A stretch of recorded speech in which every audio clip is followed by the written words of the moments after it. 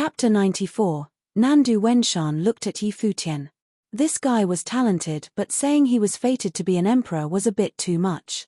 However, he didn't doubt it. Minister Zhuo had given Yi Futian the minister decree and probably had really tested Yi Futian's fate.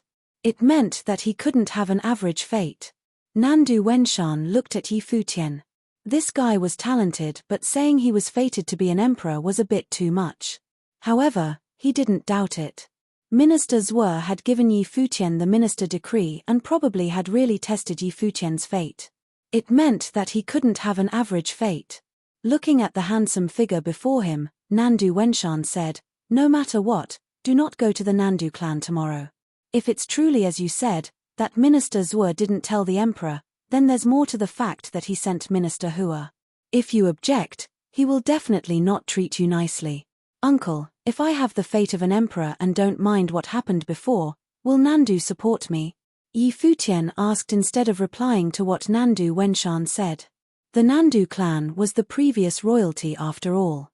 They had strong foundations and were established in Donghai City. If they could abandon everything of Nandu Kingdom, they might be able to change the situation and fight with Minister Hua. This guy. Nandu Wenshan looked at Yi Futian. It seemed that the youth had lost his cool. It was the emperor's decree for Minister Hua to come and give the title of crown princess. Yi Futian was only 17. No matter how talented he was, it didn't mean anything. The crown prince was more talented, there wasn't even a need to choose. How could Yi Futian prove that he had an emperor's fate? You have to think clearly and not muddle your mind.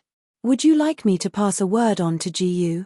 I'm afraid she'll do something silly, Nandu Wenshan said. Uncle, tell that silly girl to not do anything silly and wait for me. Minister Zhuo was right. She has the fate of an empress and is destined to be the mother of the world, Yi Futian said. He trusted Minister Zhuo's prediction because his godfather and Emperor Yi Qing had said similar things before. Okay. Nandu Wenshan sighed inwardly. He glanced at Hua Fengliu again but left without saying anything more. It had seemed that everything was improving. The clan leader had agreed for Nandu Wenyin and Hua Jiyu to come to the Guqin Gardens, but the decree had changed everything. In the garden, everyone stood behind Yi Futian. They didn't know what to say and couldn't comfort him. The mood was repressive. Yi Futian turned. Seeing all the eyes on him, he forced a smile and said, "What are you all looking at me for? It's getting late. Go rest." To Hua Fengliu, he said, "Master, let's go back." He carried Hua Fengliu toward his own yard. Yi Xiong looked at their receding backs and sighed inwardly. He had planned on taking this group of extremely talented youths to the imperial city tomorrow for the Tingfeng banquet. With Yi Futian and Yu Sheng's skills, they could definitely surpass the others. They also had Minister Zhuo's help and would have a smooth path to becoming the best of the kingdom. But this decree had destroyed everything, Minister Zhuo's anticipations and their plans. Yi Futian had just called His Majesty of Nandu the idiot king. His mood was clear. Even though he was only 17, the man was not the king in his eyes. The study attendant of the crown prince. In a few years, he might become more impressive than the prince. Now, he was only worried that he would die young. Just as Yi Futian had guessed, even though Yi Xiong had accepted Yu Sheng as his disciple, he also saw Yi Futian as a disciple but treated them differently. Otherwise, he wouldn't help Yi Futian so much. At night, there was music in the garden. Yi Futian sat there, playing his guqin. There was a breeze and it was quite cold, but Yi Futian's heart was even colder. He played with his eyes closed. At this moment, he thought of many happy memories. A beautiful face appeared in his mind. She was so beautiful but also playful. They had met for the first time when they were 12. The 12-year-old girl already had shocking looks. He said that if she was like this at 12, she'd become a fox when she grew up. At 15, they met again in the Qingju Academy. The girl purposely lied to everyone so they would have misunderstandings, making him gain a bunch of enemies. Later, he cultivated with his master. They had months of interactions and play, almost like flirting in hindsight. A warm smile appeared on his face. Later, the girl went to the Yi mansion, shocking everyone there.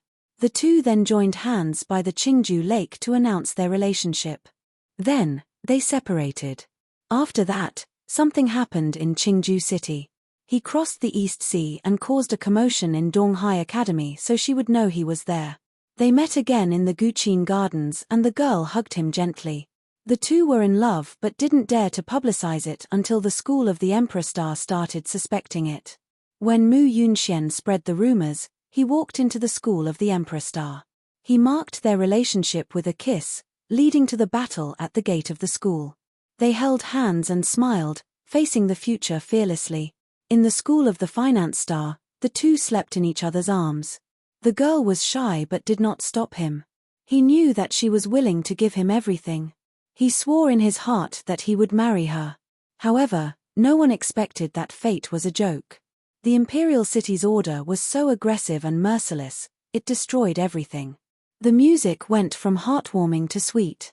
It seemed to contain deep emotions and gradually grew depressed, furious, and hateful, wishing to cut apart the world. With a clang, the strings snapped and the music cut off. Futian opened his eyes. He looked at the broken string, his eyes were still sharp.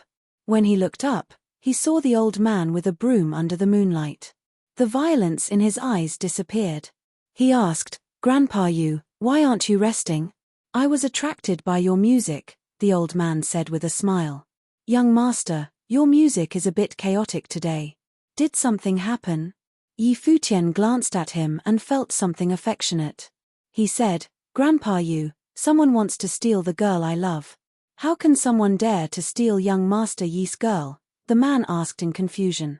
"The Emperor of Nandu. He ordered my girl to become the crown princess," Futian said. "Grandpa Yu, what should I do? If she's your girl, steal her back." "So what if he's the emperor?" Yu said naturally. Hearing his calm voice, Futian's eyes narrowed. The old man's eyes were cloudy but he seemed to feel nothing wrong with the logic.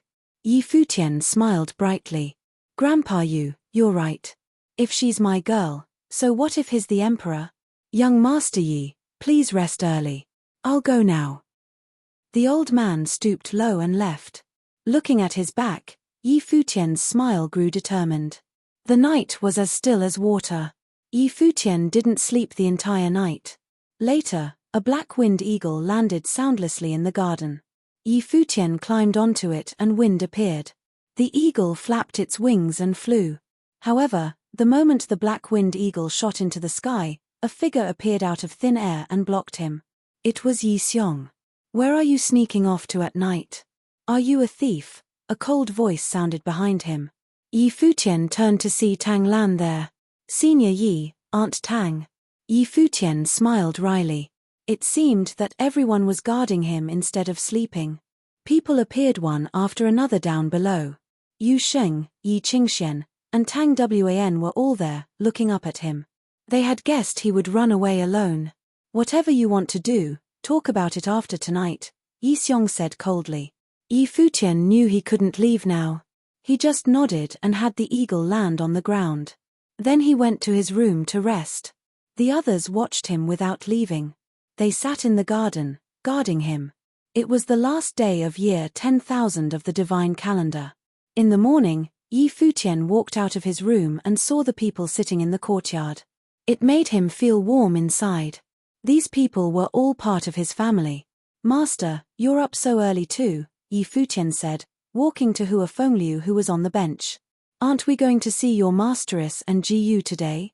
"I'm excited so I woke up early," Hua Fengliu said with a smile. "You're not allowed to go," Tang Lan said, glaring at Hua Fengliu. "She's right. Master, you shouldn't go because of your body." "I'll bring masteress and Jiyu here," Futian said. "If you dare leave me behind, you can go find another teacher," Hua Fengliu said with a glare. "Fine, as if I need you," Futian replied. Everyone listened as they argued but it felt bittersweet. Hua Fengliu stared at Futian and said, "Try me. Aunt Tang, please help me look after him. He's already like this but he's still conceited," Futian said to Tang Lan, almost harshly. "You're really going?" Yi Xiong asked Futian. The youth nodded. He had no choice if he didn't go, there was no saying what that silly girl would do. No matter what the ending was like, he had to go try. Otherwise, he wouldn't admit defeat. What are you looking at me like that for? Yi Futian said, smiling as he looked at everyone. I have an emperor's fate. I won't die so easily, and I'm going to bring Masteress and Fox here. Yu Sheng followed him and Yi Qingxian followed Yu Sheng. What are you doing? Yi Futian asked Yu Sheng. Going with you, he replied. I'm going to see my wife. What are you going for? Your wife is behind you, Yi Futian said, but Yu Sheng didn't move. Get the fuck back. Yi Futian yelled. Yu Sheng didn't move. Yu Sheng, come back, Yi Xiong said to his disciple. Yu Sheng looked back. I'm going with him, Yi Xiong said. Yu Sheng's eyes were red and his fists were clenched tightly. Yi Futian looked up at Yi Xiong, saying, I'm not your disciple. What are you going for? You're an idiot, Yi Xiong replied coldly. Yi Futian froze. Looking at the man, he finally smiled and said, You're the real idiot. As he spoke, he started walking out. Yi Xiong followed behind him, but not without glaring at Yu Sheng and Yi Qingxian. Be obedient. Tang Lan, watch them for me. Tang Lan's eyes were red too. Seeing the two leave, she muttered, You're all idiots. Chapter 95. The last day of the Divine Prefecture calendar year 10,000 did not seem like it was going to be a peaceful day. The news of Yi Futian being ordered to become the Crown Prince's study attendant and Hua Jiyu to be the Crown Princess hit Donghai Academy like a storm. Everybody was in shock. The last day of the Divine Prefecture calendar year 10,000 did not seem like it was going to be a peaceful day. The news of Yi Futian being ordered to become the Crown Prince's study attendant and Hua Jiyu to be the Crown Princess hit Donghai Academy like a storm. Everybody was in shock. Hua Jiyu and Yi Futian were once the most well-known couple on campus, as well as the most gifted. They were a match made in heaven, but with one imperial order from the imperial city, the young couple was destined for a sad ending. Nobody thought that they could go against the imperial order. The only thing left to do was to go where fate takes you. Yi Futian had once rejected the Crown Prince's offer, but now, there was no way out. This was the power of royalty. But of course, if Yi Futian just gave in, he would have the opportunity to climb up the power ladder. However, according to what the people of Donghai Academy knew about Yi Futian, there was no way he would give in. Otherwise, he would not have rejected the Crown Prince's offer during the assembly of the 7 schools. At the school of the Emperor Star, many people were gathered. Headmaster Yang Shao, his disciple, Zhuo Qing, Vice Headmaster Han Mo, as well as other officials, were all present. Where are Headmaster and the rest going? Asked a student watching the group from afar. I heard they're going to the Nandu Palace to congratulate Hua Jiyu for being chosen as the Crown Princess, said a knowledgeable student. At the mention of Hua Jiyu's name, many people were feeling conflicted. The young woman once cultivated at the school of the Emperor Star. She was a goddess to many, the girl of their dreams. She was outstanding and beautiful, but, in the end, she betrayed their school. And now, she was going to be the Crown Princess and the Empress in the future. From now on, they were only worthy of looking up at her. Perhaps only a perfect girl like her was worthy of all this. As for Yi Futian, it was bound to be a tragedy. The large group from the school of the Emperor Star set off for the Nandu Palace. The people of Donghai Academy were not the only ones who knew of these new developments. The news has spread like wildfire all through the city of Donghai. Many powerful people who found out about the news all headed over to the palace to congratulate the Nandu clan on this last day before the new year. The clan was already powerful because they had a royal background, but now, one of their younger members had been bestowed the title of the Crown Princess. This was the perfect chance to establish a great relationship with the clan. Plus, Minister Hua was also at the palace. The Nandu clan, the used-to-be royal family, had become the main focus of everyone once again. Today was definitely not going to be a quiet day. Just as Yi Xiong and Yi Futian stepped out of the Guqin Gardens, Xia Feng, Xia Fan, and their people surrounded the two of them. Xia Feng asked Yi Futian, "Where are you going?" "Does His Majesty's Imperial Order also include restricting my freedom?" asked Yi Futian. "Obviously not, but we're heading to the Imperial City tomorrow, so it's best for you not to go running about." Xia Feng smiled. Yi Futian gave him an icy glance, then picked up his feet to leave. Xia Fan smiled and asked, "Can't keep yourself from seeing your lover?" Yi Futian stopped in his tracks and turned to look at Xia Fan. Xia Fan was giving him an evil smile and said, "That's all in the past now. She's going to be the crown princess. You better keep yourself in check and know your place.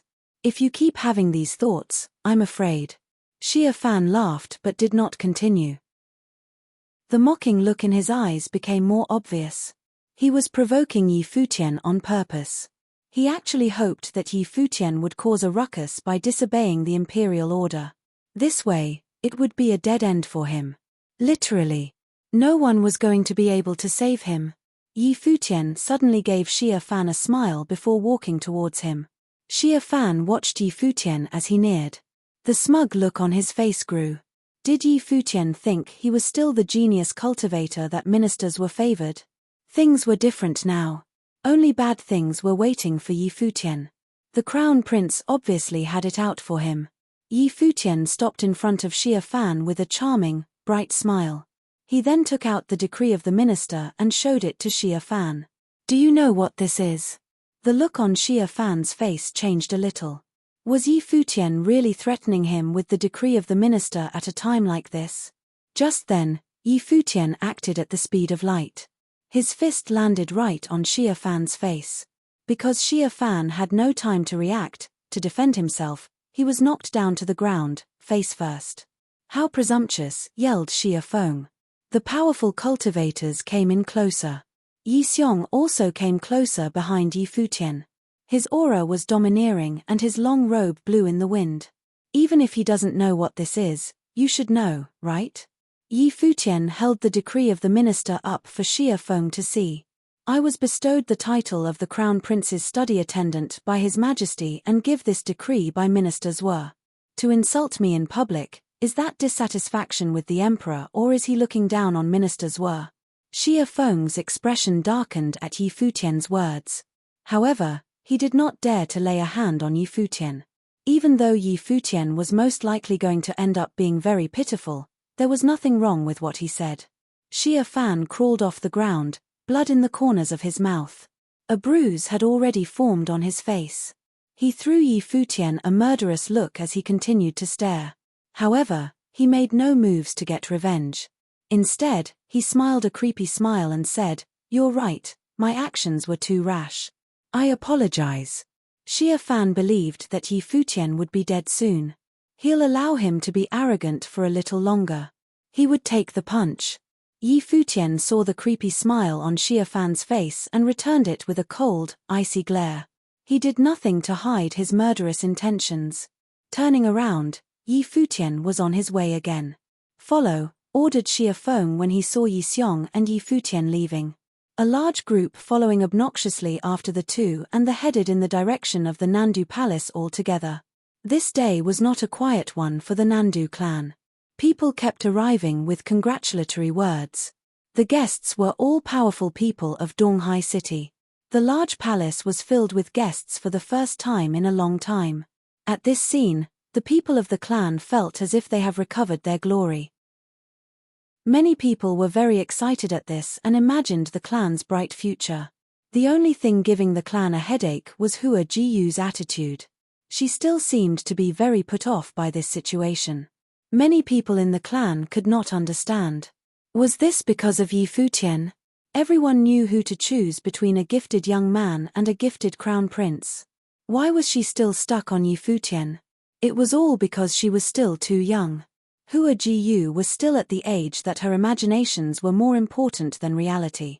At this moment, outside the palace, a black winged eagle landed on the ground. Two figures got off of the eagle. It was Yi Xiong and Yi Futian. When Yi Futian saw how lively the palace was, his heart clenched. The two of them stepped to the entrance of the palace. There stood two powerful members of the Nandu clan. They had been welcoming guests. Their face fell as soon as they saw Yi Futian. Coldly, they asked, "What are you doing here?" Presently, he was the one person that the whole clan dreaded seeing the most. "I came to look for my masteress and my girlfriend." "Didn't the clan already agree to it?" asked Yi Futian. Nonsense. There is no one here that can be your girlfriend, a middle-aged man reprimanded. How dare Yi Futian called Hua Jiu his girlfriend now that she was given the title of the crown princess? You'll see whether or not my girlfriend is here if you let me in. Yi Futian tried to take a step forward but was blocked by multiple bodies. Yi Xiong stood behind Yi Futian, exuding a powerful aura. The powerful cultivators of the Nandu clan looked at him with different expressions from before. I think you guys should go and announce his arrival, said Yi Xiong. The leader of the group blocking Yi Futian looked at Yin Xiong. Then he gave a command to someone behind him, and that person ran into the palace. Yi Futian and Yi Xiong stood quietly outside the entrance of the palace. Inside the palace, Nandu Tai had set up a huge celebration to receive Minister Hua and the guests. At the party, every table was full and laughter filled the air. Everyone was getting along well and more arrived. Just then, a person came running and whispered in Nandu Tai's ear. Whatever this person told him caused a change in his facial expression. What's wrong, brother Nandu? Beside Nandu Tai, Minister Hua quickly picked up the vibe that something was wrong. It's nothing, brother Hua. I will take care of it, Nandu Tai answered with a smile. It was as if truly there was nothing wrong. If he's here, then let him in, said Minister Hua. Yi Futian came at the perfect time. Something flashed through Nandu Tai's eyes and he nodded as he told his subordinate what to do. Let him in. Yes, clan leader, said the messenger. Minister Hua picked up his cup for a quick drink, his eyes cold. To dare to show up at a setting like this today, Yi Futian must not be able to let things go. If so, he was going to learn the consequences of being young and stubborn. Death was the only result of defying an imperial order. This was probably part of the reason why Emperor Luo sent Minister Hua. Very quickly, everyone in the clan knew of Yi Futian's arrival. Outside the palace, Yi Futian received his reply. The members of the clan led the way.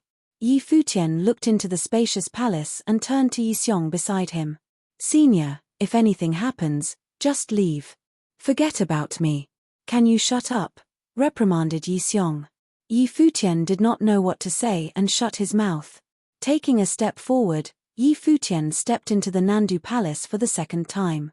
Following the main road in the middle, people kept appearing on the sides. They were all glaring at Yi Futian with rage. There were even those who spoke up to tell him off. Jiu is already the crown princess, how dare you still come here? You didn't even dare to fight last time. How can you be so thick-skinned and show up here again? Similar insults were continuously thrown at Yi Futian. Suddenly, Yi Futian stopped in his tracks. Staring straight ahead, he said, a family of fallen royals, kicked off the throne. To be proud of marrying into the new royal family instead of being ashamed. I can't believe the Nandu family clan has fallen so low. How pitiful. What did you say? At Yi Futian's words, a lot of people stepped up, giving off a murderous vibe. I said that Nandu family clan doesn't know what pride is. I didn't want to battle last time because I wanted to leave you guys with your pride, but since you guys are all so shameless anyway, then today I will let the Nandu clan know just how inferior you guys are, said Yi Futian. Afterward, a pair of beautiful golden wings appeared. The bright rock spirit was released behind Yi Futian. Then, he was lifted into the sky. An immensely bright light formed by the gathering of spiritual chi shined all over his body. Yi Futian, 6-starred glory plane cultivator, challenges everyone in the Nandu clan who is in or below the Dharma plane, he said. The Yi Futian at this moment possessed such a powerful aura. He was going to release his full potential. Chapter 96. Yi Futian's words were like a bolt of lightning. It transformed into a terrifying sound wave that swept through the Nandu clan. Various seniors stepped out, glaring furiously at Yi Futian as if they had been utterly humiliated.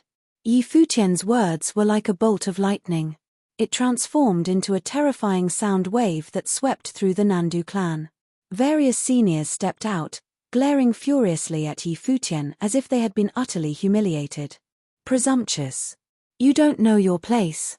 You're looking for death. The voices kept coming. Yi Futian, 6-star glory plane, dared to challenge everyone in the Nandu clan under the Dharma plane? What did he take the Nandu clan for? They had once been the royal clan. Though they had fallen now, they still had a strong base and were at least the tip of the pyramid in Donghai City. But Yi Futian had spoken as if they were nothing. This was unacceptable. The older generation all stared daggers at him. This kid was too wild. Did he think that no one dared to touch him because he had the minister's decree? If Yi Futian dared to do anything today, he could be counted as dead already. If not for some concerns, some wanted to wipe him out of existence, but they would leave that to Minister Hua. Jiyu already hated the Nandu clan. If they killed Yi Futian too, there would be no reconciliation between them. Though they couldn't kill him, they would still make life difficult for him since he said something so blasphemous. I am a 7-star glory plane. I'm enough to exterminate you. A younger member of the Nandu clan jumped out. A wind element robe was wrapped around his body and he flashed with golden light. He held a golden spear in his hands. As soon as he spoke, he sprang towards Yi Futian like lightning. The golden spear spun, releasing a golden glow. Unstoppable power brewed in it and it was about to reach Yi Futian. Green spiritual chi glowed around Yi Futian. The wood element lock of 1,000 vines was released with rustles. They covered the sky and went to enclose the opponent. The Nandu clan member roared, but he didn't dodge it. He had a higher cultivation than Yi Futian and also had the extremely powerful metal element battle techniques. He would not fear Yi Futian. The spinning golden spear cut through everything. Many vines were destroyed, but Yi Futian's lock of 1,000 vines was too sturdy. The man quickly realized that his spear couldn't keep up with the speed of the vines coming. The vines quickly wrapped around him. Then, the thick vines tied him down. His legs, arms, and neck were all tied tightly. The vines cut into his wrist and his spear fell from his hands. His neck was strangled, turning his face beet red. He couldn't move at all, immobilized in midair. Yi Futian stood before him. His wings flapped with a gold halo around him. His eyes were so sharp. I don't want to fight any more failures like this. Yi Futian flashed and his wings swept over, slapping the man to the ground. Then Yi Futian continued forward arrogantly. A 7-star glory plane man had been defeated by one blow. He couldn't even break through Yi Futian's one spell. Yi Futian continued forward, reducing the Nandu clan to nothing in his eyes. In the near distance, Yi Xiong strolled behind him. Of course, he understood that Yi Futian barely had any chances of surviving here today, but the youth didn't want to give up. What would he do to win a shred of hope for himself? More and more powerful members of the Nandu clan gathered around him. Another figure sprang into the air. It was Nandu Mu, another genius of the clan. He was at the 8th-star glory plane and was extremely strong. Nandu Mu had heard of Yi Futian's records in Donghai Academy. He knew that the youth had defeated those over the 8th-star glory plane. Therefore, he didn't underestimate Yi Futian. He released his life spirit, a dazzling sword. With a sword as his life spirit, he was covered in horribly strong intent of the sword. He could slice through anything before him and nothing could stop him. Nandu Mu was a powerful swordsman in training. Sorcery was his supplement. When he grasped the sword, it seemed that he was the only one left in the world. He flashed, and countless after-images appeared in the sky. It was as if he was everywhere. Yi Futian couldn't distinguish between them at all. The lock of 1,000 vines swept toward one direction. Nandu Mu's pupils constricted. The after-images disappeared and his true body appeared. Was his enhanced agility ineffective before Yi Futian? He had been seen through so easily. Seeing the vines come at him, he pulled his sword out. There was only one sword, but there seemed to be countless ones in the air. There were various snicks and snaps. The vines were cut apart crazily. Nandu Mu's attacks and speed were both much faster than the first opponent. When the endless vines swept toward him, the sword life spirit seemed to hum. As if he was surrounded by a ring of sharp swords, the intent of the sword flew out and cut the vines. After that, the thousands of swords became one and seemed to become a truly sharp blade behind Nandu Mu. It shot out directly towards Yi Futian. In that instant, everything else melted away. The sword's radiance was enough to destroy everything. As expected of Nandu Mu, all members of the Nandu clan stared sharply at the battleground in the sky. Nandu Mu was one of the top younger members of the clan and he lived up to expectations. This sword would definitely defeat Yi Futian. Countless gazes fell on Yi Futian. He stood there without moving, watching the dazzling sword come at him. Boom! Everyone saw a blinding fireball explode around Yi Futian. For that moment, his already brilliant golden body was covered by flames. They burned his body, releasing a scalding fiery red glow like the sun. The fire element. When the crowd saw this, their pupils constricted. Then they saw Yi Futian reach out. There seemed to be a furnace in his hands that could melt everything in the world. It's the tragic melting palm. Behind Yi Futian, something flashed through Yi Xiong's eyes. This was a battle technique from his practice room. It was a fire element technique with extreme explosive force. The cultivation requirements were very strict. The basic requirement was cultivation of both martial arts and sorcery. One also needed enough fire element power. If only semi-cultivated, it was very weak, but once one fully cultivated this technique, it was terrifying. It was also developmental and wasn't restricted to a certain plane. Yi Xiong didn't know Yi Futian had learned this technique. It was his first time seeing Yi Futian use it. Now, he was thinking how many secrets this guy really had. Perhaps he could see a glimpse today. He'd already guessed what Yi Futian wanted to do. Now, Yi Futian shone like the sun. His body had turned into a furnace too. When Nandu Mu approached him, he could feel the destructive force that wanted to burn his body to ashes. His sword life spirit screamed. The intent of the sword was shocking. With one strike, he could defeat thousands of spells. Now, it stabbed towards Yi Futian. Yi Futian reached out his hands. It was like a scary furnace had appeared. He grasped the sword directly. Under Nandu Mu's shocked stare, his sword melted bit by bit until it disappeared. A gust of shocking heat appeared. If Nandu Mu continued forward, his body would end up like his sword. How could flesh be compared to a sharp blade? As a skilled man, he was able to stop his charging body. He abandoned his sword and retreated, but it was too late. Yi Futian's wings flashed and his body turned into lightning. Reaching out, he clasped his palms of fire on Nandu Mu's neck.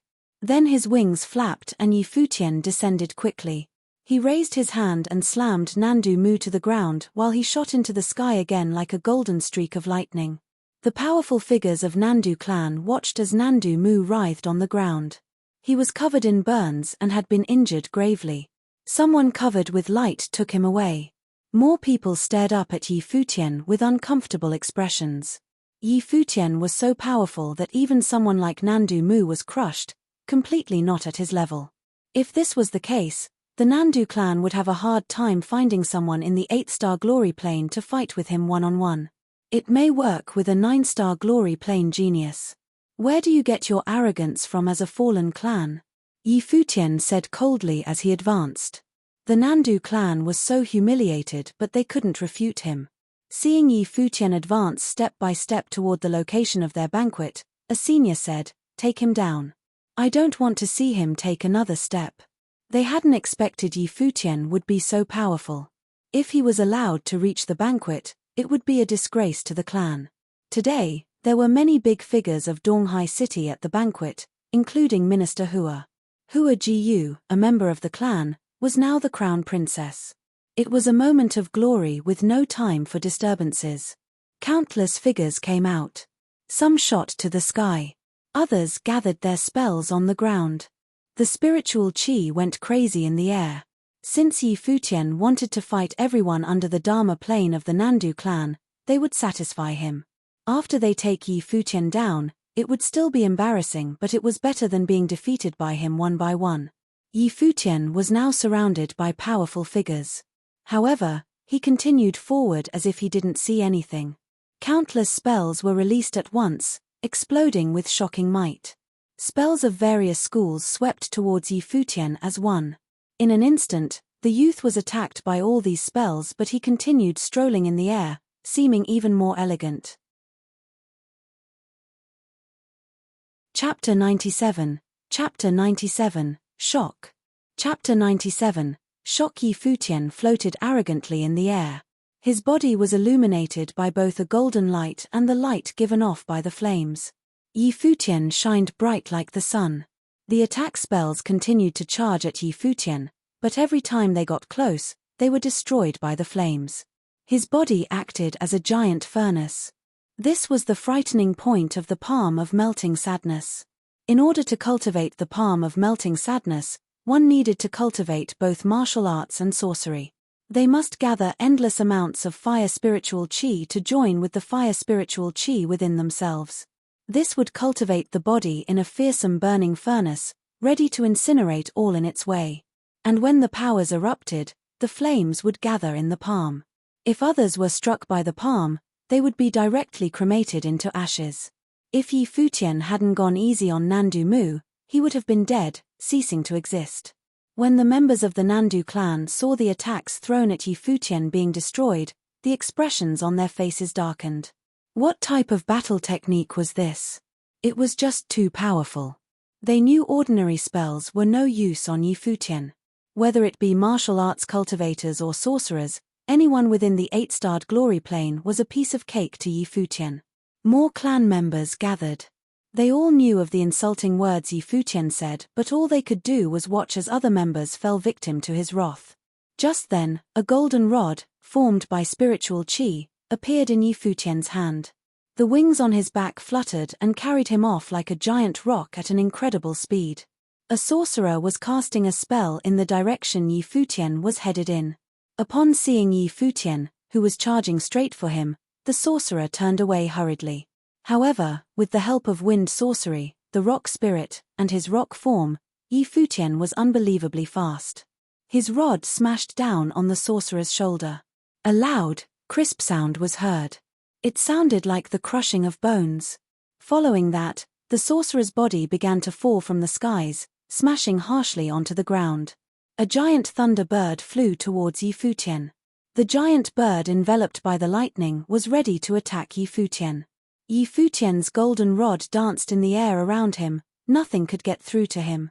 The rod then slipped past the curtain of lightning surrounding the giant thunderbird, then destroyed it. In the next moment, Yi Futian descended on the sorcerer who had cast the spell, and with one smash, this sorcerer ended like the last. He let out a loud scream and his body was thrown off to the side. Another 3 figures charged at Yi Futian simultaneously.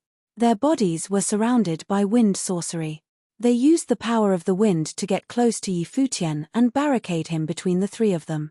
Then, the 3 cultivators all released their powers to attack Yi Futian at the same time. There was a sharp halberd aimed for his heart. There was a storm of punches of beast-like strength. Every punch thrown was accompanied by a beastly growl, like that of a lion or tiger. There was also an attack of frost, ready to encapsulate everything in a thick layer of ice. The frightening ice storm moved towards Yi Futian as if it was prepared to bury him in ice. All 3 of these men were either just martial arts cultivators or cultivators of both martial arts and sorcery. 2 of them were in the 8-starred glory plane and 1 in the 7-starred glory plane. This group of power cultivators ganged up against Yi Futian. The golden rod danced in the air while the aura around Yi Futian became stronger. The wings on his back carried him around. In the blink of an eye and without any hesitation, Yi Futian attacked with the rod quickly. Bang! Bang! Bang! 3 bodies were struck by the rod and thrown back. The 3 cultivators spat up blood in mid-air. Yi Futian did not stop moving. The golden rock moved quickly and landed on the floor. 2 more people screamed out in pain as the golden rod landed on their bodies. In a flash, Yi Futian charged at another person. Before Yi Futian could even get close, the person attempted to make a run for it, but with a single swipe of the rod, his body was thrown into the air. Following this, the body surrounded by golden light continued to attack. Inside the Nandu Palace, people were being thrown left and right or were smashed into the ground. The whole palace was filled with blood-curdling screams. Countless members of the clan had fallen. It was complete chaos. A strange sight was happening at the Nandu Palace.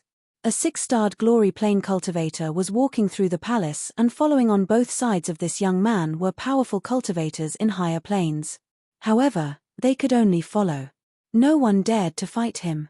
Even sorcerers were reluctant to cast attack spells on him from afar because people had tried to do so earlier and were all defeated by the golden rod. Yi Futian continued to advance as members of the Nandu clan followed beside him. The looks on their faces were serious but also filled with embarrassment. They finally knew just how scary Yi Futian was. The elders of the clan had darkened expressions. They couldn't believe that they were going to allow Yi Futian to continue into the palace. No one was able to stop him. One of the elders tried to make a move for Yi Futian but stopped when Yi Xiong spoke up from behind Yi Futian. He said, "The Nandu clan used to be royalty, you guys should stop now and save your pride. It would be truly humiliating if an elder made a move in this situation." Yi Futian had only challenged members of the clan within the Dharma plane. More of the younger clan members had gathered after hearing about the news. Many of them were outstanding cultivators, but they were all shocked by the scene in front of them. Yi Futian had challenged everyone within the Dharma plane but defeated everyone with such ease. This was too humiliating. Furthermore, if they did not stop him now, Yi Futian would soon make his way to the party venue. Just then, a figure blocked Yi Futian's path. He was strong and powerful, a 9-starred glory plane cultivator. "Stop right there," he said. Immediately after he had spoken, Yi Futian charged forward. He did not want to waste his breath on this guy. Unfaltering, the cultivator let out a scream. Spiritual chi collected for a spell. A golden rounded gear spun quickly, cutting into the air, headed towards Yi Futian. The sharp gear was able to attack from all directions. It was able to block the light of the sun with its large size. If struck with the gear, the body would definitely be cut up into pieces. Boom! Yi Futian put one foot forward, his power building up from within. He swung the golden rod down once, and the large gear in his way was destroyed. Yi Futian charged toward his opponent at the speed of light only to see that he had formed an even bigger gear with spiritual chi. An ear-splitting sound rang out as the gear spun. It was as if the gear could cut through thin air. Seeing that Yi Futian was racing toward himself at full speed, the cultivator sent the giant gear spinning towards Yi Futian with a wave of his hand. Boom! Another swing. The golden rod struck down on the gear, splitting it apart just as it had to the last. Yi Futian continued to advance. The 9-starred glory plane had a completely different expression on his face now. He opened his mouth, wanting to say something as he looked at Yi Futian. However, Yi Futian had no time to waste on him. He swung the rod and threw the cultivator to the side. It was as easy as stepping on an ant. A 9-starred glory plane cultivator was no different from the rest. One swing from the golden rod and they were all defeated. Many members of the Nandu clan were shaking in their shoes. The 9-starred glory plane cultivator who was just defeated was a rather well-known member of the Nandu clan, but even he was unable to stop Yi Futian. Yi Futian sped up, his golden wings spread out to carry him away. "Stop him!" someone screamed in rage. However, Yi Futian was no longer going to stay and fight. As he advanced, the golden rod never stopped moving. People were sent flying all along the way. Finally, the party venue could be seen just up ahead. Many partygoers shifted their attention to Yi Futian. Nandu Tai and a group of the most powerful cultivators of the Nandu clan did not know what to do. However, the guests seemed excited to see Yi Futian. He truly was powerful. During Donghai Academy's assembly of the 7 schools, everyone was left with a deep impression of Yi Futian. They were so taken with that one piece he played, the world. Now, he has broken into the Nandu palace, destroying all that got in his way, just like a young war god. Such a pity, many of the guests thought to themselves. This brilliant young man was going to end up dead because he chose to break into the Nandu palace and defy the imperial order. Minister Hua held his wine glass and murderous look filled his eyes. It seemed like someone was seeking death, but this was all within his expectations. At this time, 2 people appeared amongst the group of Nandu clan members. It was Hua Jiyu and Nandu Wenyin. Hua Jiyu's eyes were trained on the young man headed her way. Tears rolled down her face, her heart in pain. Yi Futian floated in the air in front of the main stage of the venue. He looked towards the person seated up in the main seat and then turned to look at Hua Jiyu. The iciness in his eyes melted again and he smiled. "Fox, I'm here." "Dummy," said Hua Jiyu as she cried. Minister Hua had come all this way with the imperial order from the emperor. It was obviously ill-intended. If they tried to defy the order, Minister Hua would definitely not hesitate to kill the both of them. "Restrain him," ordered Nandu Tai. Many of the most capable younger clan members rushed out and headed for Yi Futian. Then, the regular young clan members also followed suit. They did not look impressed. How could the others allow Yi Futian to make his way all the way here to the venue? Boom! There was an explosion of spiritual chi in the vicinity. The humiliated members of the Nandu clan all released their powers, flooding the venue with an overwhelming storm of spiritual chi. Right now, all cultivators in the Dharma plane and below were prepared to gang up on Yi Futian. They were fully enraged now. Noises sounded as a wood elemental spell was cast on Yi Futian, the lock of 1,000 vines. Vines came from all directions while other attacks from different elemental sorcery rushed toward Yi Futian as well. Boom! A flash of lightning hit Yi Futian. In an instant, his body was bathed in the bright light. Meanwhile, his surrounding turned dark and stormy. "Thunder raid," said Yi Futian. The world around him was full of lightning and thunder. Then, thunder sorcery descended from the sky, striking the crowd down below. The element of thunder. Everyone was shocked as they watched Yi Futian intently. Whoosh! Yi Futian was now covered in flames. Fire dragons appeared and revolved around Yi Futian. Next, they all roared loudly and came rushing down. The elemental of fire. This was another surprise for onlookers. Winding of 1,000 silk strains. Metal sorcery was released formed into endless strains of golden silk strains, cutting through the air. Weight of earth, Yi Futian spoke once again. The area began to fill with earth spiritual chi. A heavy force pushed down on everyone. This type of gravity spell was too scary. It restrained everyone's movements.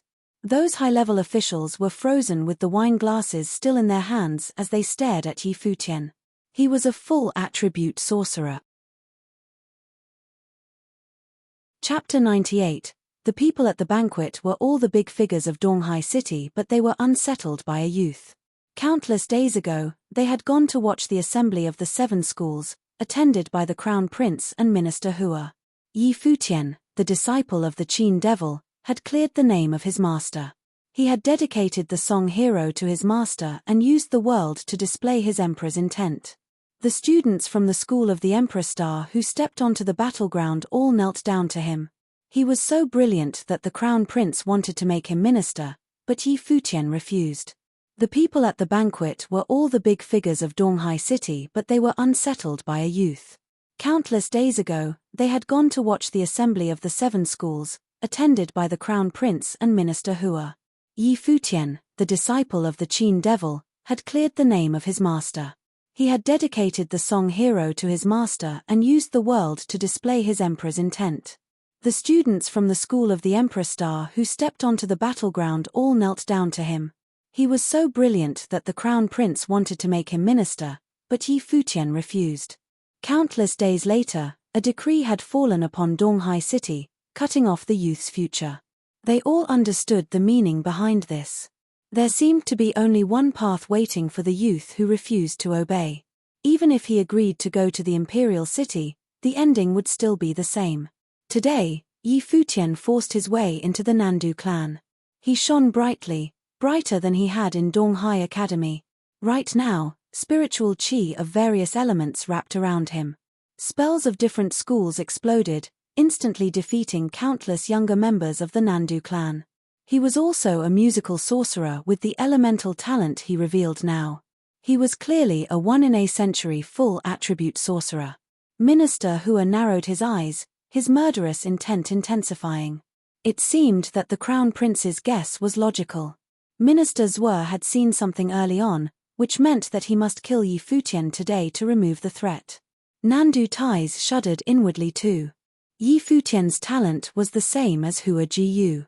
In fact, Jiyu's talent relied more on spirit elemental to guide the other elements, but Yi Futian was different.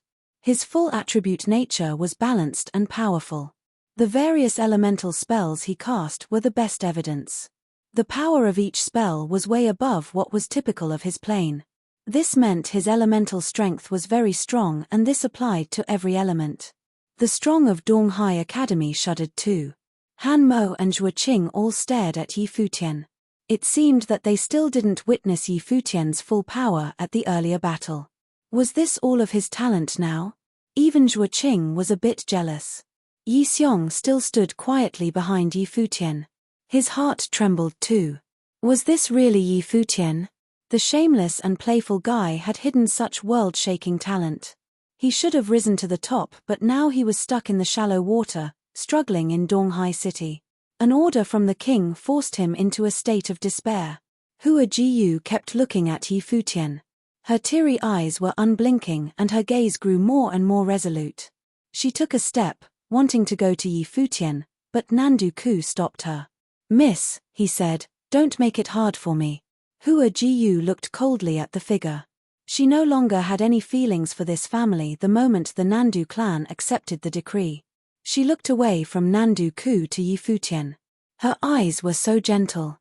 If they were not fated to be together in this life, they would go to the afterlife together. At this moment, Yi Futian was in the eye of the storm. As he cast his spells, those with weak cultivation could not withstand the wildness.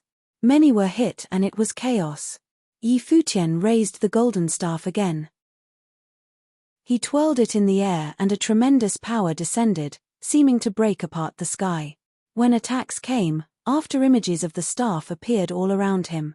It blocked all attacks outside. Finally, he moved, rushing at a 9-star glory plane sorcerer. He moved and performed the first of the 9 heavenly attacks, Genesis. It swept everything down. The spells coming at him were destroyed directly. The sorcerer was shocked and then he was swept by the staff, crashing into the others. Yi Futian didn't stop at all. His wings flapped and he appeared elsewhere. The winding of 1,000 silk strains and the lock of 1,000 vines unfurled. Next was the second of the 9 heavenly attacks. It swept everything before him. Countless bodies were sent flying in all directions.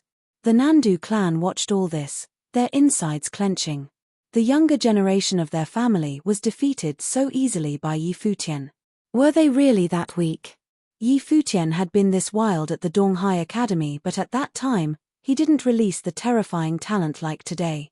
Of course, some powerful 9-star glory plane figures continued to pursue Yi Futian. Many spells broke through the attacks and defenses, falling upon Yi Futian.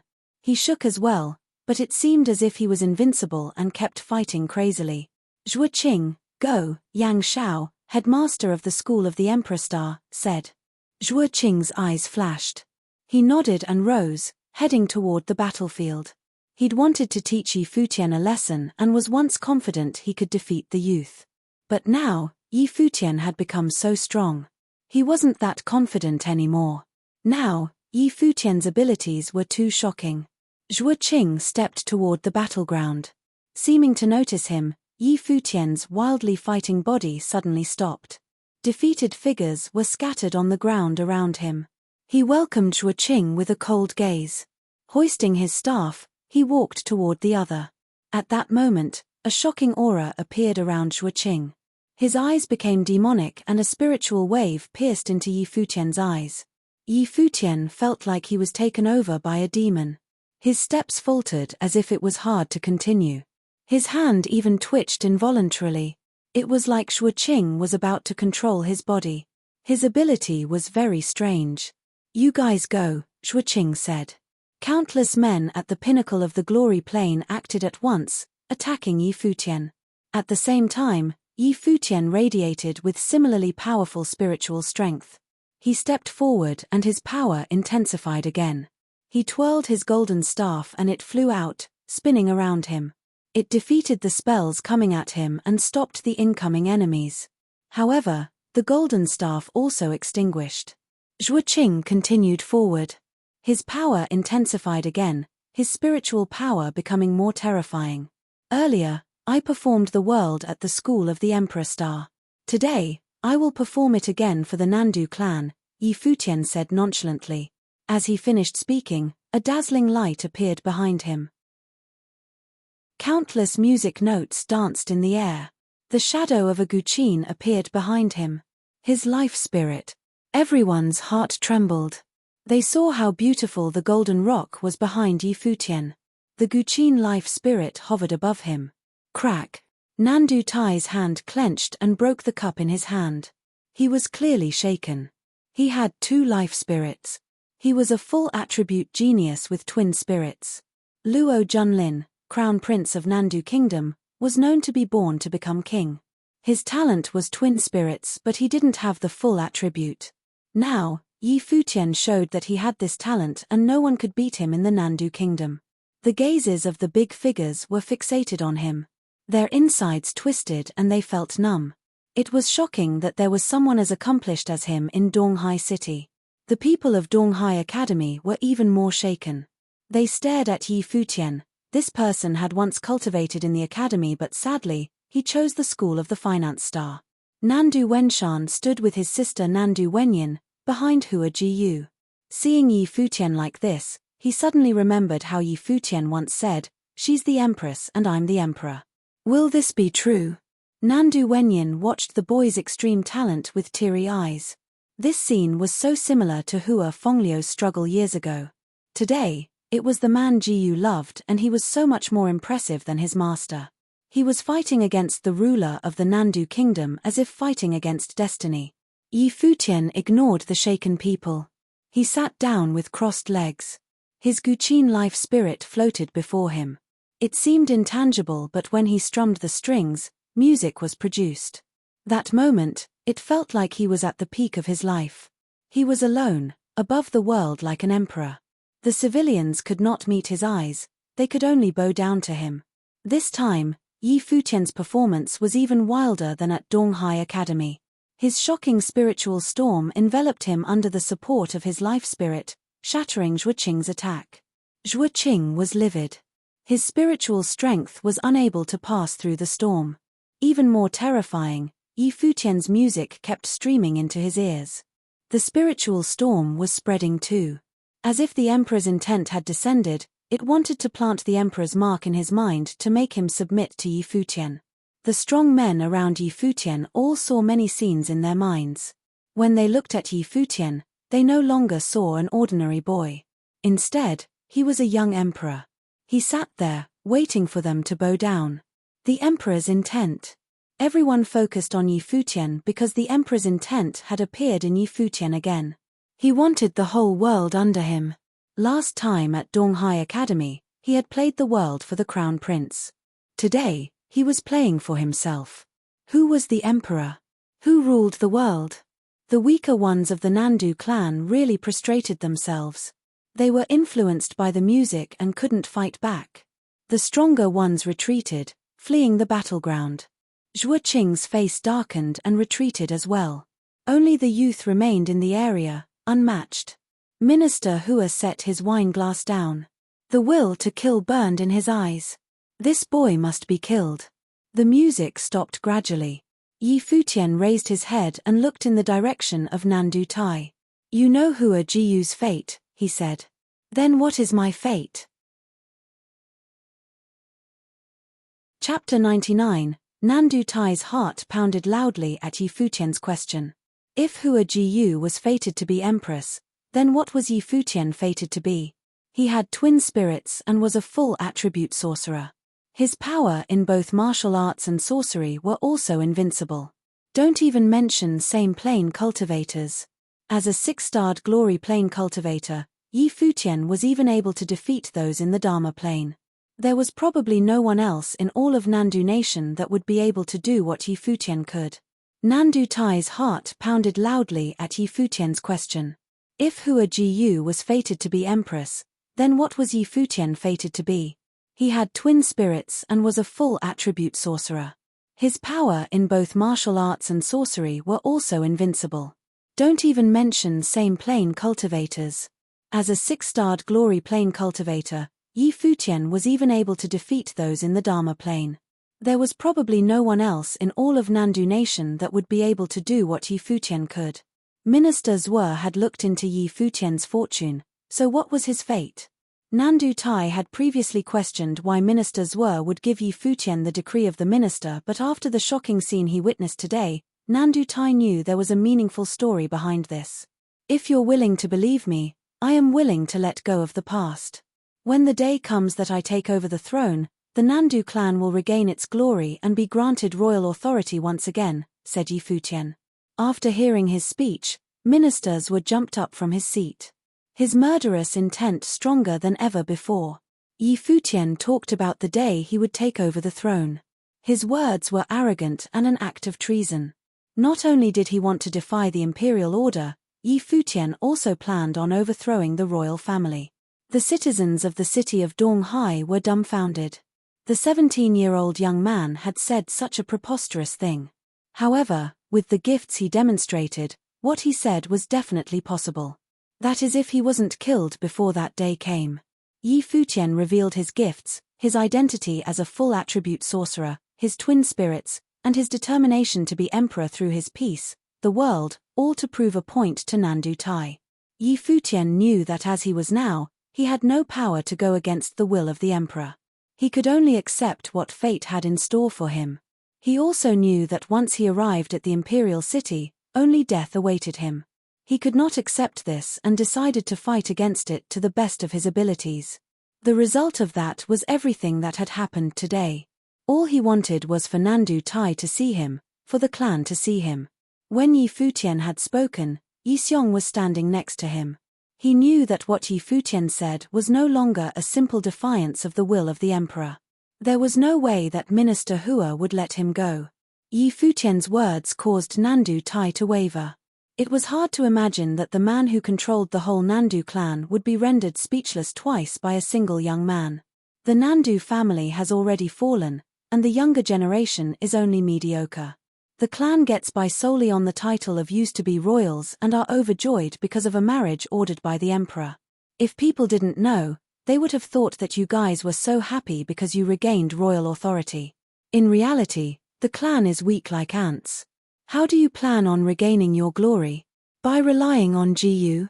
Even if she did as you said, don't you think she'll hate the clan for it? Asked Yi Futian when he saw Nandu Tai wavering. Nandu Tai couldn't help but turn his attention to Hua Jiyu. Hua Jiyu looked cold and aloof. Naturally, Nandu Tai knew that everything Yi Futian had said was true. But he also knew that if he acknowledged Yi Futian's words, it would only mean one thing: treason.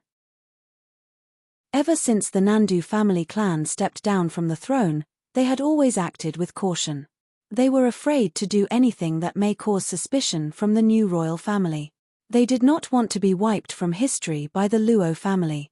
When they received the news that Hua Jiyu was bestowed the title of crown princess, the clan saw a glimmer of hope. The clan would no longer need to live walking on eggshells. If they were to commit treason for Yi Futian, they would need to be 100% sure of their decision. Even though it was possible for them to regain royal power through Yi Futian, if anything were to go wrong along the way, their entire clan would be doomed. I don't know about your fate, neither do I want to know. Ministers were bestowed you with the decree of the minister, and so the emperor put trust in you and gave you the honor of becoming the crown prince's subordinate, but you are being ungrateful. You are publicly defying the imperial order and even have these treacherous thoughts. If so, then your life should come to an end today, said Minister Hua. He was ready to rid the world of Yi Futian. This was Yi Futian's death sentence. Minister Hua turned his attention to Nandu Tai and said, "Brother Nandu, don't waste any more time on him. Since this is your palace, your jurisdiction, you should be in charge of ending his life. His Majesty will be able to see your resolution from your actions." It was obvious that Minister Hua also had no idea of Yi Futian's gifts. His purpose of telling Nandu Tai to let Yi Futian in was to see him defy the imperial order. This way, there was no need to bring him back to the imperial city, they could kill him on the spot. Even though his fate would be the same even in the imperial city, Minister Zhuo was there. So, it was because to get things taken care of here to prevent any change in plans. But today, Yi Futian has actually swayed Nandu Tai. From this point, It was easy to tell just how gifted Yi Futian was. Nandu Tai had probably already guessed the fortune that Minister told for Yi Futian. He was fated to do extraordinary things. Nandu Tai saw Minister Hua staring and knew that he was forcing him to make a decision. The Nandu clan was rooted in the city of Donghai and was deeply rooted in society, but this time, Minister Hua had brought his people with him. The Emperor Star School officials who now controlled all of Donghai Academy were also here. Plus, Xia Feng and his people were waiting outside the palace as well. Even if they really wanted to revolt, their chances at victory weren't big. Many people of the Nandu clan would have to die for the cause and they might have to be on the run from the royal family in the future. Was all of this worth it for the words of one teenager? Even if Nandu Tai agreed to revolt with Yi Futian, what would happen if Yi Futian got killed in the end anyway? Uncle, with Futian and Jiyu's gifts, we definitely have a lot to look forward to in the future. All we have to do is ensure their safe escape from the Nandu nation today. Or else, even if we send Jiyu into the imperial palace, she'll continue to hate the clan and we will never regain our glory, said a voice in Nandu Tai's head. It was Nandu Wenshan using spiritual energy to communicate with him. This way, no one could listen in on their conversation. The people of Emperor Star School put down their wine glasses, seemingly preparing for battle. If Nandu Tai really decided to revolt, then they would kill Yi Futian and Hua Jiyu first. Getting rid of these two would spare future troubles. If Nandu decided not to revolt, then things would be much easier. They wouldn't even have to make a move. Brother Nandu, are you wavering? Asked Minister Hua in a cold demeanor. He was putting pressure on Nandu Tai. Nandu Tai observed Minister Hua and his people. He knew that if he had any strange actions, those people who attack immediately. Yi Futian has gone against the will of the emperor and deserves to die, Nandu Tai said, looking resolute. Kill him. Finally, Nandu Tai has made his decision. He could not afford to place the entire Nandu clan on the line for Yi Futian. Nandu Tai knew that after he gave this order, he was going to lose a lot, but he has already run out of choices. Minister Hua was pressuring him. The only other option was to revolt. Yi Futian has demonstrated just how powerful he was today, so killing him would be sparing future troubles. Nandu Tai had to make this choice even if Hua Jiyu was going to hate him for it. All of this was Yi Futian's fault. If he knew what was good for him, then he shouldn't have come today. Then, Nandu Tai wouldn't have to be the one to order his death. That responsibility would have fallen on Minister Hua. Everyone present let out a sigh for Yi Futian. In the end, he had lost. Nandu Tai had decided to kill Yi Futian and not bet the future of the Nandu clan on him. Hua Jiyu, Nandu Wenyin, and Nandu Wenshan gave a look of disappointment. They were very disappointed. Hatred filled Hua Jiyu's beautiful eyes. However, Yi Futian let out a sudden laugh while looking at Nandu Tai. He had really failed in the end. He couldn't get Nandu Tai on his side. You idiot. Are you happy now that you've lost? Yi Xiong reprimanded Yi Futian in a lower voice. The planning lies with the man and the outcome with the heavens. How would I know if I don't try, said Yi Futian. He was very calm. To Yi Xiong he said, if you already know that I'm an idiot, why aren't you leaving? Maybe I'm also an idiot, answered Yi Xiong. He stepped up to stand in front of Yi Futian. Yi Futian looked at Yi Xiong's back and felt a warm feeling in his heart. Just then, a group of powerful cultivators from the Nandu clan stepped up, all giving off a murderous aura. This time around, it wasn't only younger members of the Dharma plane. Do you want to revolt as well? Minister Hua eyed Yi Xiong with a murderous look. Just as Yi Xiong was about to speak, Yi Futian stepped out in front of him. Yi Futian pulled on his arm and said, it's enough that you stayed with me until now. I will take care of my own business. I don't need you butting in. I want you to leave. Since you guys are already here, then you should all stay, said Minister Hua. Brother Nandu, I'll leave them both to you. Nandu Tai nodded and stepped up personally. A forceful aura was released as he charged toward Yi Xiong and Yi Futian. Boom. Every step Nandu Tai took shook the ground beneath. To be able to control the entire Nandu clan, one could only imagine just how powerful he was. A single step was sufficient to scare people away. "Looks like you'll have to wish yourself the best of luck," said Yi Xiong. Then, he raced forward. His entire body exuded a wild force of power. Nandu Tai came at Yi Xiong with his palm. From his palm radiated a large golden handprint, prepared to crush everything. Yi Xiong sped up and held out his fist. His fist landed on the large golden handprint and a large gust of wind washed over the entire venue. All the tables were flipped while the plates and cups crashed onto the ground. A storm started in between the two. Headmaster Yi Xiong of the School of the Finance Star is actually able to go against Nandu Tai. Many people were surprised. However, the ending was probably going to be just as they expected. In front of Yi Futian, the group of cultivators came closer. He glanced over at Yi Xiong. He knew that even though Yi Xiong could manage to battle with Nandu Tai, Yi Xiong was probably going to lose in the end. Yi Futian lifted his head to look at the sky. "Still looking up," he said, "I know you hoped that I could take care of everything by myself. I've tried my best, but I'm afraid I've let you down." Yi Futian knew that his godfather was watching over him. The conversation from last night, "So what if he's the emperor, of course, you have to take her back," as well as the elder's tone.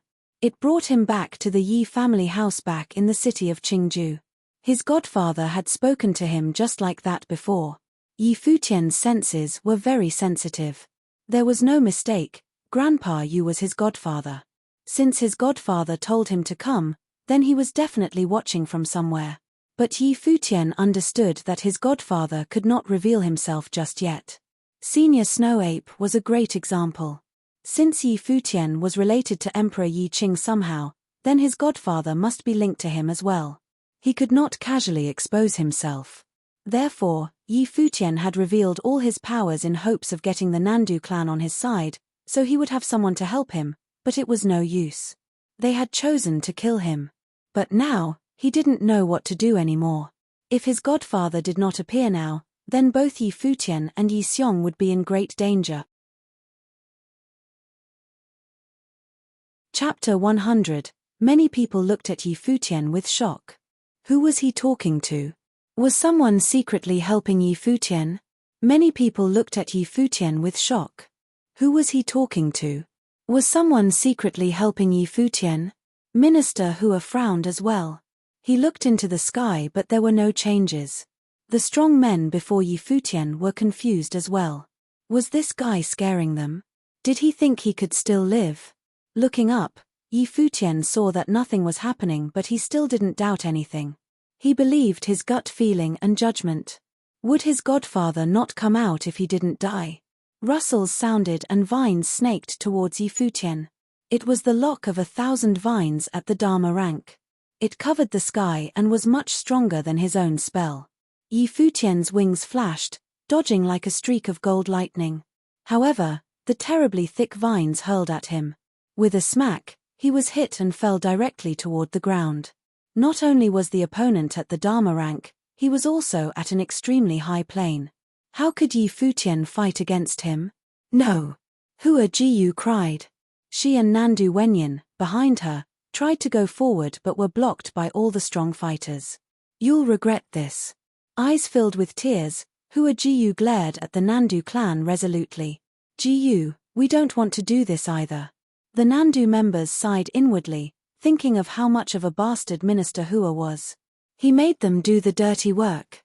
Yi Futian climbed up but a demon charged at him. With a boom, he was forced down again. Even though his physical body was strong, he still spat out blood instantly. The rustles sounded again. The lock of 1,000 vines wrapped around Yi Futian, rolling him up. At the same time in another direction, a terrifying spiritual storm surrounded Hua Jiyu. Her long black hair flew in the wind and her clothes fluttered. Her spiritual chi was released and slowly solidified. Yi Futian was immobilized in the air. The dagger-like thorns were aimed at him. There seemed to be only one path waiting for him. Stop, a frigid voice said. Jiyu, no, someone cried. Many looked over and saw the same wood elemental spiritual chi gather into a wooden thorn.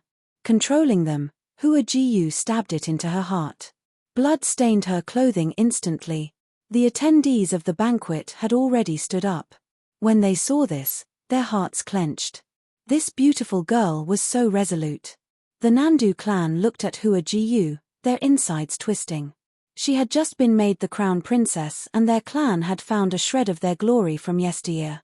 If Hua Jiyu died, everything would fall apart. I will die. Hua Jiyu stared at the strong fighter who had captured Yi Futian. The dagger-like thorn moved in her body but she didn't seem to feel anything. She just let the blood stream out. The Nandu member was forced to set Yi Futian down. Now, Yi Futian was dazed. His heart twisted painfully as if the dagger was stabbed into his own heart. Hua Jiyu started walking toward Yi Futian, step by step. The Nandu clan tried to stop her but Hua Jiyu glared at them. Get out. Seeing the blade still buried in her heart, the Nandu clan trembled inwardly. No one stopped her. Yi Futian, also shaking, walked toward Hua Jiyu. The two lovers walked toward each other step by step as if no one could stop them. Hua Jiyu gazed at Yi Futian. Her eyes no longer had any sadness or pain. Now, they were brilliant as if she was at her most beautiful age, blooming with the most perfect smile. But seeing this beauty, Yi Futian only felt pain. Idiot, why did you do this? Yi Futian's trembling body walked to Hua Jiyu. He reached out and wiped away her tears. The dagger in her heart transformed into spiritual qi and disappeared. She gazed at Yi Futian and smiled. You're an idiot too. With that, she leaned against Yi Futian's body lightly. You still haven't hugged me like a bride, she said gently. Hearing her voice, tears pricked at Yi Futian's eyes. He murmured, I'll do it now like you're my bride. He lifted Hua Jiyu bridal style. She smiled so brightly. If I really die, I want to die in your arms. Her voice was still gentle. Okay. Yi Futian nodded. Hua Jiyu smiled and closed her eyes. Embraced by him so quietly was soothing. Yi Futian looked at the serene beauty in his arms with extremely gentle eyes. Then, the moment he raised his head, his eyes turned red. Why? He roared at the heavens. Everyone thought he was roaring at fate. Seeing the two figures, many felt it was tragic. They were only 17 and loved each other so much they would rather die than surrender to fate. Nandu Wanin's tears rolled down without stop, like a kite with a broken string. Her heart hurt but she didn't disturb Yi Futian and Hua Jiyu. Nandu Wenshan was in pain too but he couldn't change anything. He was powerless and he had a family. Yi Futian looked at Nandu Tai and asked coldly, Are you satisfied? Nandu Tai was chilled. He had underestimated Yi Futian's determination, as well as Hua Jiyu's. However, not everything in the world could be predicted. If he could turn back time, he would make the same decision. As the leader of the Nandu clan, everything was done in the best interest of the clan. He didn't regret it but he was still sad. There was no more hope for a crown princess. Their most successful younger member would be lost forever. Since they want to die, just let them, Minister Hua said coldly. He saw Hua Jiyu's attitude and it was not only him. Everyone here had seen it. Despite being crown princess, she wanted to be with Yi Futian even in death. Therefore, there was no reason to bring her to the imperial city. Nandu Tai gazed at Yi Futian and Hua Jiyu. Decisiveness flashed past his eyes.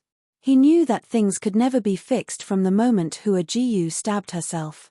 If I were you, I would object, Yi Xiong said coolly, retreating to Yi Futian's side. Even if Hua Jiyu becomes empress, do you think the Luo royalty will allow the Nandu clan to rise? You see a chance for timely help but dream of returning to your past glory without any sacrifices. All you can do is dream. No wonder the Nandu clan is falling. Nandu Tai, you have no boldness at all. Ignoring him, Nandu Tai walked forward and ordered coldly, kill. With that utterance, every member of the Nandu clan shook inwardly. This time, not only Yi Futian would be killed. It also included Hua Jiyu, the most talented woman of their clan. Their hope had been on her so their feelings now went without saying. At this time, there was a long cry in the sky. Everyone looked up and saw a beast had appeared. It was a crane, diving downward. An elder clad in white sat atop the crane. He was covered in white and extremely old. He sat peacefully on the crane until it landed within the Nandu clan. Seeing the old man, Yi Futian was shocked. "Grandmaster," he called out, "why are you here?" "While in the school of the Emperor Star, I heard some sounds and was worried, so I came to take a look. I didn't expect it to be like this. I came too late." Seeing how Yi Futian and Hua Jiyu were now, he was sad. Back in the day, his disciple Hua Fengliu had gone through something similar. Now, his two grand disciples were the same. "Grandmaster." Hua Jiyu opened her eyes. Seeing the elder, her eyes reddened. He was so old and yet had come personally because he was worried. "Senior, long time no see," Minister Hua said, squinting at the elder. Elder Qin looked at him and sighed. "Do you have to make such a big deal over two youngsters?" "Senior, this is the Emperor's order," Minister Hua said. "What is the meaning behind your arrival?" "To take them away, of course," Elder Qin said calmly. Minister Hua scoffed. "Senior, you couldn't win against me before. Why do you think you can take them away today?" Elder Qin, Minister Hua, and the headmaster of the school of the Emperor Star all had the same master. Elder Qin was the eldest, but Minister Hua was the most talented. That was why he could become minister and be trusted by Emperor Luo. "Yes, you are more talented than I, but you are obsessed with power," Elder Qin said. "Every gain comes with a loss. Since you pursue power, your cultivation will take a blow. Senior, would you like to try? At your age, you should be resting peacefully. I think it would be better if you don't try." Minister Hua stepped forward. Elder Qin didn't like to compete with others, and Minister Hua didn't like that. Before, he had invited Elder Qin to come out of his hermit lifestyle but was rejected. If he had been willing to ally with Yang Shao, Donghai Academy would have long been controlled by the school of the Emperor Star. That was why Minister Hua never liked this senior, even though he had higher status and always stayed in the school. But if he still didn't know his place today, Minister Hua would kill him without any concern. "Come," Elder Qin said. Yi Futian knew he was speaking to him. Holding Hua Jiyu, he jumped onto the crane. "Wenyin." Elder Qin gazed at Nandu Wenyin. Her body flashed and she was on the crane as well, beside Yi Futian and Hua Jiyu. Glowing, Yi Xiong hovered in the sky beside the crane. Minister Hua waved his hand. Instantly, Headmaster Yang Shao and Vice Headmaster Han Mo of the School of the Emperor Star all moved, surrounding the crane. Nandu Tai moved as well. Today, there was no way back. He couldn't let Yi Futian and the others leave alive. "Futian," Elder Qin said slowly, sitting atop the crane, "I will teach you one last song today." Chapter 101. Listening to Elder Qin's words, Yi Futian felt a wave of sorrow. He made it sound like a farewell. He knew that Elder Qin was already really old and that Minister Hua was right. At this age, he would not be able to withstand a battle of this caliber. But because of him and Hua Jiyu, Elder Qin came running to their aid just because he was worried for them after hearing news from the school of the Emperor Star. Listening to Elder Qin's words, Yi Futian felt a wave of sorrow. He made it sound like a farewell. He knew that Elder Qin was already really old and that Minister Hua was right. At this age, he would not be able to withstand a battle of this caliber. But because of him and Hua Jiyu, Elder Qin came running to their aid just because he was worried for them after hearing news from the school of the Emperor Star. "Grandmaster," called Hua Jiyu. In Yi Futian's arms, Hua Jiyu still had tears in her eyes. Deep down, she felt that something bad was going to happen. She never wanted to drag anyone into this situation. She even had her uncle tell Yi Futian not to come to the Nandu Palace today, but he came anyway. Now, even Elder Qin was getting dragged in. Hua Jiyu felt awful. "Senior brother, why are you doing this to yourself?" asked Headmaster Yang Shao of the Emperor Star School. He sighed inwardly. He did not think that Elder Qin could change the situation in any way. Even with Yi Xiong, it was impossible. The difference in power between the two parties was too great. Minister Hua came as ordered by the emperor. Everything was already set in stone. There were only two options for Hua Jiyu and Yi Futian: have their lives be controlled by the royal family or die. There was not a third option. But Elder Qin did not seem to have heard his words. Gently, he said, Futian, this is a piece that I wrote but have yet to name. Today, I'll let you name it for me. Okay, answered Yi Futian. He felt awful but still nodded in agreement. Receiving a reply, Elder Qin smiled. Following that, his life spirit appeared. The Guqin spirit did not seem to be just an image, but a real Guqin. It descended in front of Elder Qin. Lifting both hands, he placed his fingers of the chords elegantly. Kill them, Minister Hua spat. Yang Shao and Han Mo both jumped into action. A frightening storm blew past everything in its way and headed straight for the people on the crane. At the same time, the crane called loudly while Elder Qin began to stroke the chords. The two sounds combined, shaking the earth and destroyed the oncoming storm. The sound had everyone shaking. Yang Shao looked at Elder Qin. It seemed that despite his old age, Elder Qin had realized the true essence of musical sorcery after many years of quiet cultivation. He had become more fearsome. However, musical sorcery needed to be boosted by spiritual energy, particularly with the stronger spells. At Elder Qin's age and in his condition, how was he going to withstand this battle? Minister Hua's expression remained cold. He reached his hand out into the air and with a single swipe of his palm, a straight line appeared and shot forward, cutting through the air. Elder Qin played the Guqin with both hands as the crane flapped its wings to the rhythm. Slowly, the crane was lifted up into mid-air. Its head pointed upward as it called out, again and again, harmonizing with the sound of the Guqin. The two sounds traveled far and wide. Elder Qin was always a hermit, but today, his music was going to be known by all of the East Sea. A loud wave of music crept deep into people's ears, piercing their eardrums. In a single moment, they were able to feel the power hidden in the sonorous sounds of the Guqin.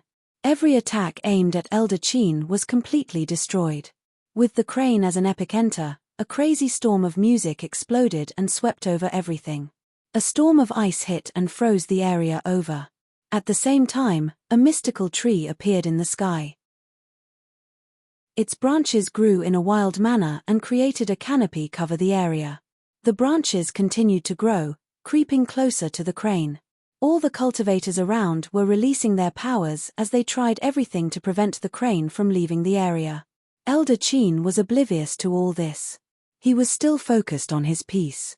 His fingers moved so fast, it was just a blur, but his movements only got quicker. As the music escalated, Elder Qin's frail body released a shocking aura. His white hair blew back and his long robe fluttered in the wind. He now seemed to have returned to his youth. His aura was frightful and reached higher than the sky. The sound of the Guqin traveled through the air, another storm struck and cracked the ice covering the earth below. The vines headed for them were also disturbed. Once this piece was played, there wasn't any that could be done to stop its force. Yi Futian stood behind Elder Qin. He listened and observed quietly. The ever-escalating sounds of the Guqin were getting increasingly powerful. It caused his blood to pump in excitement. Chaos, said someone from below. Every cultivator from the Nandu clan lifted their head to look up at the sky. Their hearts pounded wildly. It was unbelievable that a frail old man could play so swiftly and fiercely. It was an earth-shattering sound. Chaotic. This musical piece was able to destroy any spell and could throw the spiritual qi into a frenzy. Spells couldn't be formed from spiritual qi unless the piece was interrupted. Have you gone mad? Asked Minister Hua. He was now in the air and followed the crane. Naturally, he was also afraid of what Elder Qin could do. Elder Qin kept getting stronger and the sounds of the Guqin kept escalating, its effects more powerful. However, Elder Qin did not have spiritual energy strong enough to upkeep this type of musical spell. That was unless he had a death wish. Elder Qin was too immersed in the music, not hearing a thing Minister Hua said. The crane rose higher and higher into the sky. After breaking through the canopy formed by the branches of the mystical tree, the crane headed out of the Nandu palace. The elder was set on bringing the young couple away from this place. Chase after them, ordered Minister Hua. The cultivators stepped into the sky and followed after the crane. Did Elder Qin and Yi Xiong really think they could escape with the couple with a lineup like this? Nandu Tai was also chasing after them. He was shocked to see every attack thrown at Elder Qin repelled by the wave of music. Headmaster Yi Xiong of the Finance Star School and Elder Qin of the Emperor Star School were two people of the highest status, and they actually put themselves in danger for Yi Futian. If Yi Futian was able to promise Nandu Tai the throne of the Nandu nation, what could he have promised Yi Xiong and Elder Qin? Perhaps nothing at all. Perhaps they simply believed in him. But why did Yi Futian deserve this? Were his extraordinary gifts a good enough reason for these two big shots to risk their lives for him? Nandu Tai tossed these thoughts to the back of his mind. He did not want to think of this right now. His first priority was to keep Yi Futian and the others from leaving. Nandu Tai had already made the decision to kill him. If they let Yi Futian go today, it would only mean trouble in the future. The large group headed out of the Nandu Palace. The guests of the party also followed. They wanted to know how this battle was going to end and what the fate of these young lovers was. The sound of the guqin was still escalating. Yi Xiong stood beside Elder Qin and looked at him with great respect. Any person of his level was able to see through this situation. This was probably the last piece Elder Qin would ever play. Yi Futian turned around, his back now towards Elder Qin. He shifted his attention to those chasing after them and saw every attack being destroyed by the music. He felt calm and at peace. "Grandmaster, the name of this piece is A Chaotic World," said Yi Futian. Yi Xiong's eyes blazed with emotion. Yi Futian named the piece A Chaotic World. The meaning behind the name needed no explanation. If Yi Futian didn't die today, then it was going to get chaotic in the Nandu nation. As the elder continued to play, he smiled and nodded. A chaotic nation. What a fitting name. The crane has finally flown out of the palace property. They watched as another group of people rushed into the skies. It was Xie Feng and his people who had been waiting outside the palace. They didn't think that Yi Futian and the others would make it out alive. This came as a surprise to Xie Feng and the people of the East Sea Prefecture. With a sharp sword in his hand, Xie Feng waved it around in the air. Spiritual qi began to flow around him and formed the intent of sword. As the crane headed in his direction, Xie Feng raced forward. Following him was the intent of sword.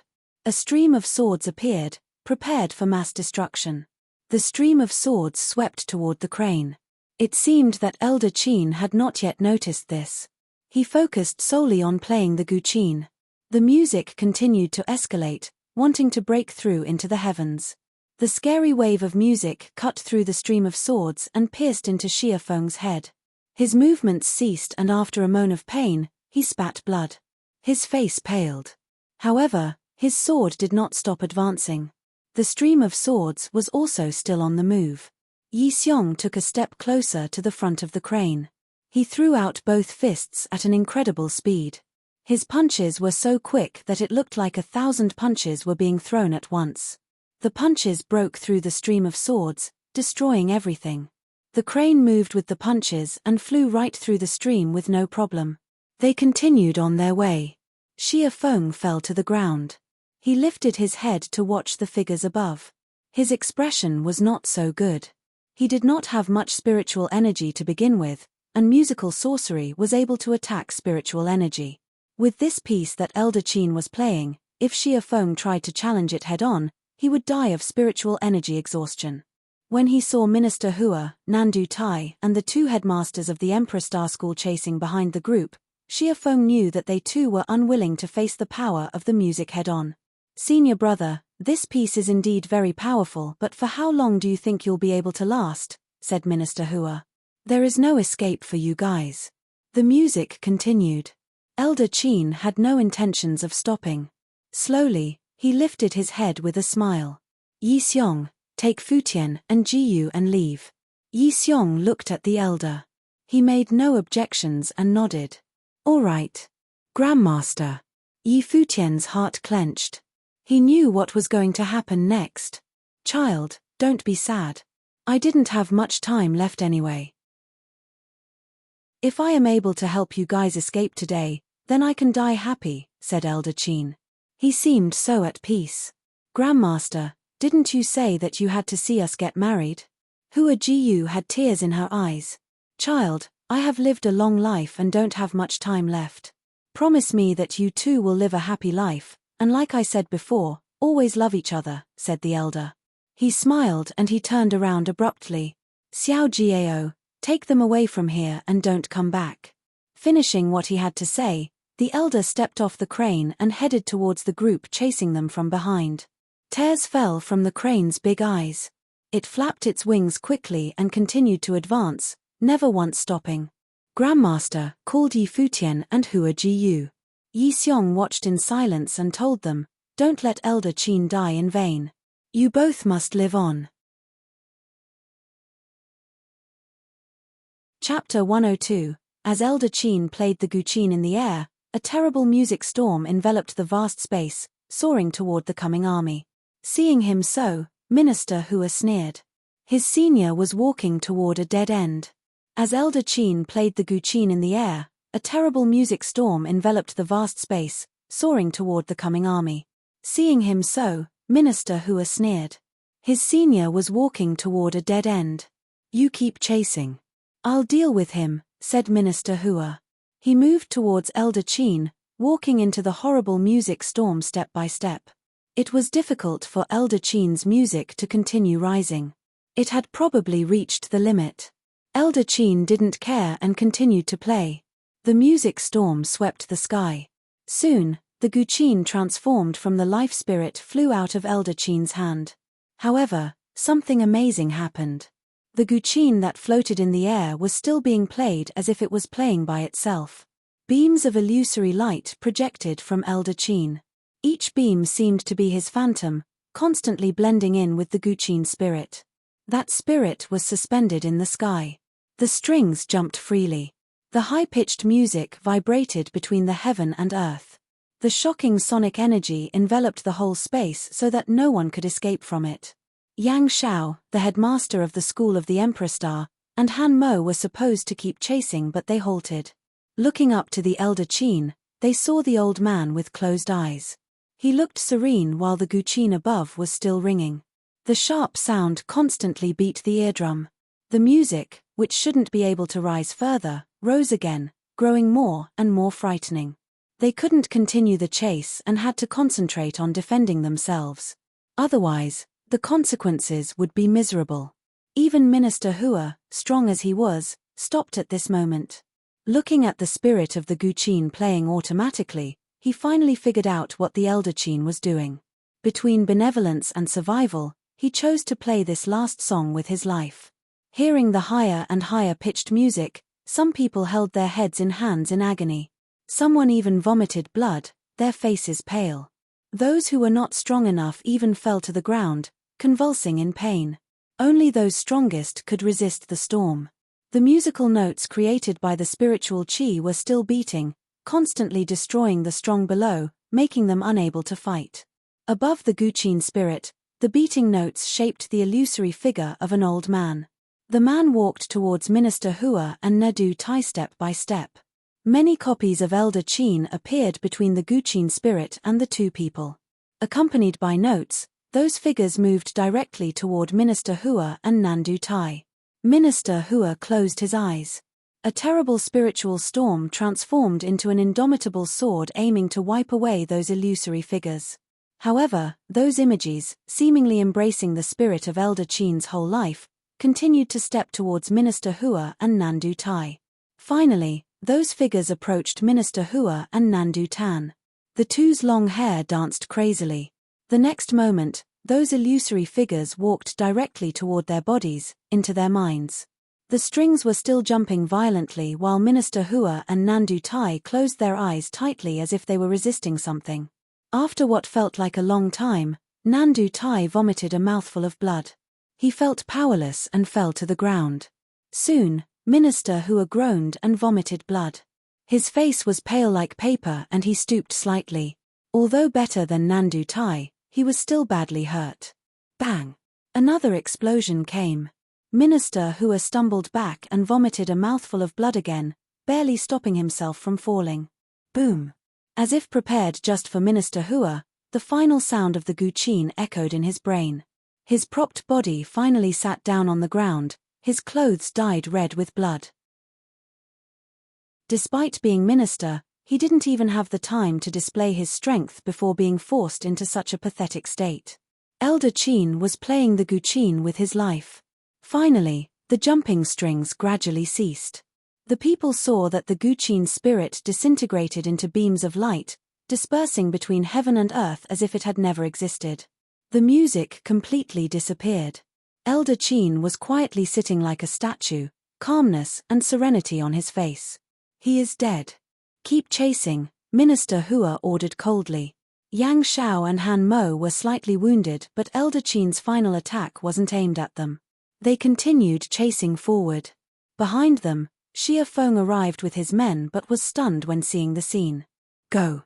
Minister Hua ordered directly. Yes, Minister. Xia Feng nodded and continued their chase.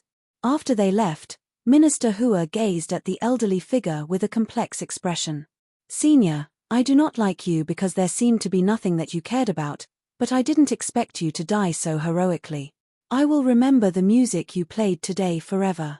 Minister Hua looked at the old man's figure and said, Unfortunately, your death won't make them survive.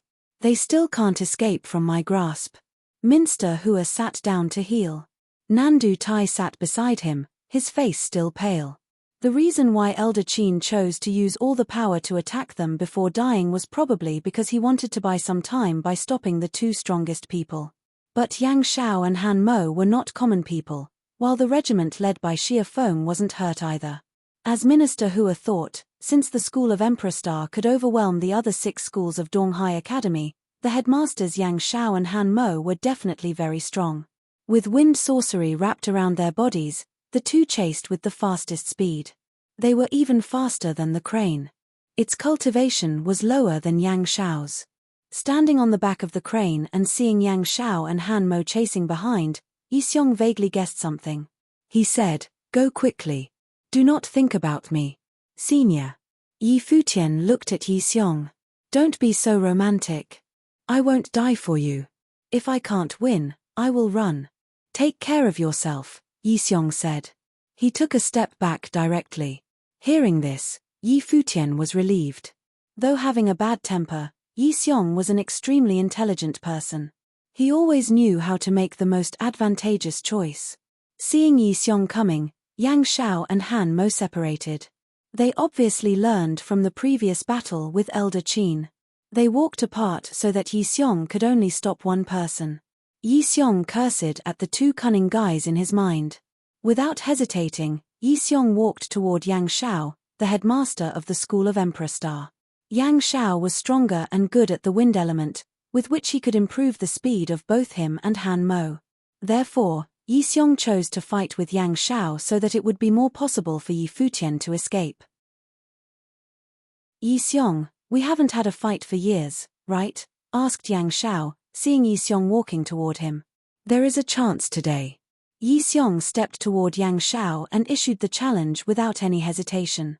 As for Yi Futian and Hua Jiyu, they could only depend on themselves. If they were intercepted by the two, it would only be more dangerous. Han Mo continued chasing while Xia Feng's group also came. They only glanced at Yang Shao and Yi Xiong but didn't stop. Who they were heading for was still at the front. I'll go ahead, said Xia Feng. He rode his sword with extreme speed, chasing toward the front. Soon, he met up with Han Mo and chased the crane together. The flying crane stopped and turned its head. Seeing Yi Futian and the other two, the crane tweeted. Yi Futian seemed to know what it meant, and asked, You want us to leave? The crane nodded. Yi Futian glanced at Nandu Wenyin, who nodded back at him. Take care, Yi Futian said. Then, Nadu Wenyin, Yi Futian, and Hua Jiyu continued to move forward. As they stepped down, the crane immediately flew toward Han Mo and Xia Feng. The crane's loud voice turned into sonic waves attacking the eardrums of Han Mo and Xia Feng. You go after them, Han Mo said and ran toward the crane. Xia Feng nodded and tried to bypass the crane from the side. However, the crane flapped its wings and the sound was heard again. Flapping the wings, the crane pounced toward them with sharp claws. You evil creature, Xia Feng swung his sword but saw the crane avoid his attack directly and pounced on Han Mo. The crane was trying to stop both of them.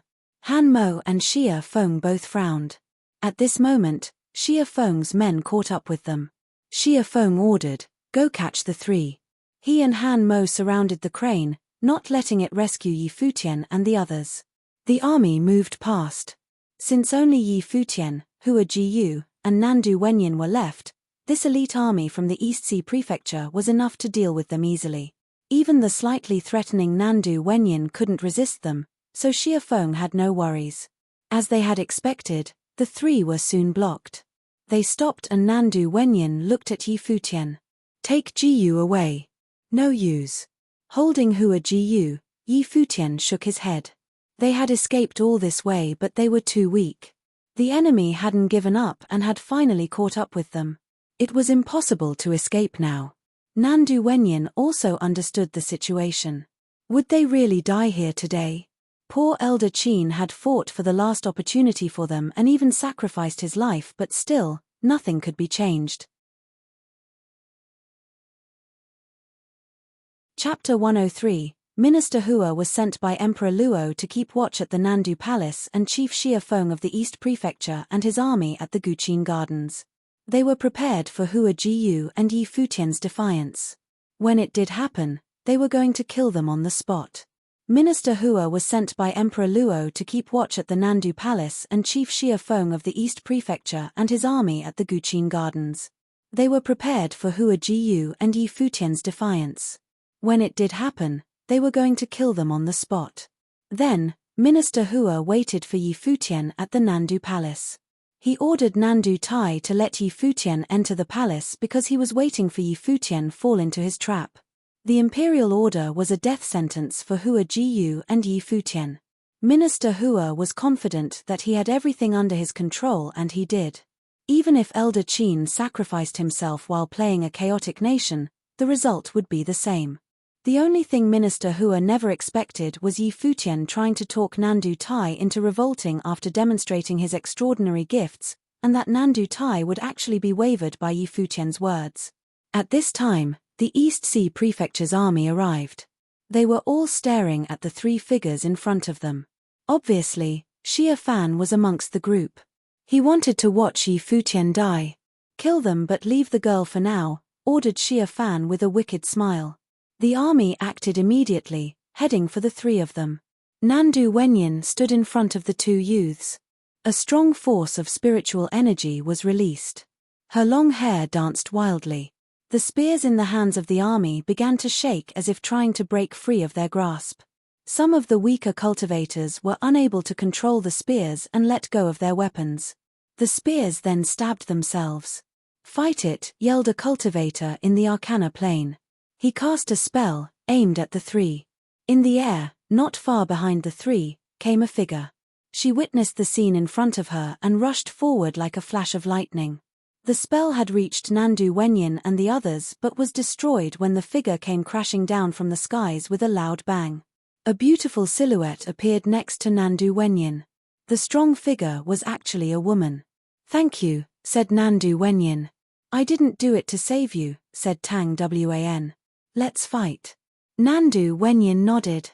Even though the two women used to be love rivals, they were going to fight side by side right now. Both of their life spirits were released.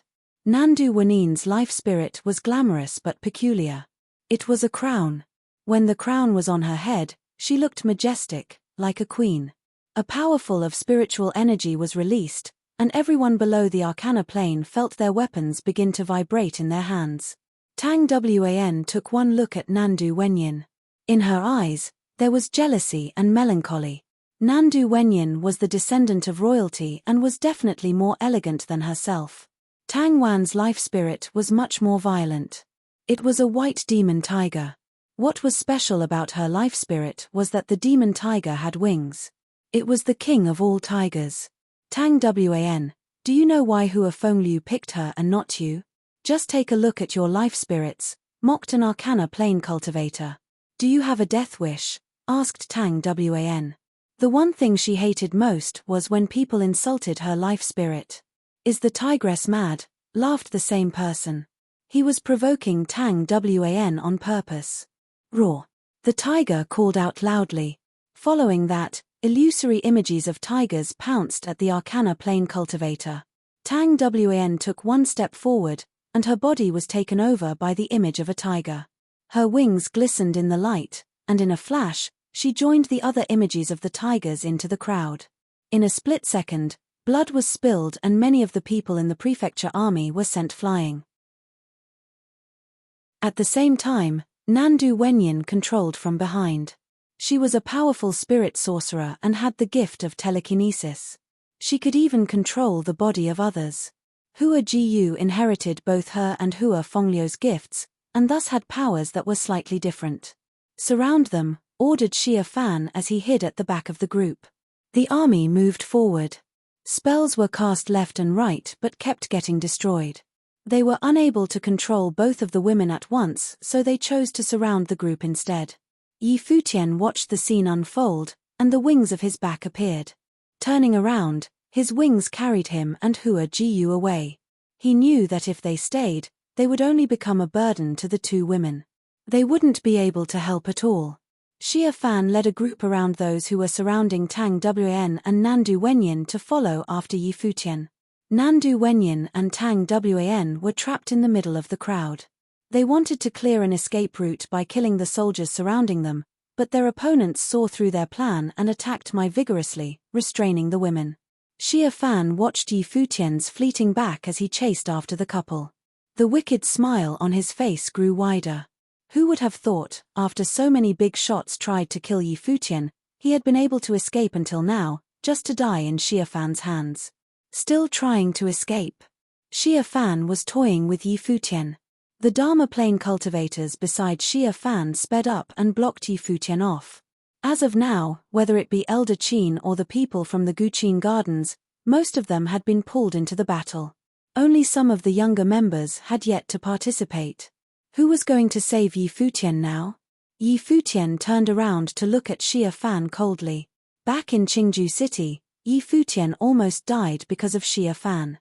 Now, even in the city of Donghai, they had fallen into a similar situation.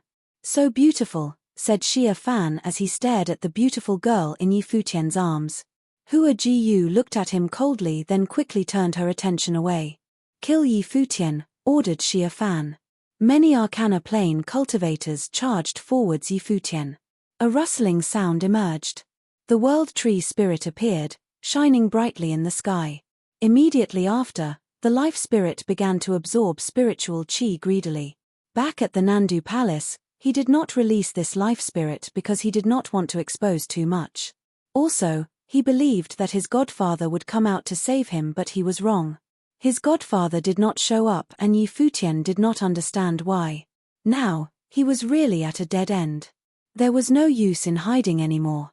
He wished for a chance to live. Xia Fan was shocked at the appearance of the World Tree Spirit. He had yet another Life Spirit. No wonder Minister Zhuo bestowed you with the decree of the minister. You really are a genius cultivator. Pity that you won't be able to fulfill your destiny, said Xia Fan. From Yi Futian's body, wood spiritual qi flowed crazily, and the lock of 1,000 vines shot towards the Dharma Plane cultivators. One of the cultivators' realizations of Dharma was a sea of fire, burning everything.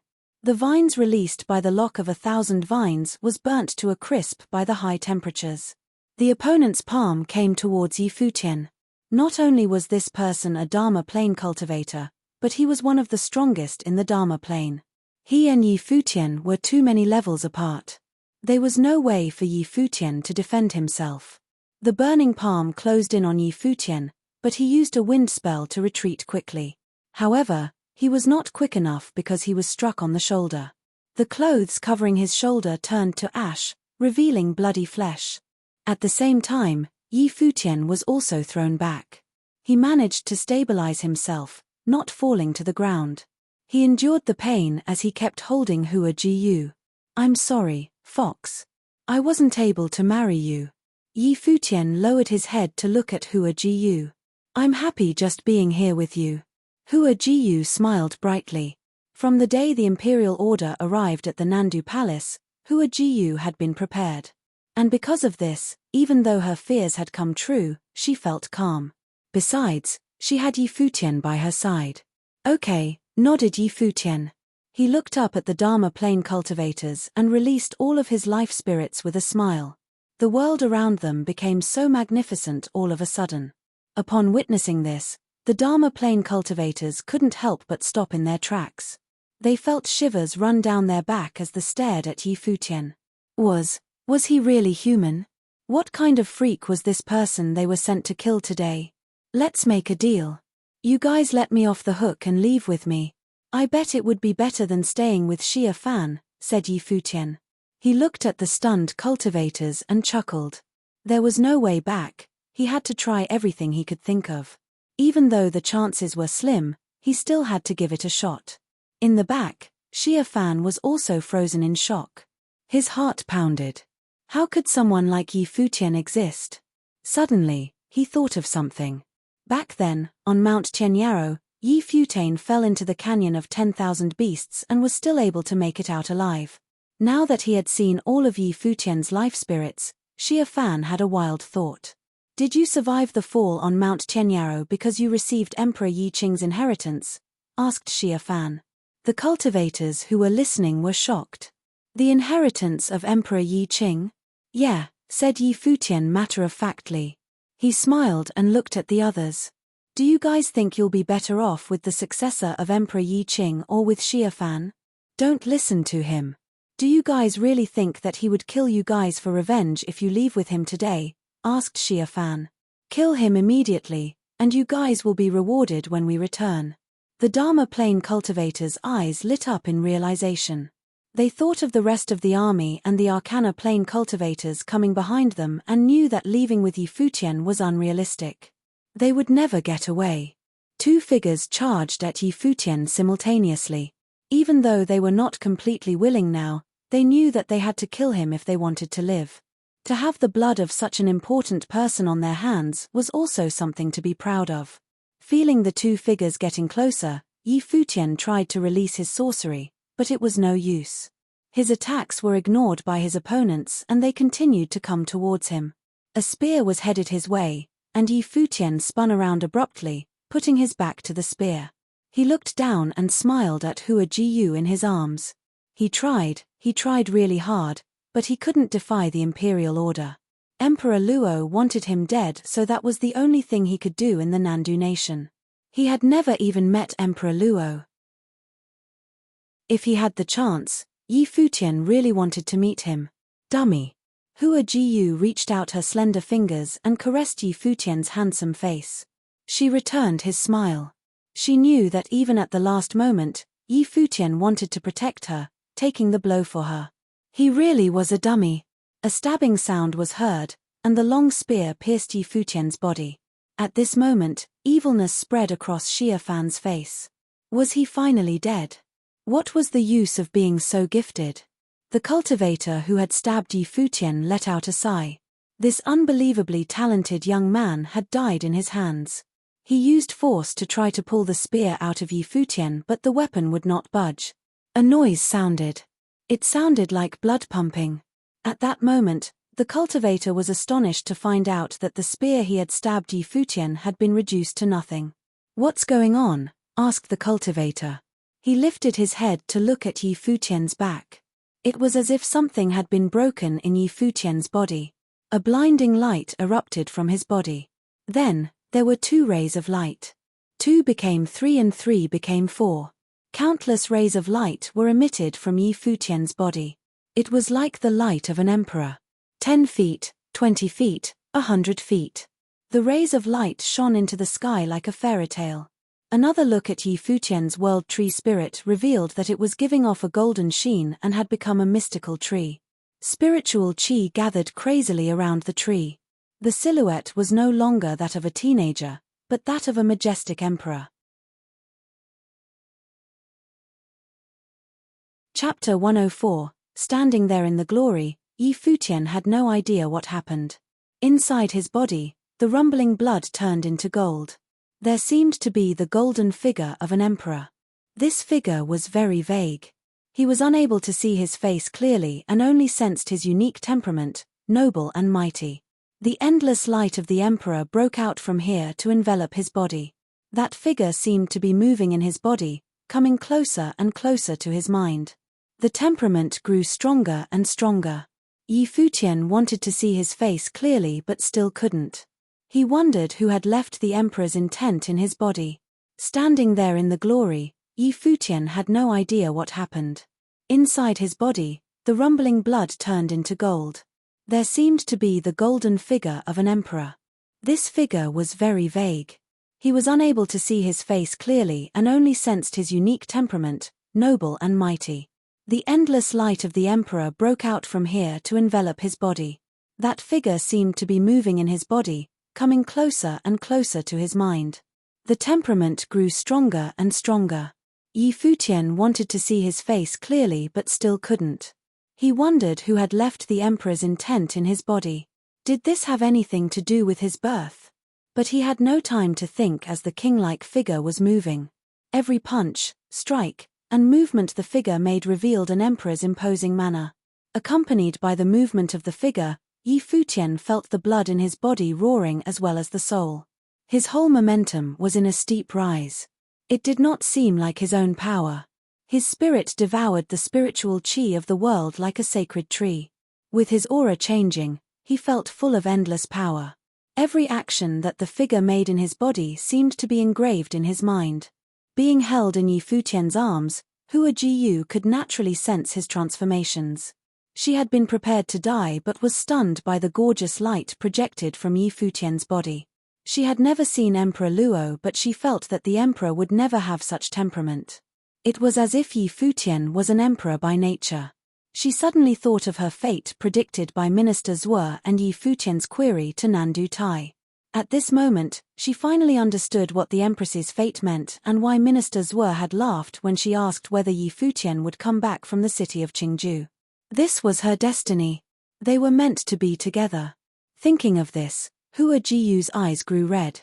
A translucent teardrop slipped down her face. The fate did not cheat her. Her beautiful eyes became more resolved. Since fate was so, what else in the world could prevent them from being together? Her beloved was fated to be a true emperor. Xia Fan was shocked at the sight of all.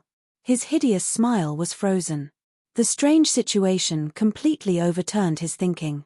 What was this?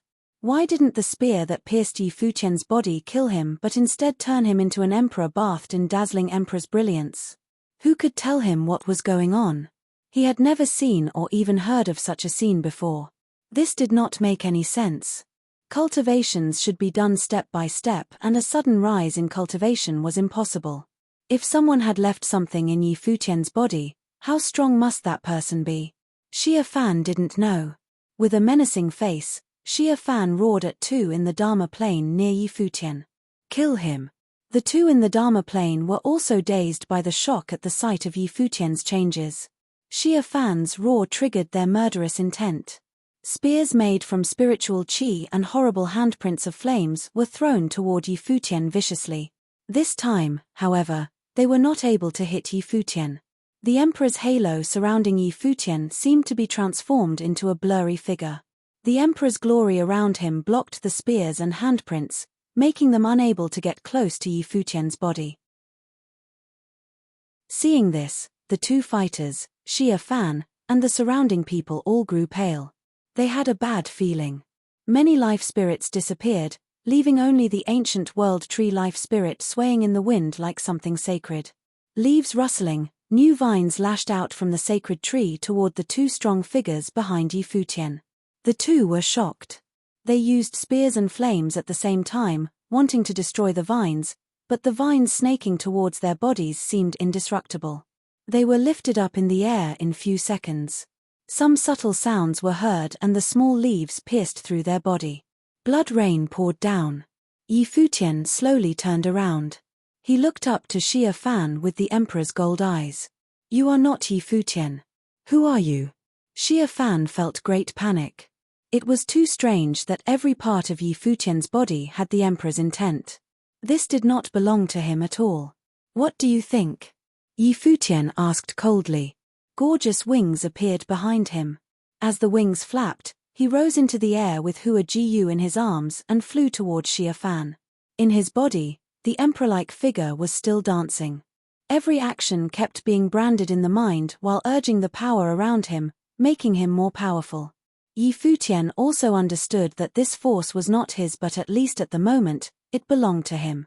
Kill him. Xia Fan stepped backward but ordered the people next to him. Those people trembled unceasingly, not daring to move forward. Go. Xia Fan thundered while he retreated.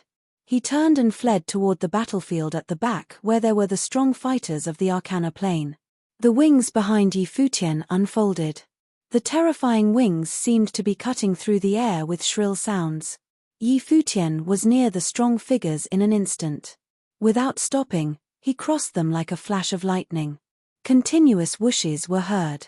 Blood kept blooming in the air along constant screams. Uncle!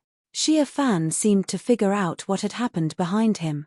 Howling, he ran forward. Help me.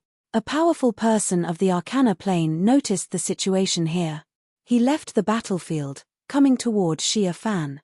He passed over Xia Fan and pounced toward Yi Futian. This was Xia Feng's junior, a swordsman in training. His sharp sword, with dazzling brilliance, pierced toward Yi Futian. He had no idea why Yi Futian had such a transformation, but there was no time for him to figure out the reason. What he needed to do was to kill Yi Futian. Rest for a bit, Yi Futian said softly to Hua Jiyu. The vines rolled over to carry Hua Jiyu.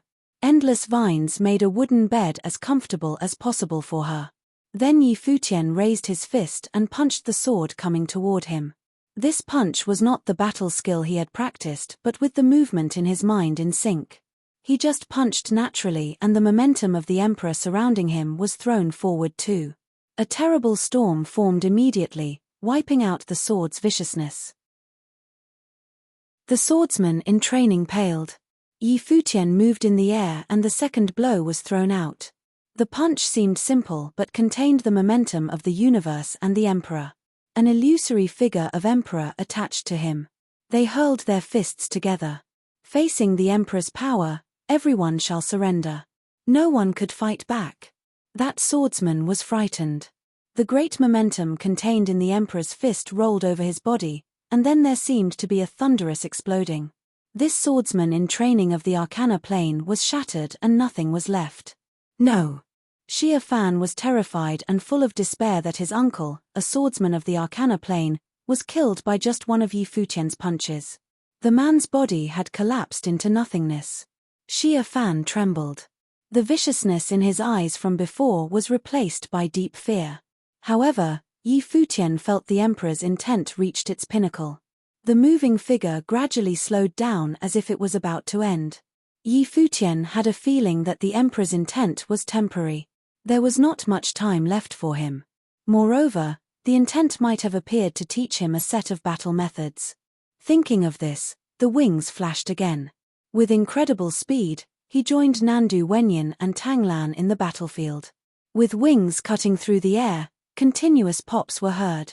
The strong men of the Arcana Plane became powerless, slaughtered by Yi Futian. Nandu Wenyin and Tanglan were also shocked by the changes in Yi Futian, but knew what to do at the moment. They cooperated with Yi Futian to fight. Yi Futian punched continuously. Each fist and handprint contained the powerful momentum of the emperor. The strong were constantly killed and defeated. More and more corpses were piled on the ground. In few minutes, only two strong figures of the Arcana Plane were left and they turned to escape. Yi Futian was too strong that they simply couldn't overcome him. Yi Futian flashed, dodged, and punched like lightning. His fist tore through the air and smashed someone. The emperor's intent grew stronger. Looking at the last escaping man, Yi Futian threw out a palm. A handprint of the emperor destroyed everything. It pursued the escaping man and shattered his body. Other than Xia Fan, all were killed. Nandu Wenyin and Tanglan looked at Yi Futian with great shock. The emperor's intent soared to the extreme at this moment. Hundreds of meters of the emperor's bright light shone. Yi Futian didn't notice their eyes and walked toward Xia Fan. Xia Fan retreated step by step with great fear in his eyes. Let me go. I can promise you whatever you want, Xia Fan begged, staring imploringly at Yi Futian. The subtle sounds came again. The vines rolled over Xia Fan's body, his limbs and neck were tied and he was suspended in the air. No! Xia Fan seemed to figure out what was about to happen. He roared in horror and struggled in vain. The vines curled around his body, pulled in different directions. It was like an execution. Chapter 105. In the air, Xia Fan's body has been stretched out.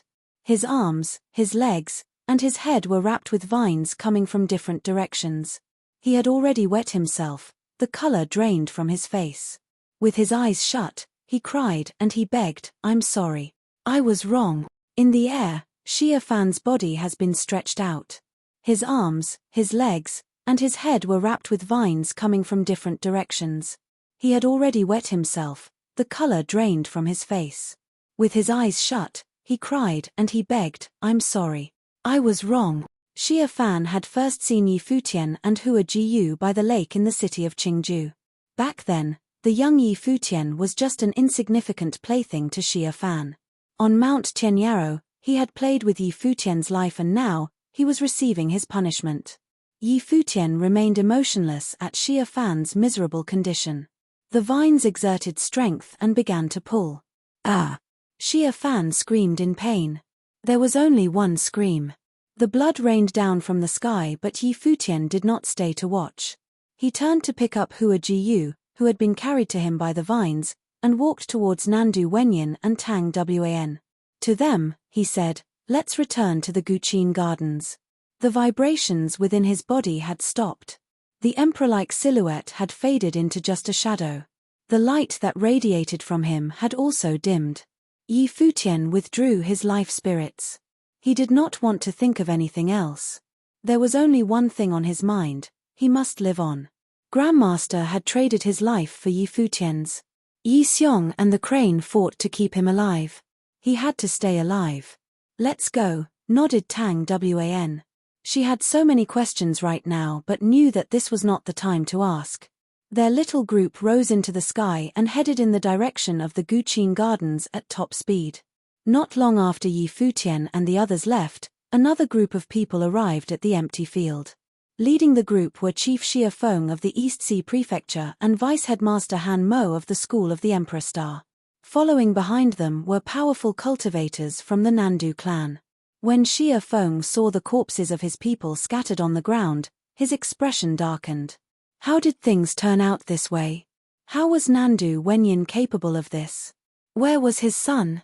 Xia Feng looked through the sea of bodies but could not find Xia Fan. Finally, his eyes fell on the sight before him. His heart squeezed violently. Shaking with every step he took, he walked over to the head. On its face was a look of indescribable fear. The intentive sword erupted from Xia Feng. Han Mo and members of Nandu clan were frozen with shock. What had happened? There shouldn't have been any problems in taking down Nandu Wenyin and Yi Futian with such a powerful lineup. Could someone have come to their aid? My condolences, Brother Xia. What's important now is to find the person who did this and avenge your son, said Han Mo. Xia Feng tried to contain his pain.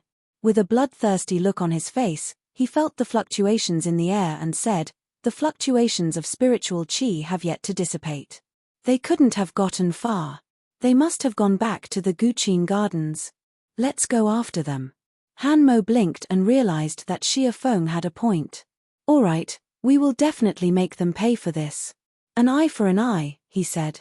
"When I catch him, I'll definitely kill him and his whole family, everyone related to him," said Xia Feng. His voice was demon-like and sent shivers down the back of others. Afterward, he was lifted into the air and in the blink of an eye, he transformed into the shadow of a sword. Boom! An explosion sounded from afar. In the skies, a golden light approached at an incredible speed. It was impossible to tell what it was. It was just too fast, faster than their perception. "Be careful," screamed Han Mo. The golden light descended from the skies above. Boom! Another loud noise sounded. The ground cracked open. Han Mo and the others looked down onto the ground, only to see Xia Fan. The man that had just been in the air seconds ago, now had a long golden spear stuck in his body. The spear had pierced directly through his body, nailing Xia Feng into the ground. The powerful Xia Feng have no idea who had attacked him. Xia Feng's eyes rounded as he continued to spit up blood. He couldn't move, being nailed into the ground. His hands were still shaking. In the moment, he was no longer thinking of revenge. All he felt was pain and hopelessness. Han Mo and the members of the Nandu clan were shaking in their shoes. What was going on? Not far ahead, there seemed to be a figure coming closer. The figure seemed to be moving very slowly, but in the blink of an eye, he had gotten much closer to the group. It was a white-haired elder. His hunched body made him look very old. He came closer with his hands behind his back. Upon seeing the elder, everyone shook with fear. Did the elder do this? Whose family are you guys trying to kill? Asked the elder. His eyes fell towards Xia Feng and the group led by Han Mo Sr. Who are you? Asked Han Mo with a tremor in his voice. Me. The elder looked at Han Mo and a scary wind storm hit. A dim golden light was hidden in the eye of the storm, moving towards Han Mo and the rest. Run, shouted Han Mo. He tried to escape by flying but stopped when he saw the storm form into an all-consuming black hole. It pulled them into the storm.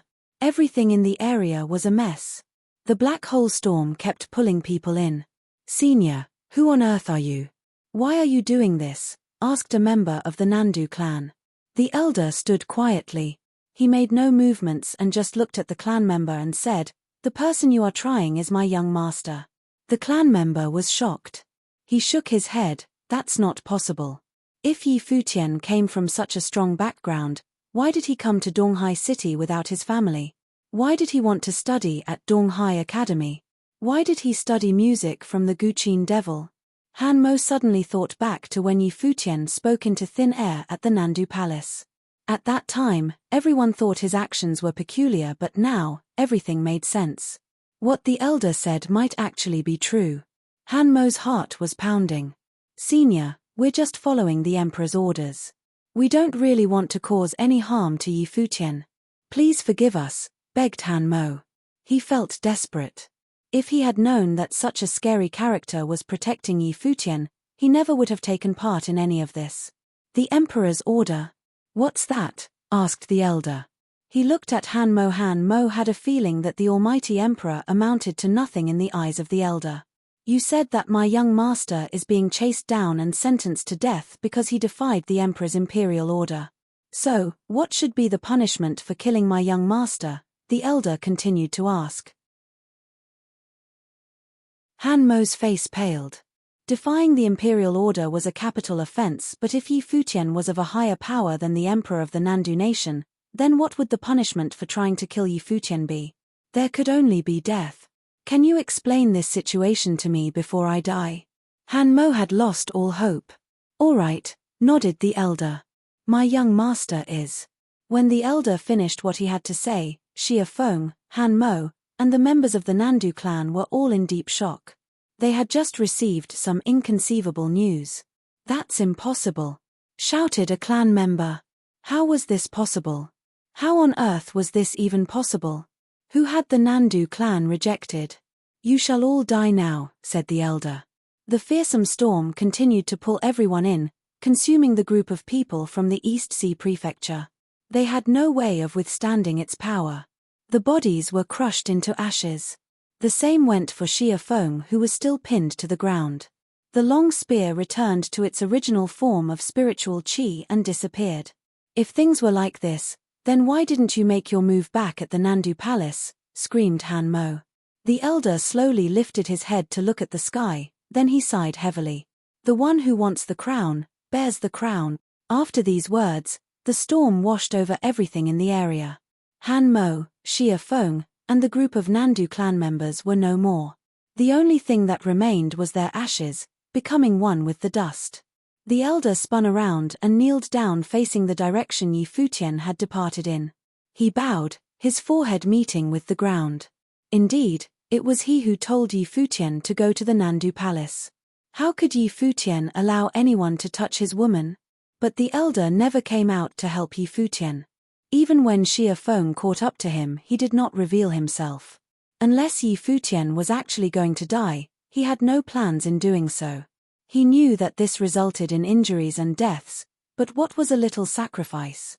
On the road to greatness, Yi Futian needed to learn what the meaning of courage, responsibility, hardship, pain, and even hopelessness was.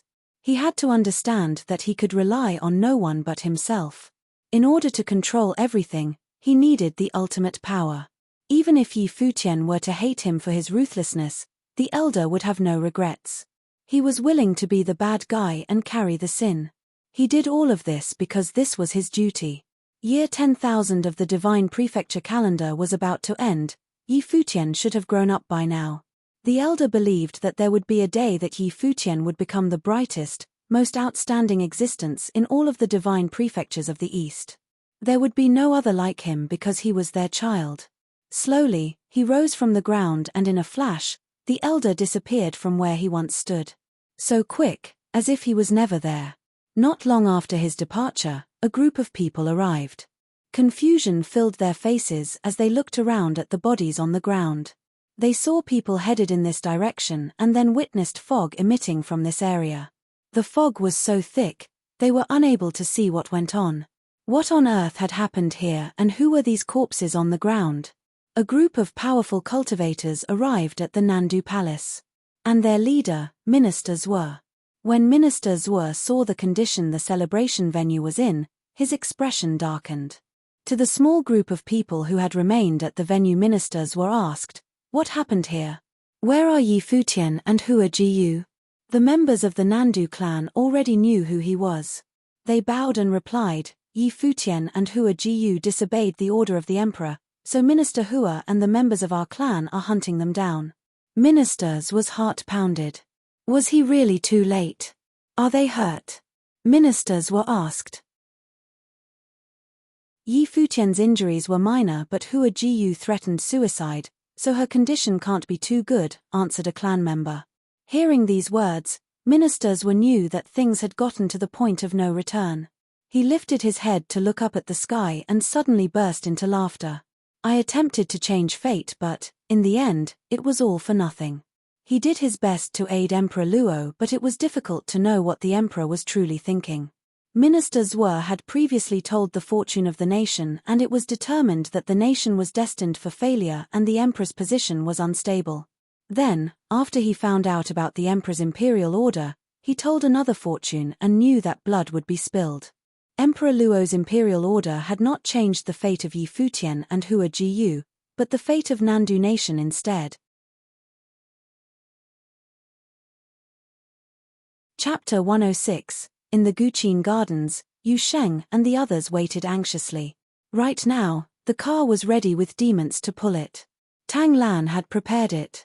After arranging everything here, she went to aid them and coincidentally ran into the three being pursued.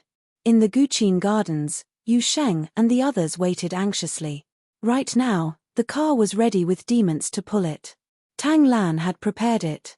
After arranging everything here, she went to aid them and coincidentally ran into the three being pursued. Several figures dropped from the sky. It was Nandu Wenyin, Yi Futian, and Hua Jiyu. When Hua Fengliu saw that his wife and daughter were there, his heart trembled. Holding on to Yu Sheng, he tried to get up and walk to them. "Jiyu, what's wrong?" Hua Fengliu asked when he saw Yi Futian holding her. "Dad, I'm okay." Hua Jiyu smiled at Hua Fengliu. "Where's my father?" Yi Qingxian asked Yi Futian. She didn't see Yi Xiong anywhere. Other than him, everyone else was back. "Senior Yi helped me stop the pursuers. He has high cultivation and won't have any problems," Yi Futian said to Yi Qingxian, seeming to comfort himself while comforting her. "How can Headmaster Yi stop Minister Hua and the others? How did you all come back?" Hua Fengliu asked. Yi Xiong and Yi Futian couldn't bring the women back by themselves. "Master, Grandmaster." Yi Futian's eyes were red and he felt depressed. Hua Fengliu's insides trembled. Understanding instantly, he thought of the past and looked up to the heavens, tears in his eyes. His master had used his life to save Hua Fengliu's disciple, wife, and daughter. "There's no time for tears. Let's go," Tang Lan said. They all knew she was speaking the truth. Hua Fengliu nodded. Pushing aside Yu Sheng, he knelt onto the ground and kowtowed to the distance. He hated that he was powerless and that his master had died for him. Yi Futian walked up. He handed Hua Jiyu to Nandu Wenyin and knelt down as well, kowtowing toward where his grandmaster had last been. Grandmaster, I will go to the school of the Emperor Star to find you in the future, Yi Futian said. Then he helped Hua Fengliu up and walked toward the car. After everyone climbed onto the demon and car, Tang Lan asked, where to now? To the East Sea first, Yi Futian said. The East Sea was boundless and going there was definitely the best choice. What about my father? Yi Qingxuan's eyes were red. She was extremely worried. It's actually easier for Senior Yi to escape alone. He'll be okay, Yi Futian assured her again. Yi Qingxian nodded. She knew they couldn't remain any longer. At this time, Yu Sheng grasped her hand with his big hand, giving her strength. Then the demon jumped into the air and pulled the car through the clouds. After they left, Minister Hua and Nantu Tai arrived at the Guqin Gardens with their men. Seeing the empty garden, Minister Hua's face darkened. Where's Xia Feng and Han Mo? He asked coldly. They probably continued chasing. Earlier, Yi Xiong had stopped me but Han Mo and Xia Feng continued on. I don't think there should be any problems, School of the Emperor Star headmaster Yang Shao said. Then what's with all those bodies beside the road? Minister Hua's voice was frigid. He had seen Xia Fan's body and Xia Feng's men. There were even people at the Arcana Plain who had died. According to Yang Shao, Yi Xiong was busy with him. Of those who had continued fleeing, only Nandu Wenyin was at the Arcana Plain. How could they have killed all those men? Furthermore, Han Mo, Xia Feng, and the Nandu clan had all been chasing after them. Unless someone was helping them in the background. We can only wait for Han Mo and Xia Feng's news now, Nandu Tai said. He looked unwell too. If the youth survived, he would definitely take revenge for everything that happened today. In addition, only he knew what Minister Zuo's prediction of Hua Jiyu's fate was. Earlier, when the decree had come, he had mistakenly thought that the Empress' fate meant becoming the queen. When he saw Yi Futian's brilliance, he thought of the minister's decree given to Yi Futian and realized he was wrong. Go, instate citywide control and plant men at all the exits, especially in the sky, Minister Hua ordered. However, he knew deep down that if Xia Feng and Han Mo couldn't keep up, it would be very hard to capture them. If they'd really escaped, he wouldn't be able to answer to Emperor Luo. Minister Hua had come to deal with 2 youths himself but they'd escaped. He would be too ashamed to report this. They waited for a long time but Han Mo and Xia Feng didn't return. The Nandu clan members were gone too as if they'd vanished. When night fell, Nandu Tai returned to his home, Yang Shao returned to the Donghai Academy, while Minister Hua went to Xia Feng's house. Still, there was no news of him. Nandu Tai learned from his clan members that Minister Zuo had visited. After hearing what happened, he had left while laughing wildly. He'd sighed that fate couldn't be changed and took his men back to the imperial city. This made Nandu Tai feel as if a huge boulder was weighing down on his heart. Not only would there be no crown princess, but the Nandu clan had also lost Hua Jiyu. Because of Hua Jiyu's refusal, Emperor Luo would probably be angered by the Nandu clan too. This was why Minister Hua forced him to make a prompt decision. He must do the immoral thing of killing his family so the emperor wouldn't find him disloyal. The big figures who had come to congratulate them had already returned to their houses. They'd also heard that Minister Hua hadn't caught the 3 and found it odd. How could Yi Futian escape from a group as formidable as Minister Hua's? This was not something that followed logic. On the last day of year 10,000 of the divine calendar, unpredictable events happened in Donghai City. Minister Hua had come with the emperor's decree to the Nandu clan to make Hua Jiyu the crown princess. Everyone had gone to congratulate them. They all thought that the Nandu clan would return to the stage of the Nandu kingdom, rather than being stuck in Donghai City. However, there was a change. A 17-year-old youth broke in, displayed ultimate glory with twin spirits and full elemental talent. Not only did he go against the royal order, he tried to convince the Nandu clan to do the same. The Nandu clan decided to kill him once and for all. He should have died, but he left with his life. Minister Hua couldn't catch him. Finally, he took away Hua Jiyu, who should have become crown princess. No one knew where he would go, but everyone knew that one day, he would return. Year 10001 came. The first day of the new year, countless rumors spread throughout Donghai Academy. Apparently, Crown Princess Hua Jiyu almost committed suicide for Yi Futian. Apparently, the genius who had fought before the school of the Emperor Star had twin spirits and cultivated all elements. He had defeated all the strong figures under the Dharma rank, and even Zhuo Qing couldn't fight him. He'd always been hiding his true abilities in Donghai Academy. They also heard that Elder Qin of the school of the Emperor Star had played his last song to save Yi Futian and Hua Jiyu. The Emperor Star would no longer Elder Qin. Yi Xiong had gone against the royal order for Yi Futian too. Xia Fan, son of East Sea Prefecture Chief Xia Feng, had been killed by execution. Xia Feng was gone, as well as school of the Emperor Star Vice-Headmaster Han Mo and countless strong men of the Nandu clan. Yesterday, it was as if a terrifying storm had swept through Donghai City. This storm ended with Yi Futian and others disappearing. Outside Donghai Academy, two beautiful figures stood there, gazing at the academy.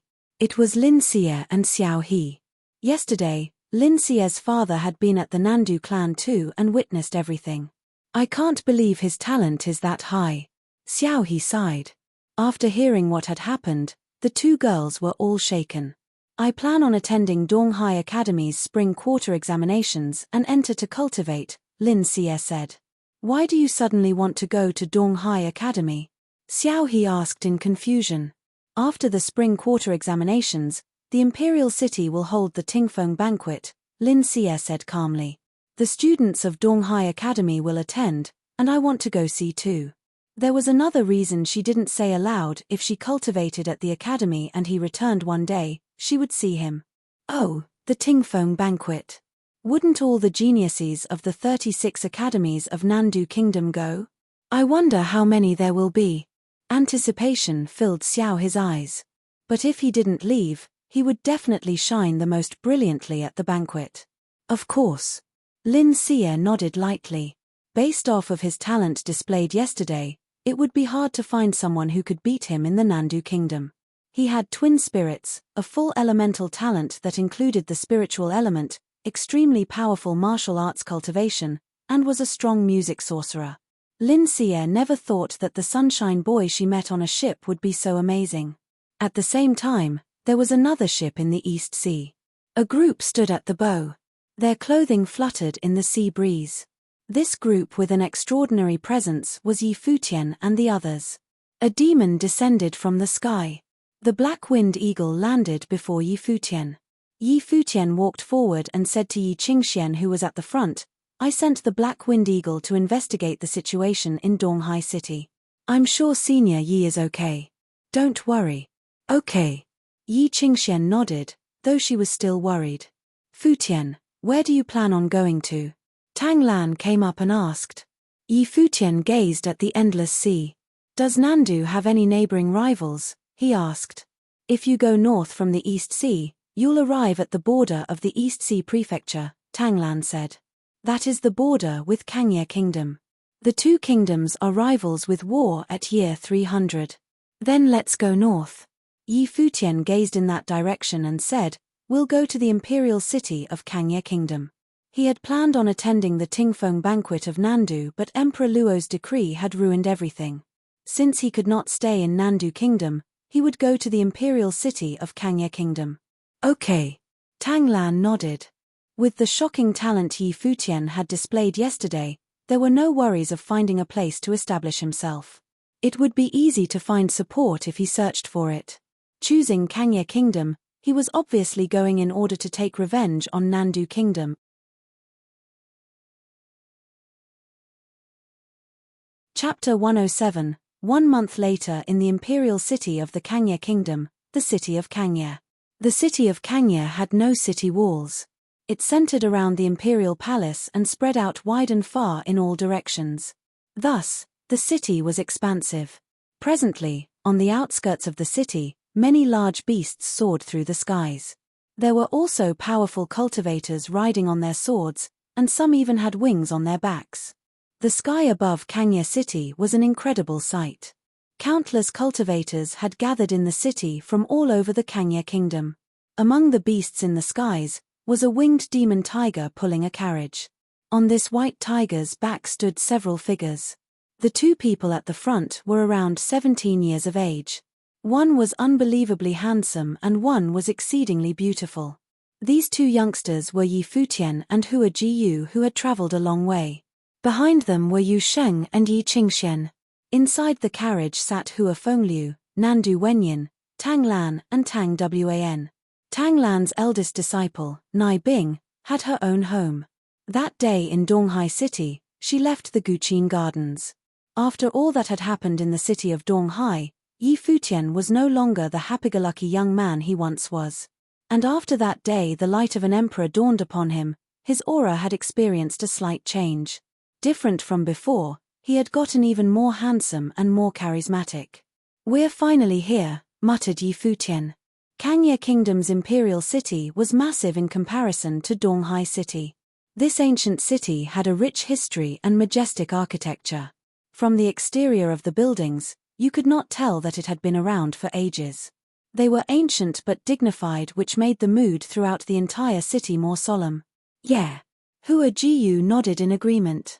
"Once upon a time, when Master, Yu Sheng, and I first arrived at Donghai City standing atop the Black Wind Eagle, I had wanted to conquer the city. But in return, that city has left me with memories I shall never forget." Yi Futian smiled lightly and said in a self-ridiculing way as he observed the vast imperial city ahead. In the time it took the group to arrive in Kangya City, Hua Jiyu's injuries had healed, but their wounded hearts would never heal from the events in Donghai City, especially for Yi Futian. Emperor Luo's imperial order, being hunted down by Minister Hua and the school of the Emperor Star, the Nandu clan's choice, and Grandmaster. All of it was deeply engraved into his memory, unable to forget even if he tried. Hearing Yi Futian's words, Hua Jiyu reached out her hand and held tightly onto Yi Futian's. Her eyes remained up ahead and filled with determination. She was not going to forget about anything that happened in Donghai City either. They were able to make it here today because of Grandmaster's sacrifice. Yi Futian could feel the warmth that radiated from Hua Jiyu's hand and tightened his grip on it.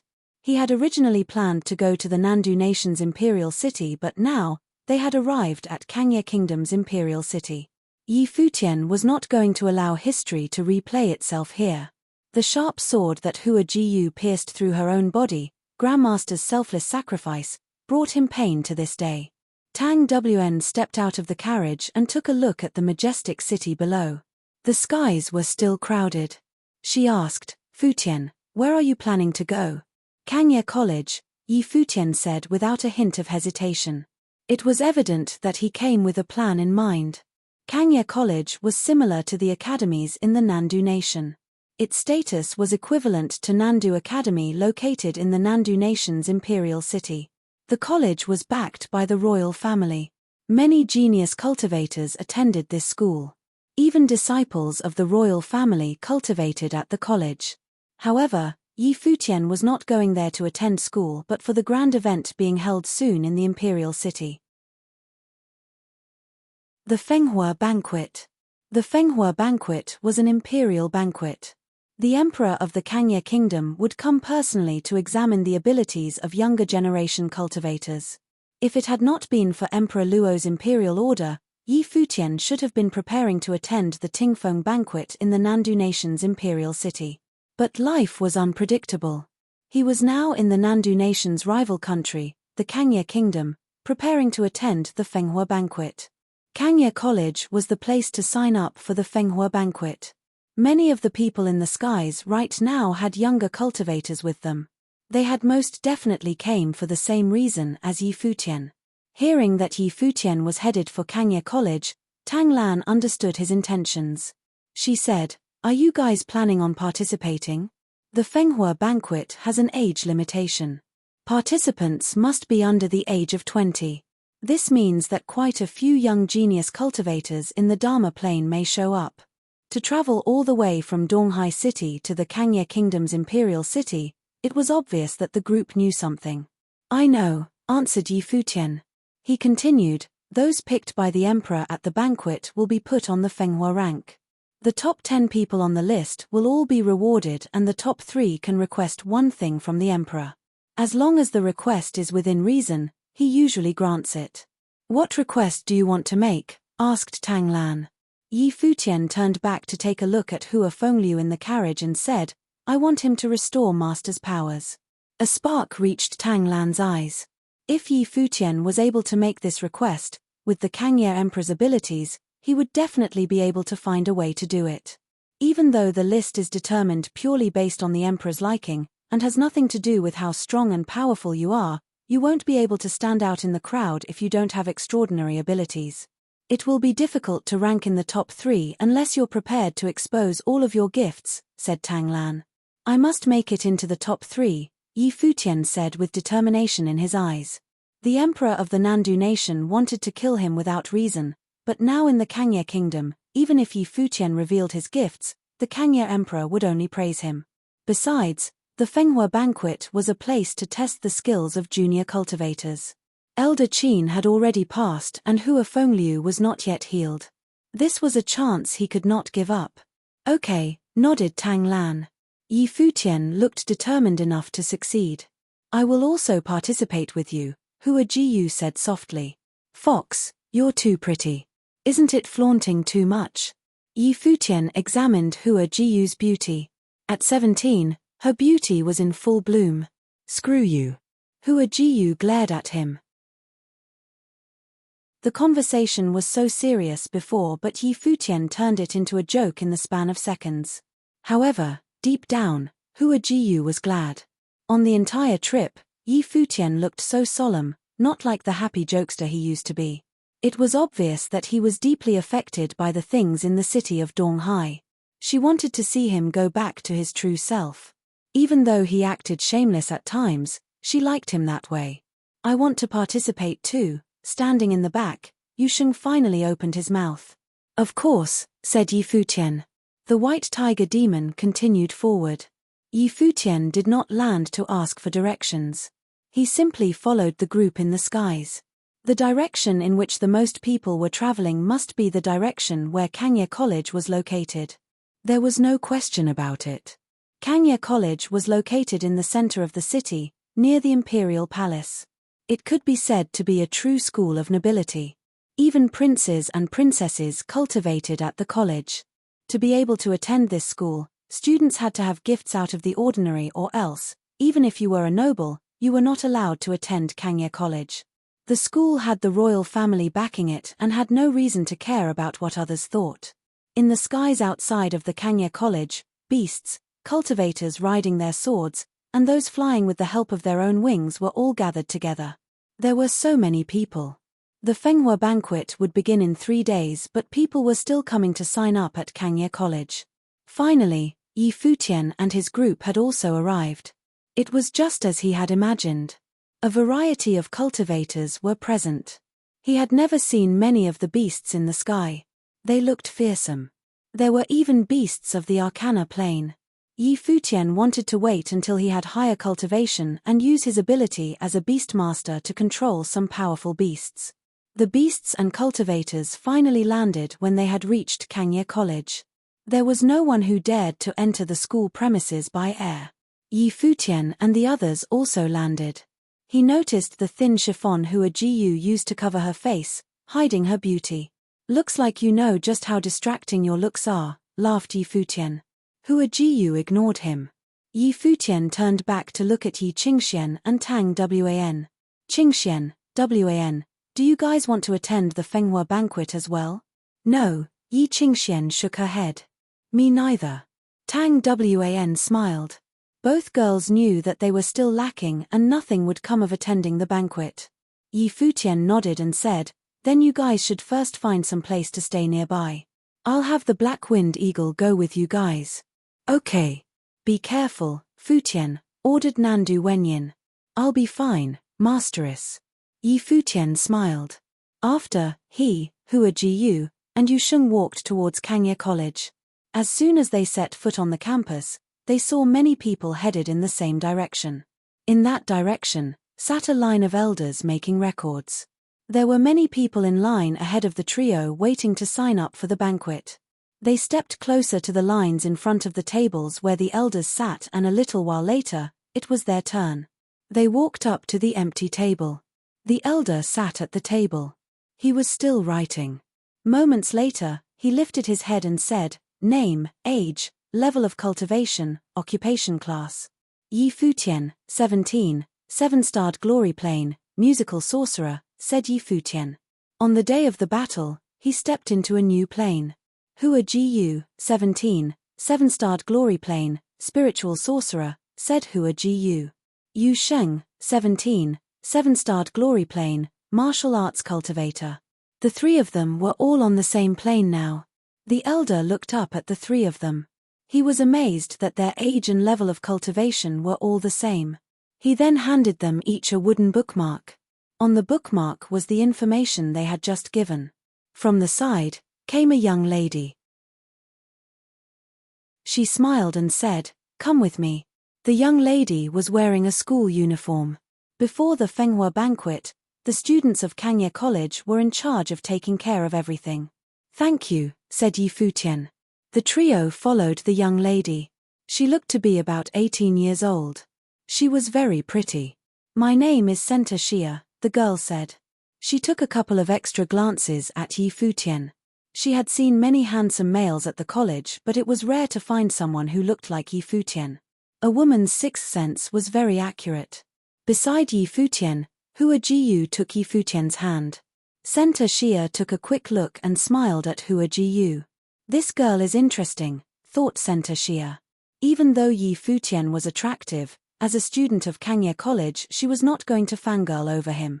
Besides, as a 7-starred glory plane musical sorcerer, Yi Futian could not compare to Bai Qiu of the Qin clan who had entered Kangye College a short while ago. Chapter 108. In Kangye Kingdom, other than Kangye College, there were also a few powerful clans who trained accomplished disciples as well. They definitely would not miss out on the Fenghua banquet. The Qin clan was a force of Kangye Kingdom known for their studies of the Guqin. There were not many disciples because only musical sorcerers could be accepted. This was also why the strongest musical sorcerers of the kingdom were grouped in the Qin clan. Bai Qiu was the most talented of the Qin clan's younger generation. Apparently, he had already entered the Dharma plane and had an unbeatable talent. Not long ago, Bai Qiu had led the disciples of the Qin clan to the Kangye College. Senta Xia had seen Bai Qiu with her own eyes and saw the youth was extremely handsome. Therefore, someone who was only a 7-star glory plane musical sorcerer and not from the Qin clan would only be there to enhance the others at the Fenghua banquet by contrast, even if he could pass the pre-test. Even the other disciples of the Qin clan seemed better than this youth beside him, let alone Bai Qiu. Of course, Senta Xia wouldn't say all this. She just smiled and led the way, saying, "The pre-test of the Fenghua banquet will be administered by the Kangye College. I am taking you all to the exam site now." Yi Futian nodded. Since they knew about the Fenghua banquet, they had naturally done some research. The Fenghua banquet was the imperial examination and it was not open to everyone. After applying, they had to pass the pre-test held by the Kangye College to truly be qualified to attend the Fenghua banquet. The Kangye College checked the credentials for the emperor. The leaf court of the Kangye College was now filled with all sorts of talent. They had all applied for the Fenghua banquet. Many were gathered here for the pre-test as it was one of the exam sites. In the center, there was a podium. There were two figures fighting on it now, both applicants of the banquet. 3 elders of the Kangye College sat before the podium. "I'll help you hand the bookmark in," Senta Xia said to Yi Futian with a smile. Yi Futian nodded and gave the bookmark to him. Then, Yi Futian saw Senta Xia take one out too and put them together. Senta Xia, 9-star glory plane, sorcerer. "I will attend the Fenghua banquet too," Senta Xia said. She introduced herself again while eyeing Hua Jiyu, and then walked towards the elders. Hua Jiyu's gaze was calm. She knew Senta Xia told her for a reason but she didn't care. She had held Yi Futian's hand earlier not because she wasn't confident in herself but because she knew how attractive Yi Futian was to girls. The two fighting on the podium were both of the 8-star glory plane. One was a sorcerer while the other was a martial artist. However, Yi Futian discovered something strange. Right now, most of the audience's attention was not on the fighters. Instead, they focused on the other side. There was a group of people dressed in white. They seemed untainted by the world. That's the Qin clan. The strongest musical sorcerers of Kangye Kingdom are from that clan. Is the middle one Bai Qiu? He truly is handsome. The people around them all discussed the clan. Yi Futian was intrigued that the Kangye Kingdom had a Qin clan and apparently produced the best musical sorcerers. He looked over at the handsome and slender young man in the center of the group. He looked around 18 or 19. His aura was extraordinary and he stood out like a stork amongst chickens. At this time, someone walked to Bai Qiu. He wore the uniform of the college. The two smiled and chatted, seemingly ignoring the fight on the podium. After handing in the bookmark, Center Xia returned to Yi Futian's group. She saw Yi Futian looking in Bai Qiu's direction and smiled. That's the Qin clan. Bai Qiu is the most accomplished of their younger generation. He's apparently in the Dharma plane now. He's a musical sorcerer like you and the one beside him is my senior from the college, Yu Jiang. He's also in the Dharma plane. The two of them are the most popular candidates for the Fenghua rank. Who else is included? Yi Futian asked. Center Xia glanced at Yi Futian. She thought that he was probably not from the imperial city. Otherwise, he would definitely know about these things. There are some others. If you can pass the pre-test and attend the Fenghua banquet, you'll meet them, Center Xia smiled and said without going into detail. Yi Futian was only at the 7-star glory plane. Knowing all that was meaningless because he was nowhere near their level. Oh. Yi Futian knew that Center Xia wasn't willing to say more. He nodded and stopped talking, watching the fight quietly. People went up continuously. After a long while, Yu Sheng was finally called up. Yu Sheng walked to the podium. Another figure stood before him. He was also a 7-star glory plane but he was a sorcerer. The fight would display their true abilities clearly. Attack me with your best efforts first, Yu Sheng said. He knew the other was a 7-star glory plane sorcerer. If the opponent was defeated before performing, he would be disqualified no matter how great his talent was.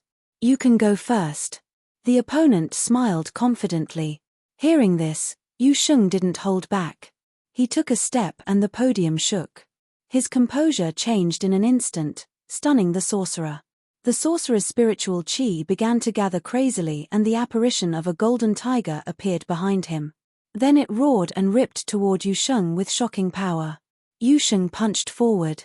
There were countless shadows that tore apart the golden tiger's image. The powerful force ripped through everything and landed on the opponent, sending him flying. Seeing this, the Kangye College elders made a checkmark on Yu Sheng's bookmark and put it to the side. At the same time, one said, Yu Sheng, passed. Yu Sheng stepped down.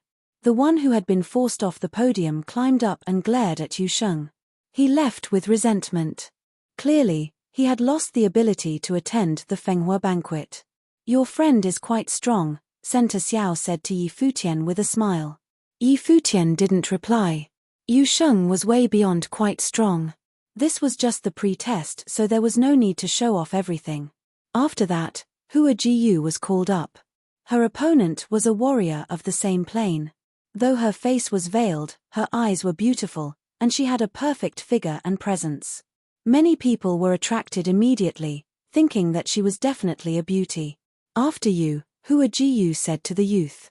She didn't say much but a burst of powerful spiritual energy bloomed. The opponent felt something and moved toward Hua Jiyu quickly. However, at the same time, an invisible power was blocking him. Then, wood element spiritual qi gathered into a spell and wrapped around him. Boom! Powerful strength burst forth. The opponent burst free from the entanglement like a wild demon. At this time, spears appeared before Hua Jiyu. They kept stabbing toward the opponent, who roared and stopped. His battle intent burst and attacked the spears coming at him. Simultaneously, he stepped forward and flew into the sky. He soared at Hua Jiyu like an eagle. Seriousness flashed past Hua Jiyu's eyes. She stepped forward. It was only one step, but the opponent seemed to stop in midair. Vines curled up toward him and slammed him to the ground. Okay, both pass. The Kangya College elder nodded and put away their bookmarks, meaning both had passed the pre-test. The defeated one was upset because he had been confident he could win in the pre-test. He hadn't expected to meet someone so extraordinary. May I see your true appearance? He stood up and asked politely. Hua Jiyu glanced at him and turned to leave the podium. She returned to Yi Futian's side. Many looked at Hua Jiyu in shock. She was so arrogant. Yi Futian, Mo Jiyu. It was Yi Futian's turn now. He walked up to the podium. The one opposite him was clad in white. He was from the Qin clan. Clearly, the Kangya College elder thought that if Yi Futian couldn't even beat a random Qin clan disciple, he had no need to attend the Fenghua banquet. The two sat down with crossed legs and released their Guqin spirits. This attracted many gazes. In the near distance, the Qin clan members looked over with interest. Music sounded at the same time. Jiyu Mo's music was wild like a tide of 10,000 beasts. The sound of galloping in the air was terrifying. It was like a wave of demons was charging at Yi Futian. Yi Futian's music was calm, graceful, and lovely. It seemed to be reminiscing someone from the past. As his music flowed out, the formless demons charging at him were gradually tamed. Then Yi Futian's music changed abruptly. It turned sharp like an unsheathed sword. It cut everything and the beasts wailed. Jiyu Mo's music was in disarray, no longer strong and wild. His spiritual energy was in a mess and his music was disordered too. With a huff, the Qin spirit disappeared. Yi Futian, pass, the elder announced. Jiyu Mo was defeated just like that. The Qin clan members were surprised. Their fellow disciple was disqualified from the banquet. Such pure music and extraordinary mindset. This boy is talented, Bai Qiu praised. Then he asked from across the arena, where do you cultivate? Do you have a clan? Yi Futian looked up at Bai Qiu. He smiled and said, I cultivate with my master and have not entered a clan. The Qin clan is the most prestigious for musical sorcery in Kangya Kingdom. Are you willing to join us? Bai Qiu smiled at Yi Futian. If you are willing, I can recommend you. I am lacking a Guqin student. Everyone present was shocked.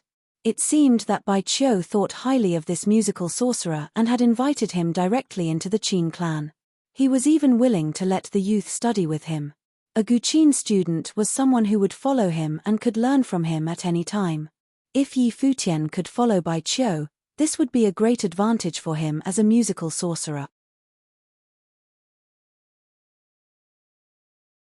Chapter 109. Bai Qiu's words immediately made Yi Futian the center of attention.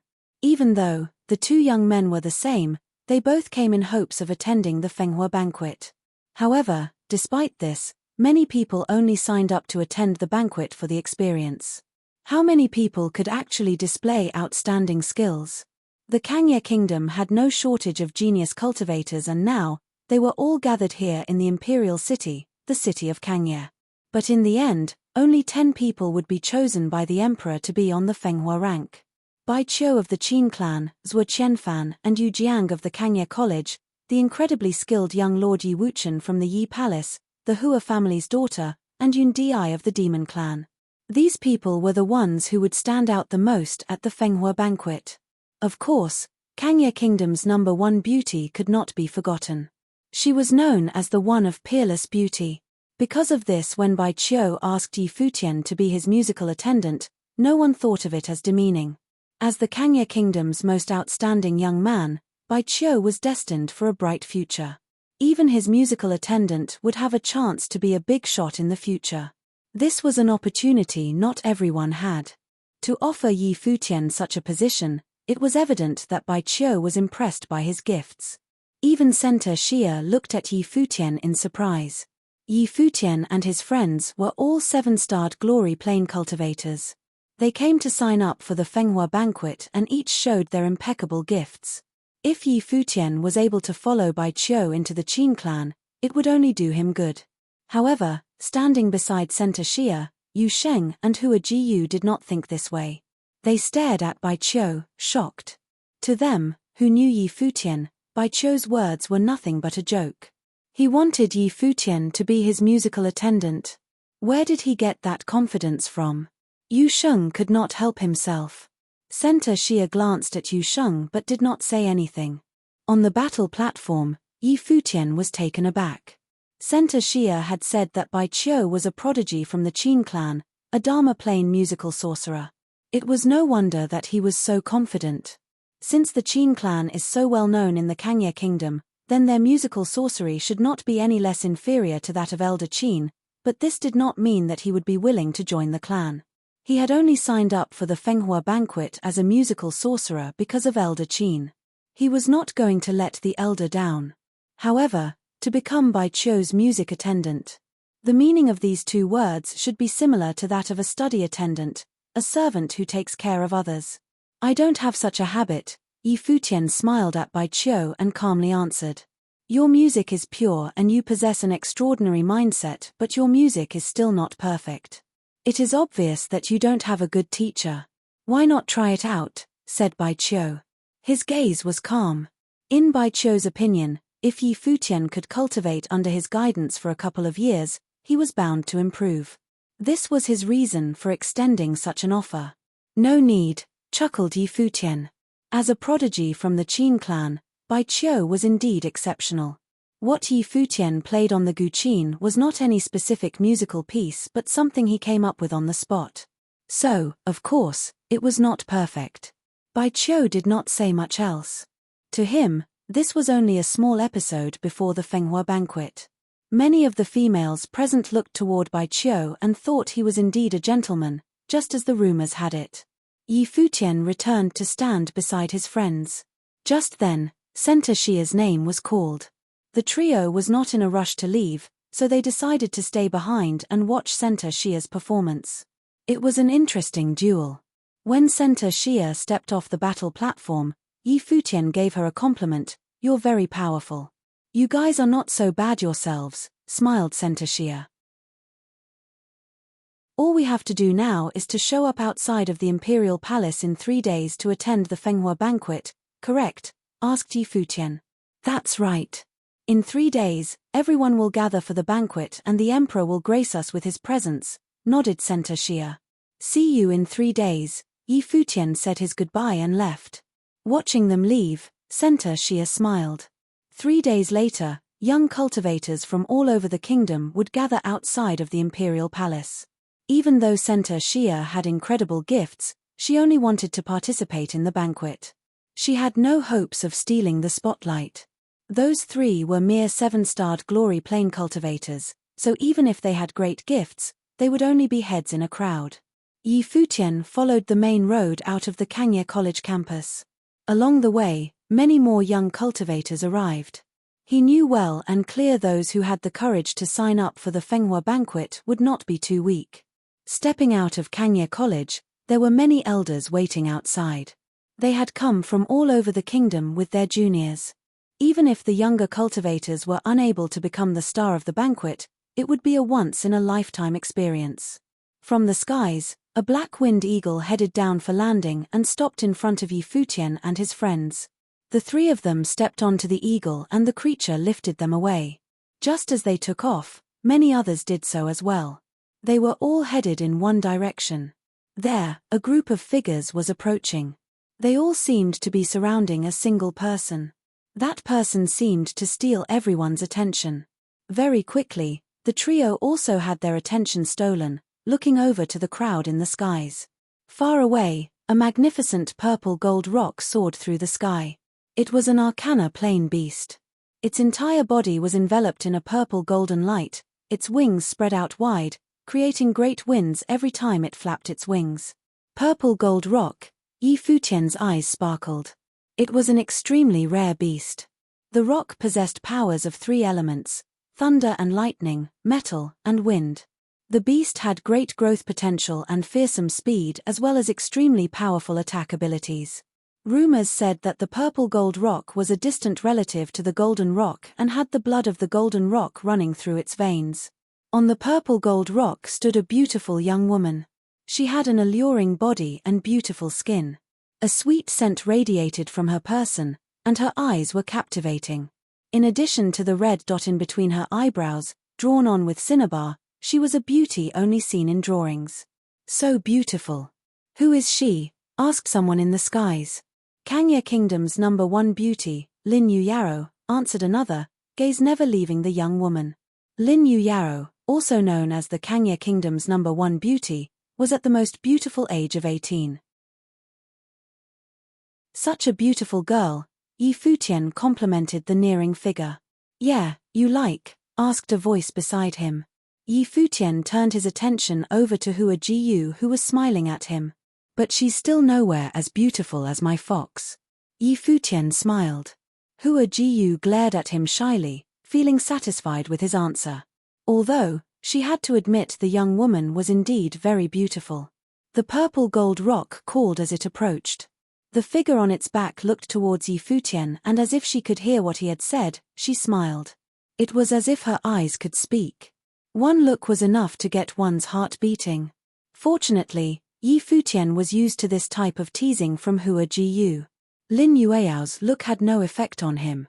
With countless eyes glued on her, Lin Yuyaro landed and walked into Kangya College. Many people followed after her. "I want that girl as my wife," said a young man. Everyone around him looked at him as if he were an idiot. He wanted to chase Lin Yuyaro? What a dreamer. Maybe if he got on the Fenghua rank, Lin Yuyaro would spare him a glance. Haven't gotten enough. Hua Jiyu laughed at Yi Futian, whose gaze had followed Lin Yuyaro. "Fox, why don't you remove the veil?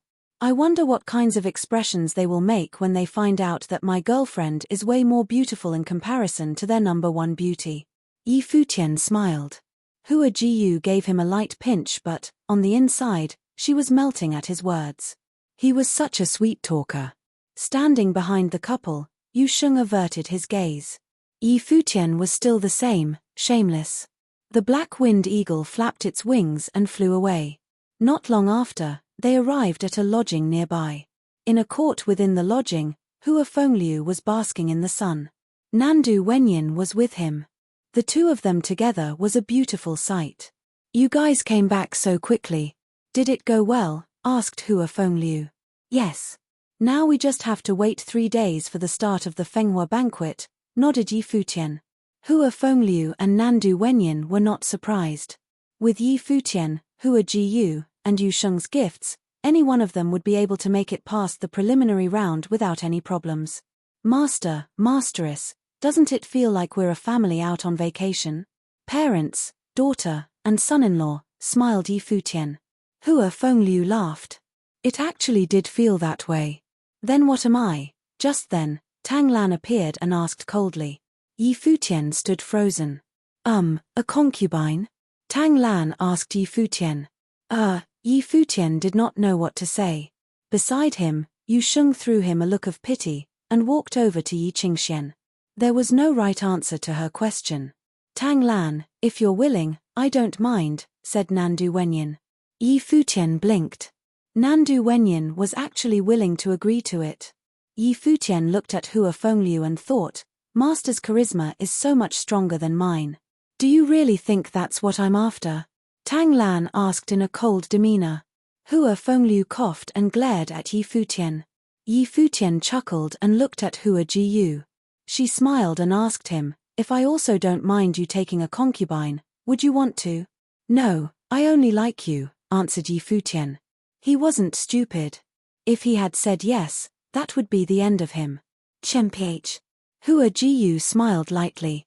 "That's more like it." Hua Fengliu and Nandu Wenyin watched the young couple as they bickered, and a soft smile spread across their faces. After all that had happened in the city of Donghai, they knew how difficult it was for Yi Futian and Hua Jiyu to be together. As parents, they only wished that the young couple could continue to stay by each other's side. "All right, go cultivate now. The Fenghua banquet is only 3 days away." It will be gathering of the best in all of the Kangya kingdom. It won't be like how it was at Donghai Academy, said Hua Fengliu. Donghai Academy was only a prefecture academy in the Nandu nation. Okay, Yi Futian nodded his head lightly. Naturally, he also understood that even though both his natural gifts and combat skills were very strong, amongst the people attending the Fenghua banquet, there would be many Dharma plane cultivators. He had to go above and beyond to get the emperor's attention. It was his only way of getting on the Fenghua rank.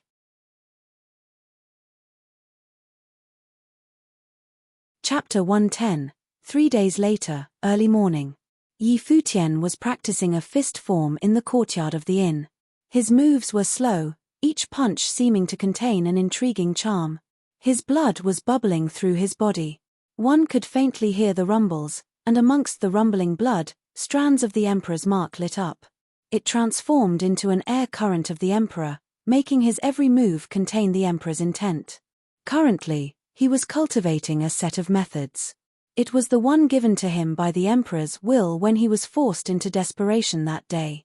Yi Futian didn't know who created this set of methods or what it was called. Therefore, he named it himself Imperial Tactics. It was a cliché name but very suitable. When he used this method, his blood would change and spread to every part of his body. It even affected his aura, making him imperial. In addition, every time he practiced this set, he would achieve something. Cultivating with Emperor Yi Qing's enhancement method, he could continuously strengthen his body. Even if he didn't use any spells, he would still be an extremely talented warrior. After training for a bit longer, Yi Futian stopped and looked at the sky. When do you plan on setting out? Tang Lan walked over and asked him. I'm going now. Aunt Tang, are you all going? Yi Futian asked. I'm not interested, but your master wants to go. If I'm free, I'll go too, Tang Lan said indifferently. Yi Futian smiled without saying anything. This was how Tang Lan was. Then I'll call master and masteress to get going, Yi Futian said.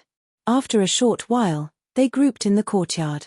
Then they got onto the demon, soared into the sky, and left the inn.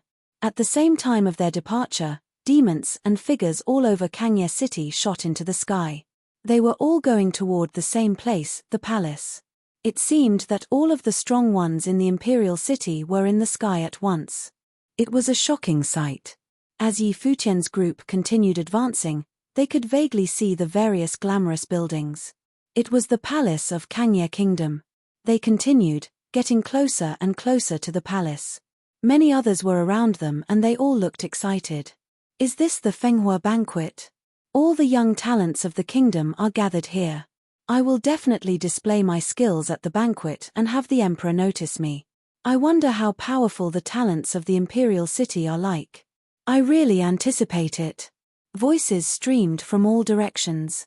Countless people came, some from the imperial city, others from the various cities of the Kangya kingdom. They were all the cream of the crop.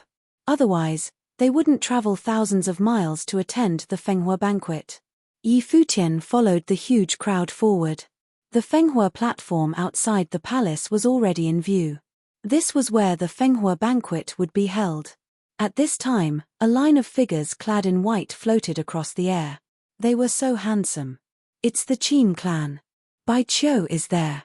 Many looked over at the Qin clan. They had to see Bai Qiu, who was the most popular contender for the Fenghua rank in the imperial city. The powerful ones of the demon clan are also here. Many others looked to the back. There, they saw countless demons striding forward. In the center of the crowd was a youth. He was not yet 17 years old, but his face was filled with arrogance and aggressiveness. This was Yun Di, the most talented of the demon clan's younger generation. Lin Yuyao. At this time, a purple gold rock flew past with a beautiful figure atop it, attracting many gazes instantly. She was extremely talented and was also known as the #1 beauty of the Kangya kingdom. Probably no one was as attractive as her. Even Bai Qiu of the Qin clan and many members of the demon clan couldn't help but look over at Lin Yuyao. Hua Fengliu and the others observed quietly. At the moment, Yi Futian, Hua Jiyu, and Yu Sheng were not eye-catching. No one noticed them, but Hua Fengliu knew that at the end of the banquet, they would shine the brightest. They would overwhelm the pride of the Kangye city. Finally, they arrived at the Fenghua platform. Many guards stood around the majestic platform, keeping the order. This battle platform had a long history. It was where the emperor commanded the generals. It was also where the emperor tested the princes and officials. The emperor's royal seat was at an extremely high place directly before the Fenghua platform. It was very majestic. Nobody who came, whether it be those who rode demons or flew on their swords, dared to be higher than that position. It was where the emperor sat today. Who dared to be higher than the emperor? Only the nobles and the most powerful talents of Kangye city were qualified to sit on either side of the royal seat. They had to be personally given the ability by the emperor to observe the Fenghua banquet with him. There were many outstanding men close to the royal seat. One of them was a youth. He gazed at the swarming crowd around the Fenghua platform. His cool gaze had a slight tinge of arrogance. Many attendees saw him too. Is that the young Lord Yi Wuchen? Many people murmured. Yi Wuchen was one of the most popular contenders for this year's Fenghua banquet. He had already entered the second level of the Dharma plane. It was difficult to find an opponent for him under the age of 20. Wuchen, you are a lord, but you still must display your strongest abilities today. His Majesty will not help you cheat, his father Lord Yi said beside him. I must win, Yi Wuchen said. Very resolute. Lord Yi smiled and nodded. As more and more people arrived, the sky and ground were all filled with people. The Fenghua banquet was the most important banquet of the Kangye kingdom. The entire kingdom paid attention to it. The skies outside the palace were not off limits on this day, so more people would witness the banquet. The sun rose and sunlight shone down, falling onto the royal seat. A line of carriages rode out from the palace. The emperor and empress sat in the center. Everyone stared as soon as they appeared. All the nobles besides the royal seat stood up. The figures sitting on their demons in the sky stood up too. They all looked in the direction of the carriage. The emperor, empress, princes, and princesses descended from the carriage and walked forward. The emperor sat in the royal seat. The empress, princes, and princesses sat behind him. Greetings, Your Majesty and Your Highness. The nobles all rose and greeted with a bow. After that, everyone else bowed down as well. The sound seemed to shake the world and was extremely spectacular. The emperor of Kangye Kingdom seemed to be around 30 years old. He was not handsome, but he had the aura of an emperor. Even when he smiled, he still looked distinguished. The empress was extremely beautiful. She was dressed glamorously but looked composed. She seemed to be around 25 years old but was much older than that. Her looks were comparable to Nandu Wenyin. The emperor smiled and waved at everyone. Today is the Fenghua banquet. The stars are the young talents of our Kangye kingdom. There is no need for the formalities. Let us be relaxed. Thank you, Your Majesty. The people bowed once more. When the emperor took his seat, the others sat down as well. The Fenghua banquet is where all the pride of the younger generation is gathered. Here, I hope everyone will forget their concerns. No matter who you are, please display your skills to the fullest. I hope to see the most brilliant of the younger generation. If anyone runs into trouble in the imperial city due to their performance here, I will execute the culprit, even if he is a noble or a clan. The emperor spoke coolly, but his words were powerful. There would definitely be many who would display extraordinary talents at the Fenghua banquet. There would also definitely be those who earn hatred due to defeating a genius of a clan. Similarly, others would be invited to join a group because of their amazing ability but reject the invitation, resulting in some consequences. The emperor could not tolerate these. This was the banquet he held personally. Anyone who dared to make trouble would be offending the emperor and must be punished accordingly. All the people from outside the imperial city were reassured by these words. They could display their talents to their fullest at the Fenghua banquet without any concern. The emperor was supporting them. In addition, I will name 10 people for the Fenghua rank. All will be rewarded. The top 3 can request something from me. Unless it is too harsh, I will fulfill your wishes, the emperor continued. Then he laughed and said, "If you like any of the princes or princesses and wish to marry them, I might agree." With that, all the nobles laughed. Many looked to the princes and princesses beside the emperor. They were all extraordinary figures, especially the two beautiful princesses. Many felt ready to try. Maybe they really could become the princess's husband. But remembering that only the top 3 of the Fenghua rank were qualified, they could only smile bitterly. Indeed, those who could enter the top 3 were the best of the best.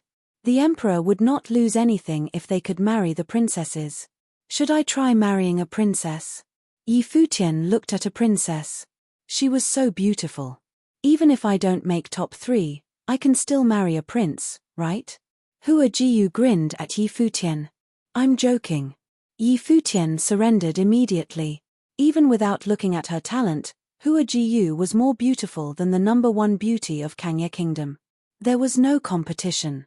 Alright, those attending the Fenghua banquet, please step forward. Everyone else, please step back. Prepare to start, the emperor said. Yi Futian, Hua Jiyu, and Yu Sheng quickly got onto the Black Wind Eagle and went forward. Every other attendee also approached the Fenghua platform. The others retreated, making a clear division. The Fenghua banquet was about to start.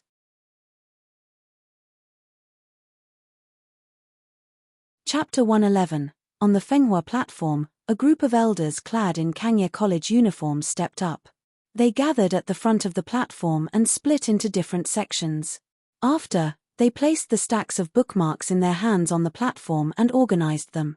The names on the bookmarks were those of this year's Fenghua banquet participants. Over 10,000 bookmarks meant that there were over 10,000 attendees. One could only imagine how difficult it would be to get picked by the emperor and make it on the Fenghua rank.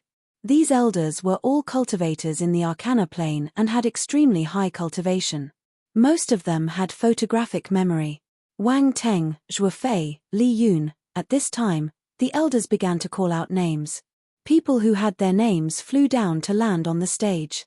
There were those who could fly, those who were dropped off by beasts, or even those who jumped off their beasts' backs. All of this commotion caused the platform to shake. 100 bookmarks were withdrawn from the piles, which meant that 100 people had their names called. Very quickly, all these people gathered on the platform. The Fenghua platform was massive and could easily accommodate 100 people.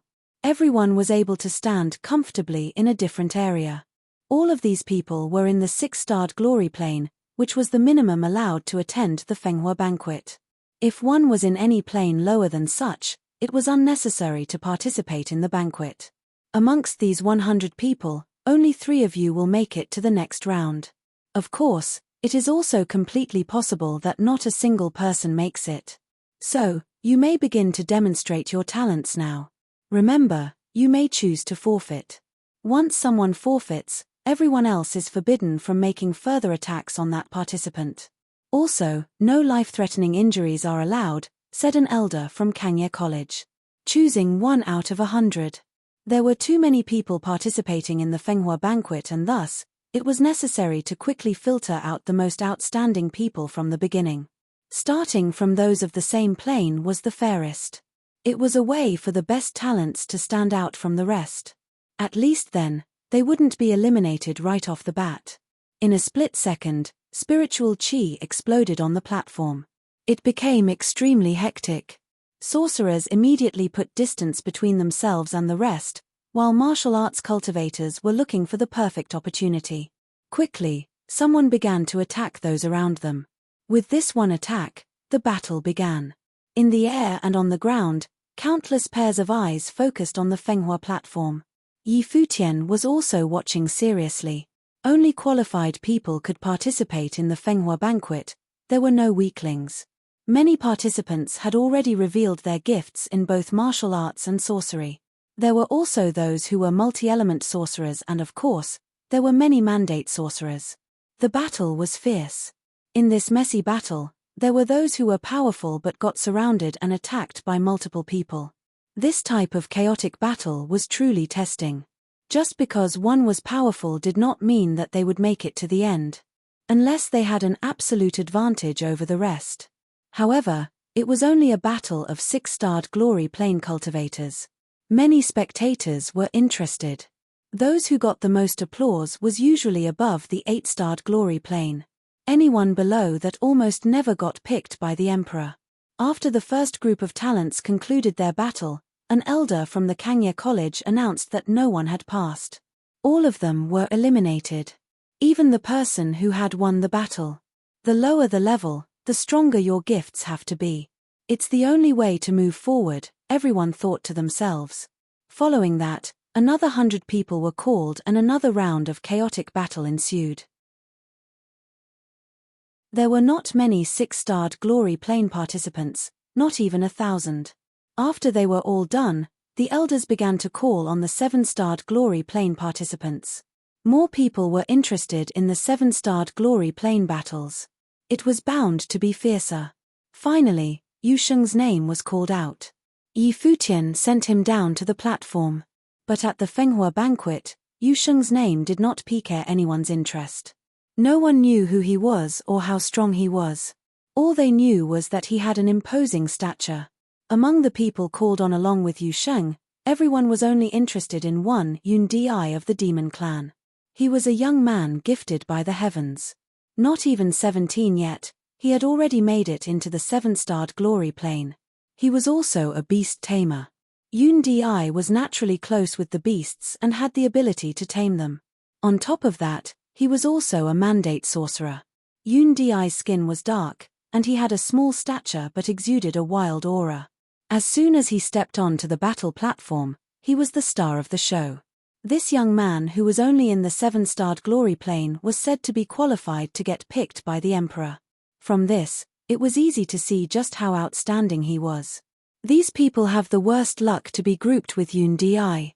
They would have been alright had they been grouped with anyone else in the 7-starred glory plane, but it just had to be Yun Di. Many people began to discuss. Yi Futian listened in on the discussions going on around him and was able to figure out what kind of person Yun Di was. He looked at Yu Sheng and let out a smile.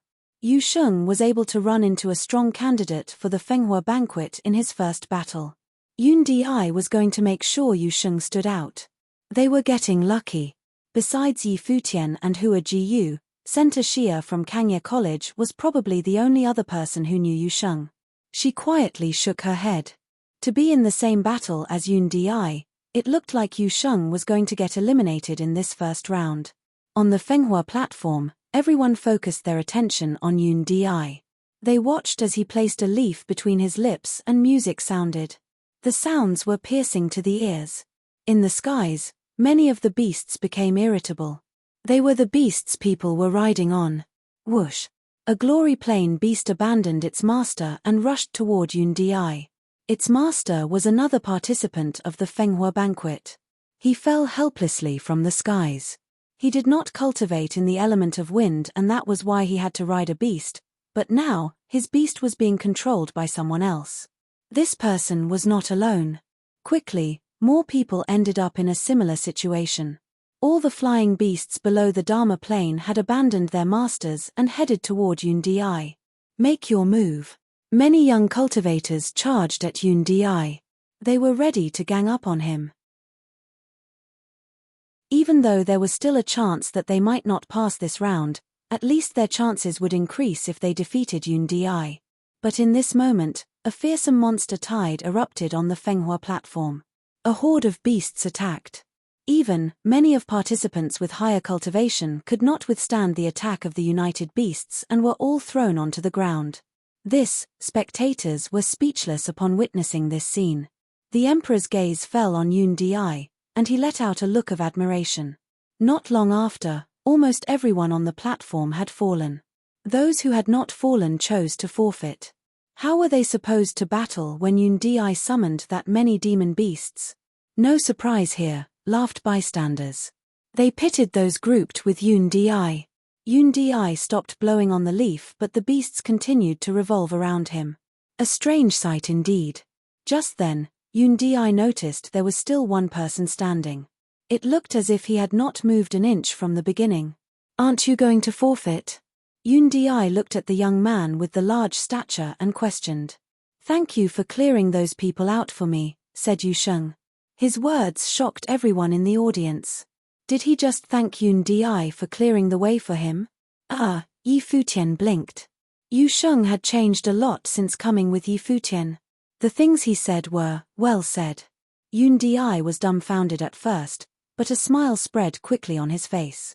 He placed the leaf back between his lips and began to blow. Along with the melody, the beasts around Yun Di were once again placed in a wild trance and immediately charged towards Yu Sheng. A fierce golden light enveloped Yu Sheng's body like the armor of a war god. As a wild falcon rushed toward him, Yu Sheng reached out his large hand and met with the falcon's talons. In a split second, his hand clasped down and grabbed on to the falcon's sharp talons. Next, Yu Sheng swung the falcon around with one arm. He flung the beast forward and with a loud crash, he had downed several beasts with the sheer force of his throw. The people were dumbfounded. After that, the beasts became more crazed. However, Yu Sheng took one step forward and the whole Fenghua platform began to shake. In this moment, people mistook this young man of imposing stature for a beast in human form. They watched as Yu Sheng threw a punch toward a beast and it was thrown through the air. Boom! Boom! Yu Sheng took a couple more steps on the platform and reached out both hands. With his bare hands, he caught a red-winged tiger. The beast had tried to charge at Yu Sheng's neck, but he managed to hold its mouth open with both hands and then ripped the beast open from the mouth. Is he really human? Everyone's heart was pounding. They realized that the beasts were no longer listening to Yun Di's orders. They no longer dared to attack. Yun Di was a beast tamer and not a beastmaster. He did not have total control over the beasts. Under extreme fear, the beasts would no longer listen to him. Yun Di's expression darkened. He removed the leaf from his mouth and released his life spirit. It was a ferocious demon lion. Just the king of the beasts, Yun Di's body moved quickly. Just like most demon beasts, he was swift and violent. His movements agile as a monkey. As Yun Di got closer to Yu Sheng, he flew into the air, nimble as a leopard. Like a flash of lightning, he appeared in the air above Yu Sheng and the apparition of a lion appeared on his body. His hand morphed into a large paw with sharp claws, ready to claw at Yu Sheng's head at full force. Yu Sheng's reflexes were extremely quick and his body moved swiftly like a ghost. His hand reached out towards the sky and met with Yun Di's sharp claws. A strong force threw Yun Di back. Just as Yun Di tried to take this opportunity to leave, Yu Sheng took one step into the air and flew towards to grab Yun Di by the arm. In the next moment, everyone watched as Yu Sheng picked Yun Di up and then smashed him into the ground. The Fenghua platform shook once again. Around the platform, everyone was in complete silence. When Yu Sheng stood up straight and looked toward the emperor, everyone was shaking in their boots. It seemed that at today's Fenghua banquet, the prodigies that everyone put their money on weren't undefeatable after all. Yun Di had already been defeated in battle with someone in the same plane.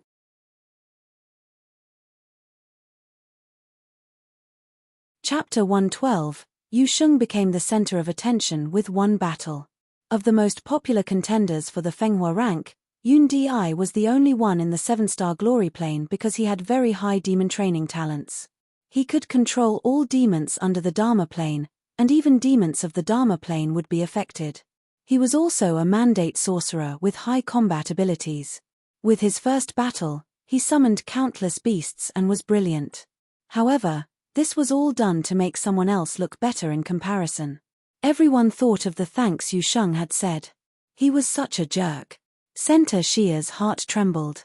It seemed that Yu Sheng had only shown the tip of the iceberg at the pre-test in the Kangye College. Was this his true power? This was crazy.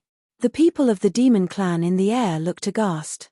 They had put so much hope in Yun Di, but he was defeated in the first round. The opponent was even on the same plane. With this, they knew that Yun Di's name would not appear in the Fenghua rank. Someone of the same plane was more outstanding than him. At this moment, the emperor sat in the royal seat. He noticed Yu Sheng look over as if observing him. There was no reverence at all. Yu Sheng seemed to just want to see what the emperor was like. As expected, different from everyone else, the emperor said with a chuckle. He naturally would not be angry at Yu Sheng for a look. He was the emperor and had the tolerance of an emperor. The point of the Fenghua banquet was to find the most impressive of the younger generation in Kangye Kingdom. This was why he ordered that anyone who hurt the attendees of the Fenghua banquet would be executed. He would not do so either, of course. Otherwise, how would he be able to continue the banquet? The nearby nobles heard the emperor's words and realized that he thought highly of Yu Sheng. From the youth's aggressive performance, they could see that he was practically born for battle. Only Yi Futian was not surprised. How could anyone of the same plane defeat Yu Sheng? Yu Sheng, Yun Di, pass, the elder from Kangye College announced. He kept the bookmarks with their names and put away all the rest. This was expected. Yun Di had lost, but he wouldn't end here. Yu Sheng started back. He looked up into the sky and then pushed off from the Fenghua platform. He shot up into the sky like a sword. Wind. Yi Futian reached out. Wind blew past and wrapped around Yu Sheng. Using this gust of wind, Yu Sheng landed onto the black wind eagle. Many people looked in the direction of the eagle. This way, they also saw Yi Futian and the veiled Hua Jiyu. The three all looked familiar. No one knew who they were or where they came from. The dean continued to name people and the battles went on. Outstanding figures continued to appear, but there were no collisions like Yu Sheng and Yun Di. As the battles continued, Yi Futian finally heard his name. However, the name after his was Hua Jiyu. He was stunned. They had been put into the same round. The two met eyes and smiled. Then the wind wrapped around them and took them downward. They descended upon the Fenghua platform like a pair of ethereal lovers, instantly attracting the gazes of many. They were with Yu Sheng, and Yu Sheng's battle had been too amazing. In the air, Bai Qiu from the Qin clan looked at Yi Futian. They had met 3 days ago. He had invited Yi Futian to be his musical attendant but was rejected. Now, he realized that Yi Futian had a reason for the confidence. If Yu Sheng was this powerful, Yi Futian couldn't be much worse. Lin Yuyaro, known as the #1 beauty of Kangye, also looked at Yi Futian and Hua Jiyu. She was also curious because she had heard what Yi Futian had said to Hua Jiyu that day. Though the girl was veiled, her figure and aura were both amazing. Her facial features must be beautiful as well. However, Lin Yuyaro didn't believe Hua Jiyu could be prettier than her. The demon clan though did not look friendly. It was clearly because of Yu Sheng. Coincidentally, there were 2 disciples of the demon clan in this round. The emperor had ordered that conflicts from the Fenghua banquet could not be avenged for in private. However, there was no problem in doing so during the banquet. Yi Futian and Hua Jiyu walked to a place and Yi Futian sat down. His Guqin spirit appeared and fell behind him. Hua Jiyu stood quietly beside him as if she didn't care for the battle. Music rose. The graceful melody traveled from the Guqin spirit behind Yi Futian. It made one feel comfortable as if it wasn't a musical spell for battle. The 2 demon clan disciples walked towards them. One held a flute, which he brought to his lips and played. There was instantly an eerie sound. Glory plane demons rustled in the air again, making all the masters of the demons upset. Did they bring their beasts here just so the demon clan could use them? However, though the demons seemed to riot, they didn't leave. Spiritual chi gathered before the flutist and transformed into a vague demon. It charged toward Yi Futian and Hua Jiyu. His tactics were similar to a conjurer's but were not as powerful as the demon a conjurer could draw. Hua Jiyu reached out. An invisible spiritual storm appeared instantly, stopping the demon created by spiritual chi. Then she clenched a fist and the demon scattered into the spiritual chi again. "You fight and I'll support," Yi Futian murmured. One needed to show their talents to pass the Fenghua banquet, so avoiding the fight was unrealistic. Yi Futian couldn't perform by himself either. That way, Hua Jiyu would be unnecessary. Okay. Hua Jiyu nodded lightly. Music flowed into her ears endlessly, but they were not offensive spells. They were supplementary spells. Hua Jiyu felt her spiritual energy increase at that moment. She walked before Yi Futian, a glint appearing in her pretty eyes. Following that, there was a shocking amount of spiritual chi around her. Boom! The two demon clan members felt their bodies stiffen. A gust of huge power dropped directly onto them, forcing their bodies to fly up involuntarily. The others preparing to fight on the platform were shocked. They all looked at the demon clan members. Then they saw wood elemental spiritual chi turn into vines that swept toward the two, hurling them into the air. Deal with these two first, someone on the Fenghua platform murmured. Everyone looked at Yi Futian and Hua Jiyu. Then, aggressive auras exploded towards the two. The strong figures of the Fenghua platform vaguely surrounded them. But Yi Futian and Hua Jiyu didn't seem to notice. Yi Futian continued to play his guqin. The wood elemental spiritual chi around Hua Jiyu grew more violent until it was about to turn into a storm. The next moment, she released the lock of 1,000 vines. Endless vines swept in all directions from Hua Jiyu's side. The lock of 1,000 vines was a pretty powerful controlling spell of the wood elemental sorcery. Many people would cultivate it, but different people had different power. Hua Jiyu's spiritual energy was terrifying. With this, she was able to control the spiritual chi of all elements. Thus, she could naturally release spells of any type of element. Many of those who saw the incoming vines flashed or used spells and martial arts techniques to hack at the vines. However, with Yi Futian and Hua Jiyu's teamwork, the lock of 1,000 vines became extremely strong. Many people were curled up and thrown into the distance. However, some powerful figures also used extremely strong momentum to rush up for close-range fighting. Long-distance fighting was definitely a disaster when faced with two spiritual sorcerers. When two figures approached, Hua Jiyu reached out her slender hands and they were instantly immobilized. She slowly floated up, shining like a fairy. The two powerful cultivators were unable to break free from the invisible strength. With rustles, the vines snaked toward them and tossed them out. "I don't want to hurt anyone. Just surrender," Hua Jiyu said softly. Still hovering in the air, another sharp metal elemental storm burst around her. It gathered into swords and spears, dancing around her. Everyone understood that Hua Jiyu had not shown her true powers yet. If she used an offensive spell after releasing the lock of 1,000 vines, it would be a catastrophe for many. They all felt despair. The power of a musical sorcerer and an offensive spiritual sorcerer working together was terrifying. "Her spiritual energy seems powerful," many murmured as they gazed at Hua Jiyu. Yi Futian's musical spell had also increased her power, resulting in the current situation. Many people began to give up and leave, depressed. They used to say they were geniuses and were the strong ones in their planes. Now, they knew they were just a big fish in a small pond.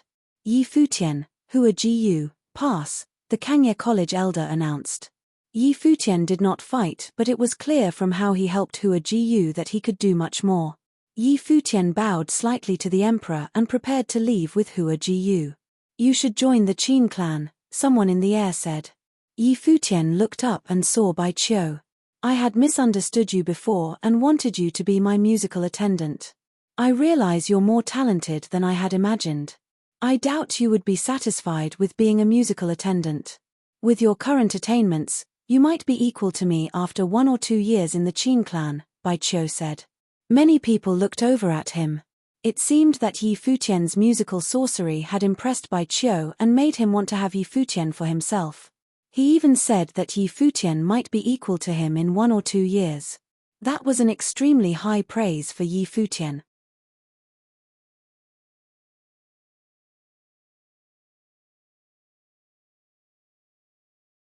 Does this guy know how to keep a low profile? Yu Sheng gave him a carefree smile. It was a good-natured smile, unlike his ferocious self a while ago.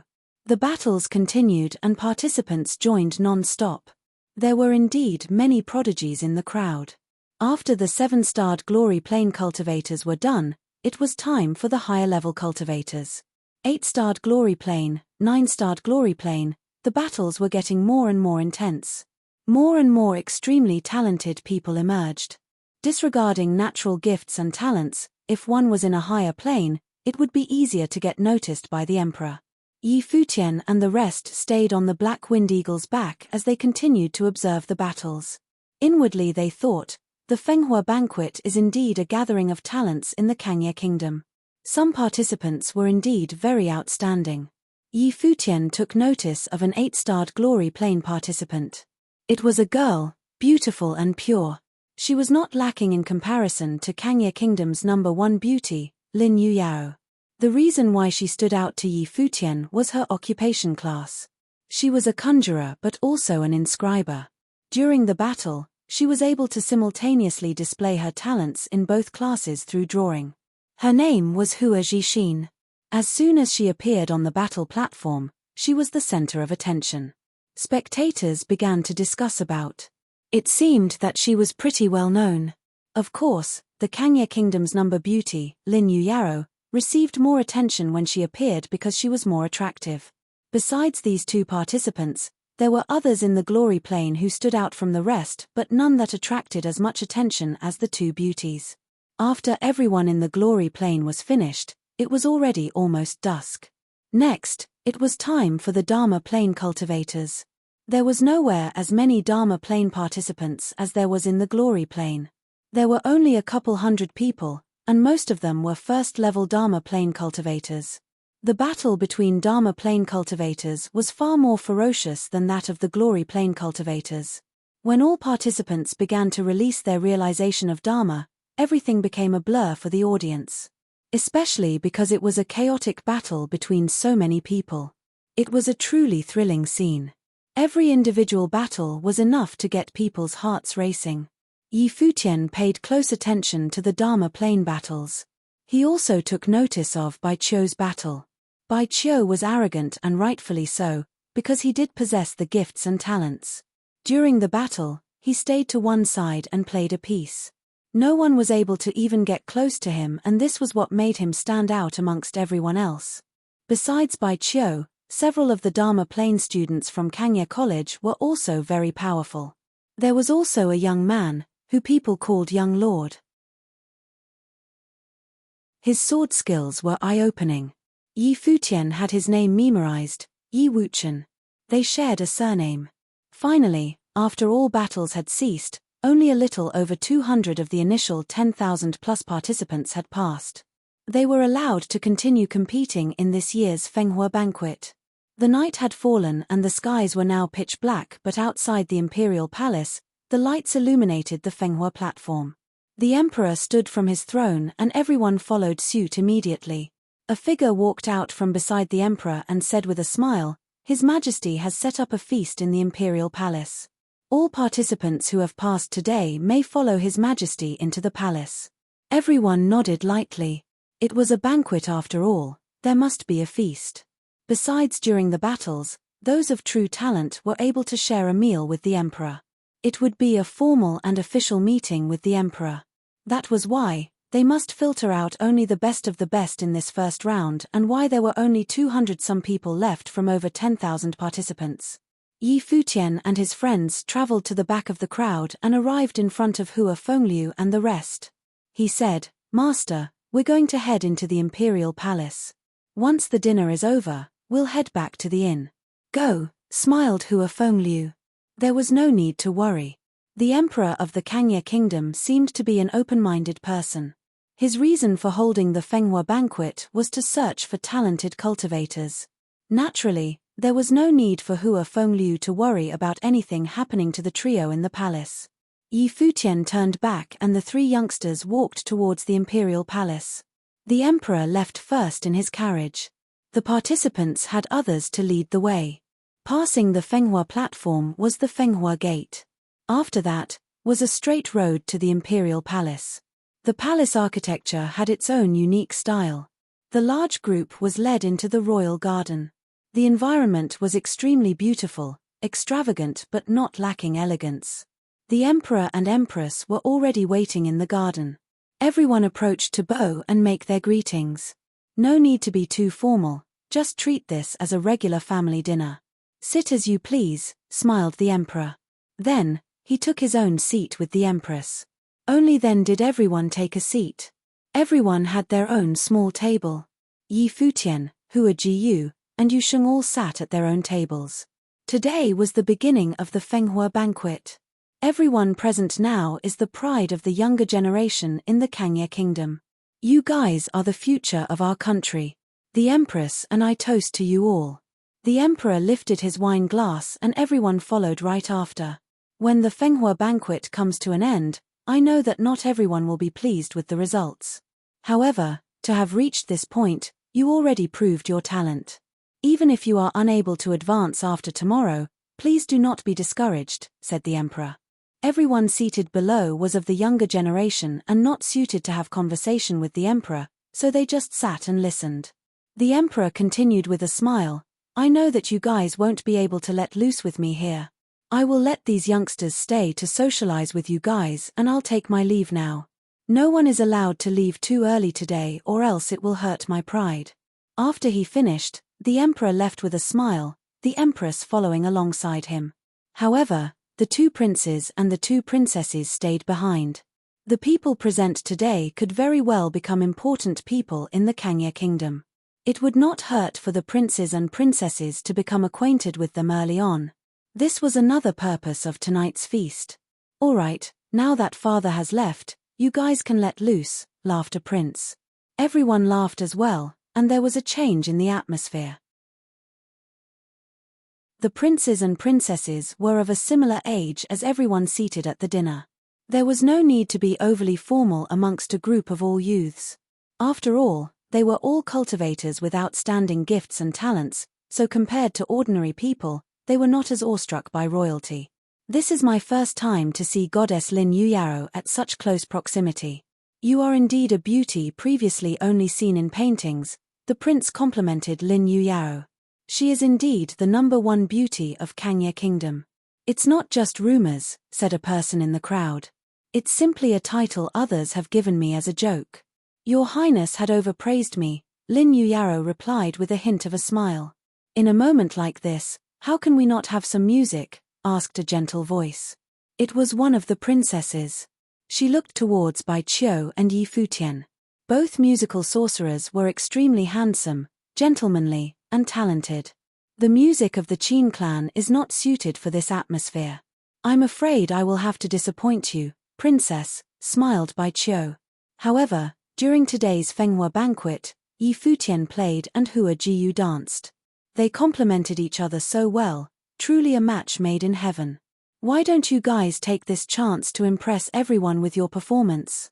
Everyone at the venue smiled at Yi Futian and Hua Jiyu. Earlier today, the trio really did steal the show with their abilities.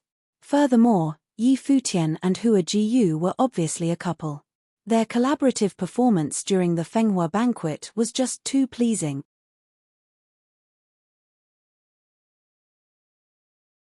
Chapter 114. Bai Qiu smiled while looking in Yi Futian's direction, but it faded quickly. Yi Futian, Hua Jiyu, and Yu Sheng were enjoying the food and hadn't even glanced at him. The Emperor's banquet is so nice with great food and wine. Fox, eat your fill, Yi Futian said to Hua Jiyu with a smile. Okay. Hua Jiyu smiled back while Yu Sheng stared at them in annoyance. Bai Qiu's smile froze on his face. Was he ignored just like this? Princess Yi Lingxi was around the same age as Yi Futian. She gazed at Yi Futian's handsome side profile, her lips seeming to curl into a smile. This guy is too bad, she thought. She obviously knew that Bai Qiu was trying to make things difficult for Yi Futian, but what was more embarrassing than being ignored? It was even worse for someone of Bai Qiu's status. Everyone else looked over. Some were looking for the drama, others thought that Bai Qiu was looking for trouble for himself. After all, they had already had conflicts at today's Fenghua banquet. If he targeted Yi Futian now, the youth obviously would not treat him with respect. However, Yi Futian's response was a bit special. Or rather, he didn't respond at all. Of course, some others thought that Yi Futian was too conceited. After all, Bai Qiu was at the Dharma plane and was the representative of the Qin clan. He had been taunted by Yu Sheng and Yi Futian for his invitation earlier. Now, he spoke but was ignored. Furthermore, it was the princess who spoke first. If someone asks a question, you should reply no matter what your answer is, a voice said. The speaker was one of the Kangya College students. There were many talented students of Kangya College, 8 were present at the banquet. Center Xia, whom Yi Futian knew, was here too, but she wasn't the one who spoke. Instead, it was the even more talented Yu Jiang. He was one of those who didn't like Yi Futian. After all, Bai Qiu was someone at his level. Yi Futian put down his wine and looked around. His gaze landed in the direction of the Kangye College. He had met Yu Jiang at the college. The day of the pre-test, Center Xia had pointed out Yu Jiang and Bai Qiu, saying that they were popular contenders of the Fenghua banquet. Yi Futian looked directly at Yu Jiang. He watched as the other lifted his glass and sipped it without breaking the eye contact. In Yu Jiang's eyes, Yi Futian's group was talented, but they were too arrogant. "Are we close?" Yi Futian's smile was more like a smirk. "Of course not, and I don't wish to be either." Yu Jiang set down his wine. "But since the princess invited you, shouldn't you respond?" "It's all right." "It was just the spur of the moment," Yi Lingxi said, seeing that the mood was off. Her beautiful smile was like a spring breeze that blew away a bit of the awkwardness. "Princess, your tolerance is impressive, but some people think too highly of themselves," Yu Jiang continued. "This is the banquet held by the emperor, but some come with veiled faces. This is too self-conceited. Even Lin Yuyaro, the top beauty of Kangye, is not like this." He was obviously targeting Hua Jiyu. "My father said earlier that this is just like a family banquet. There is no need to feel restricted and there is no need to push others," Prince Yi Danchen said, seeing that Yu Jiang still wouldn't let the matter go. They were all proud people and rivals at the Fenghua banquet. It was natural that there would be some conflicts. This further tested their reactions and processing abilities. Seeing that both a princess and prince had spoken, Yi Futian couldn't be too disrespectful. He smiled at Princess Yi Lingxi and said, "Indeed, I know a court dance and I am willing to play it for you." With that, Yi Futian walked out alone. He came to the peach trees behind the banquet and sat down with crossed legs. As for Bai Qiu's suggestion of having Hua Jiyu dance and what Yu Jiang said about the veil, he ignored both of them. He respected the princess but not those two. Yi Lingxi looked at him, her eyes sparkling. The music was stunning. "Princess, your dancing was beautiful as well," Yi Futian said with a smile. "I must have you teach me this song in the future," Yi Lingxi replied and then walked into the crowd. Hua Jixin nodded lightly at Yi Futian. Yi Futian smiled in reply and returned to his spot. He gazed at the crowd and saw Bai Qiu and Yu Jiang staring at him coldly. His lips curled into a smirk. He had performed well at the Fenghua banquet and both Yu Sheng and Hua Jiyu were outstanding. But Bai Qiu and Yu Jiang still wanted to trouble him. They probably thought that the trio was in a lower plane and still looked down on them. Hopefully, this sense of superiority would survive until after the Fenghua banquet. "Your Highness," Yi Futian called. Everyone looked over at him and he smiled. "There are seniors at home waiting for us to return. I have played a piece, so now I must excuse myself." "All right." Yi Danchen smiled and nodded rather than stopping him. If Yi Futian stayed, there might be more conflicts. It would be better if he left. "See you tomorrow," Yi Lingxi added. Yi Futian nodded subtly and said, "See you at the Fenghua platform." No one knew if he said this to the princess or someone else. After that, the three rose and left. Someone helped them out of the palace. Under the moonlight, the three climbed onto the Black Wind Eagle to return. "Was it nice to have the princess dance for you?" Hua Jiyu smiled at Yi Futian. "When we get back, I'll play a piece and you dance for me. It'll be prettier," Yi Futian said, laughing. "Sure." Hua Jiyu smiled, but Yi Futian got a bad feeling from her smile. The next morning, countless people gathered around the Fenghua platform. Yesterday, the Fenghua banquet had started. Thousands upon thousands of strong talents came from all over the Kangye kingdom. Now, only 200 some were left, but they made the spectators much more excited. When Yi Futian's group arrived, many people were already there: the Qin clan, the Kangye college students, the Demon clan, and various forces and nobles were all present. As if sensing something, Yi Futian glanced over and saw Bai Qiu smiling at him. He knew what the smile meant. Yi Futian looked away, ignoring Bai Qiu. The three continued forward, approaching the Fenghua platform to prepare for the battles. Carriages came from the direction of the palace. The emperor and empress came with the princes and princesses. They all sat in their seats. Yi Danchen and Yi Lingxi were there too, naturally. Yi Lingxi scanned the crowd and smiled at Yi Futian when she saw him. Yi Futian returned the smile and glanced at Hua Jiyu nervously. "I'm being polite. What happened after they returned to the inn last night was unforgettable." "I don't mind," Hua Jiyu said with a smile. "Yes, I know," Yi Futian answered. Seeing Hua Jiyu's gentle smile, he almost believed her. At this time, many people rose to bow to the emperor, but he waved his hand. "No need for the customs. Please continue." The elder from the Kangye College walked onto the Fenghua platform. He put the remaining bookmarks into a line. Next, a minority of these names would shine on the Fenghua platform and be known throughout the kingdom.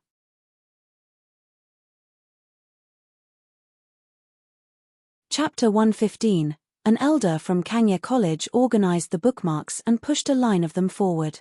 Then, he looked up at the participants waiting in the skies above. Today's portion of the Fenghua banquet will be slightly different from yesterday's.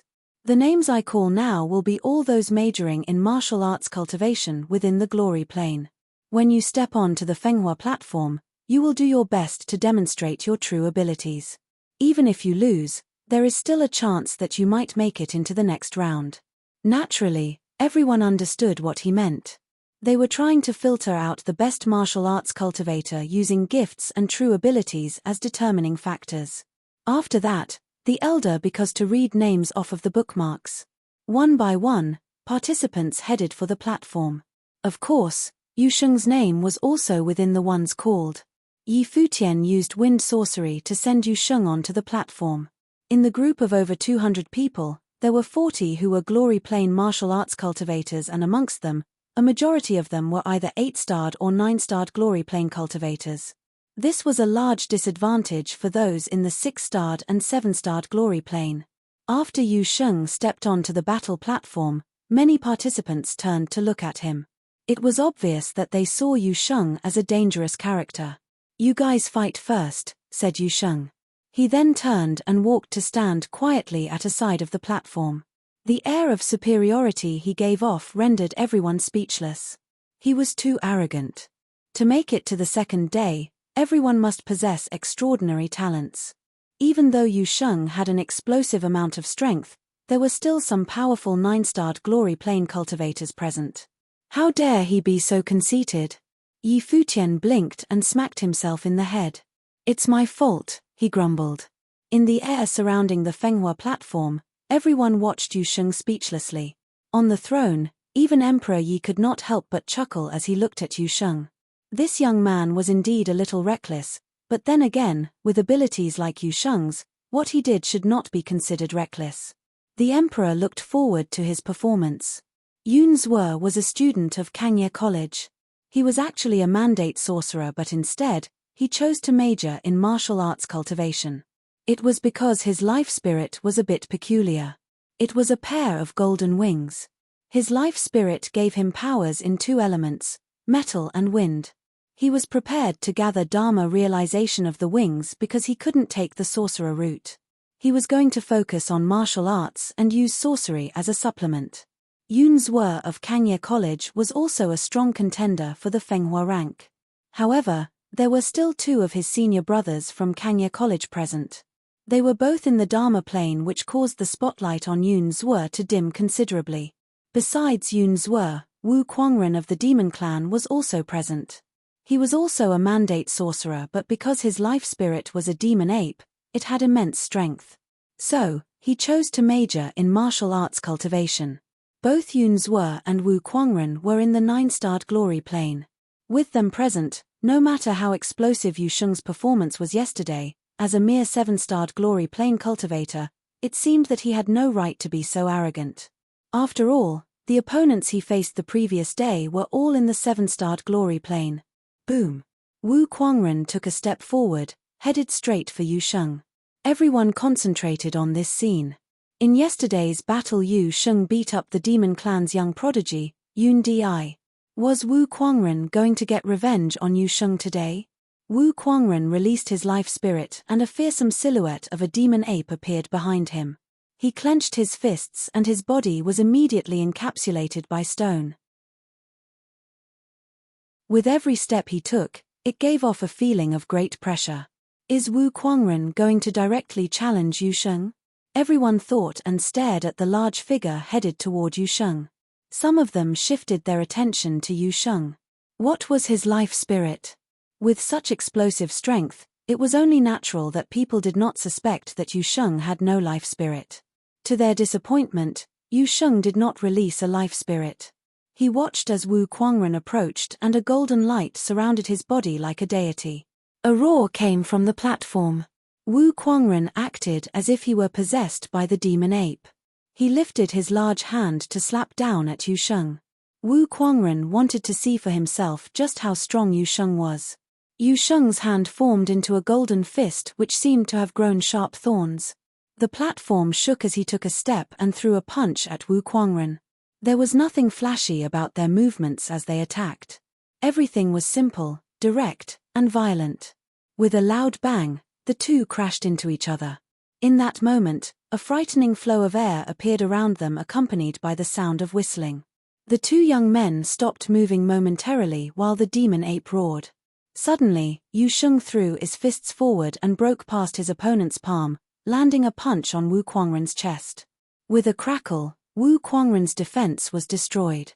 He groaned in pain, backing up slightly but not letting himself fall. Boom! Yu Sheng's foot stomped down on the ground. Both of his hands reached out to grab his opponent. At the same time, Wu Quangren also threw both fists at Yu Sheng. However, everyone witnessed Yu Sheng stop his advance by grabbing his arm with one hand while the other hand pushed down on Wu Quangren's shoulder. Yu Sheng had perfectly blocked his attack. In the next moment, spectators watched as Yu Sheng lifted Wu Quangren into mid-air. He was swung around then flung off the Fenghua platform. Everyone was dumbfounded. It's true that Yu Sheng was arrogant because he was impossibly strong, but what of it? The battles that ensued after that were strange in comparison. Yu Sheng stood to one side, resting his eyes. The other participants fought their individual battles, not disturbing Yu Sheng. That was until only Yun Zwe of Kangye College was left standing on the Fenghua platform. Behind Yun Zwe, his golden wings appeared. The majestic wings carried him off the ground, into the air overlooking Yu Sheng. Yun Zwe had noticed that every time Yu Sheng stepped onto the platform, he was sent down with the aid of Yi Futian's wind sorcery. This meant that Yu Sheng did have a weakness. His strength could overpower everything. Even Wu Quangren, a 9-starred glory plane cultivator, was brutally defeated by Yu Sheng in a battle of strength. This guy was born with superhuman strength.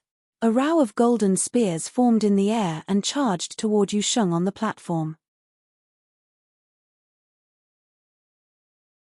With one swipe of his arm, a flash of golden light appeared and blocked off the spears. Yun Zwe raced toward Yu Sheng like a flash of lightning. Yu Sheng had hunched down and charged forward at an incredible speed. Everyone was frozen. Has he gone mad? Why was he running across the Fenghua platform so crazily? Just then, they saw Yu Sheng's right foot stomp down on the platform and at the speed of light, he was propelled upward at Yun Zwe, who was headed for him. Yun Zwe is done for, was the only thing that crossed everyone's minds. Everything happened too quickly. A second later, the sound of an explosion erupted in mid-air. Even though Yun Zwe's wings were good for speed, there was no way he could avoid Yu Sheng's attack. The audience watched as Yun Zwe was thrown backwards by a single punch from Yu Sheng. He was thrown so high into the air, his body was at a height greater than the Emperor's throne. Boom! Yu Sheng landed heavily on the platform. Countless pairs of eyes fell on him. Speechless. This freak. Center Xia witnessed the brutal defeat of Yun Zwe, a talented senior brother from Kangye College, and stared at Yu Sheng in utter confusion. How can a human body be capable of exerting such strength? The elder from Kangye College were also speechless. After a slight delay, he said, Yu Sheng. Pass. Only Yu Sheng. There were no other names announced. Not even Yun Zwe of Kangye College. With an outstanding martial arts cultivator like Yu Sheng, the emperor would not need to consider any other martial arts cultivators in the glory plane. No one could compete with him. Everyone already had a feeling that Yu Sheng had a very high chance of being picked by the emperor to enter the Fenghua rank. Yu Sheng stepped off the platform. Next was the competition between glory plane sorcerers. Sorcerers of the 7 elements, as well as some spiritual sorcerers, were called to the platform. Hua Jiyu was one of them. However, Yi Futian was not called. Even though musical sorcerers were a type of spiritual sorcerer, they were still different. Yi Futian noticed that several musical sorcerers from the Qin clan as well as beast tamer Yun Di were not called either. There must a third category of cultivators for the next round. Similar to the first, this second round consisted of some extremely talented people. Among them, 2 young women stole the spotlight, Lin Yuyaro and Hua Jiyu. On the Fenghua platform, the 2 beauties stood opposite of each other. Although Hua Jiyu's full appearance had not yet been revealed, her aura and her eyes could not hide her beauty. Hua Jiyu and Hua Jixin are probably the only 2 who can compare to Lin Yuyaro, said someone in the crowd of onlookers. Yes, Hua Jiyu's talents are truly impressive. It must be a reflection of her looks. She must be a beauty, another person agreed with him. It's a shame that we already have Lin Yuyaro in the Kangya kingdom. No one can steal her spotlight. You are very gifted, Lin Yuyaro said to Hua Jiyu with a smile. It would be better if your level of cultivation was a little higher. Hua Jiyu looked at her calmly, spiritual qi whistling in the wind around her. Lin Yuyaro. Hua Jiyu. Pass, shouted the Kangya college elder. Everyone was shocked. They had both passed. It was as if the elders wanted to prevent the 2 ladies from a duel. Hua Jiyu was gifted but had a disadvantage in terms of cultivation level. Perhaps the elders wanted to give her a chance to prove herself, so they kept her from battling Lin Yuyaro for now. Lin Yuyaro smiled and said, I'm really curious what you look like. As soon as she was done speaking, she lifted into the air and departed. Hua Jiyu did the same.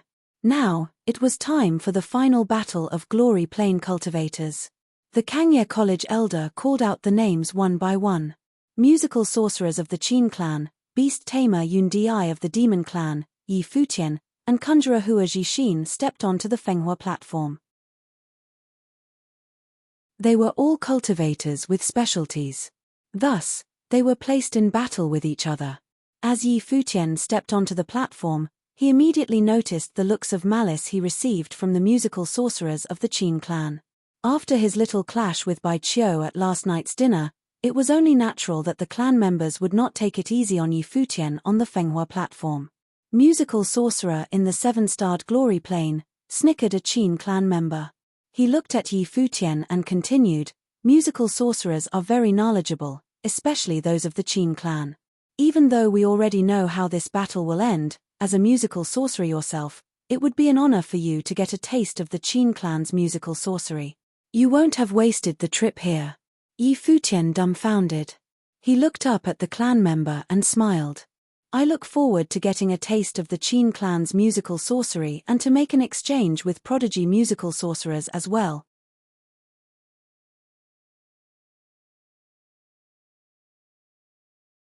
Chapter 116. Yi Futian wasn't lying.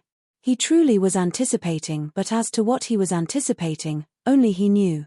He's still smiling, many people murmured. Seeing his smile, they all thought he was confident. This time, Hua Jiyu couldn't fight with him. Yi Futian needed to face the opponent alone. As a musical sorcerer facing another musical sorcerer from the Qin clan, no one knew where Yi Futian's confidence came from. Earlier, Bai Qiu had thought highly of Yi Futian's talent in the Guqin studies and invited him into the Qin clan, but it was only due to his talent. With the difference in planes, even if one's talent wasn't as high as Yi Futian, one could still defeat him easily. After all, the Qin clan's musical sorcery was the most orthodox in the Kangya kingdom. There were not many people on the Fenghua platform. The earlier fight between the martial artists and sorcerers had ended, leaving only the ones with exceptional cultivation. There were 7 musical sorcerers from the Qin clan, 3 members of the demon clan, the conjurer Hua Jixin, and Yi Futian. The last battle had the biggest number of people. After all, sorcerers from the 7 elements, as well as the spirit elemental, were all there. The 12 strong figures stood in the 4 corners of the Fenghua platform. They were respectively the Qin clan, the Demon clan, Hua Jixin, and Yi Futian. When they stood in their positions, everyone realized that the Qin clan was not the only ones who felt animosity towards Yi Futian. The Demon clan also did. Yesterday, Yu Sheng had defeated Yun Di, and today, he threw Wu Kuangren off the Fenghua platform. They would have Yi Futian pay for this because they couldn't fight Yu Sheng. Hua Jixin felt this subtle feeling. She slowly walked over to Yi Futian and said softly, "Shall we team up?" Yi Futian looked at the beautiful girl beside him. They had worked together yesterday, but that time, Yi Futian was playing the guqin, Princess Yi Lingxi was dancing, and Hua Jixin was painting. Today, they would have to fight. Sure. Yi Futian smiled and nodded. Seeming to feel something, he looked up at the black-wing eagle in the air. As expected, he saw a pair of smiling eyes. He felt wronged. This beauty had come to him. It wasn't his fault. Thinking of what happened last night, Yi Futian instantly felt unsettled. How could she leave halfway through? Thinking of Fox's sexy moves yesterday, Yi Futian was very depressed. Hua Jiyu was so cruel, and he must not fall for that trick again. "Miss Jixin, this is not needed. We don't want to fight against you," the Qin clan youth from before said. His name was Su Mu and was a 9-star glory plane musical sorcerer. He was very talented. Other than Bai Qiu, no other Qin clan youth had a higher talent than him. "It's all right. We are here to fight, so there's no need for politeness." Hua Jixin's voice was so soft and she felt so weak that no one could bear fighting her. "If that's the case, then I'm sorry." Su Mu didn't say anything more.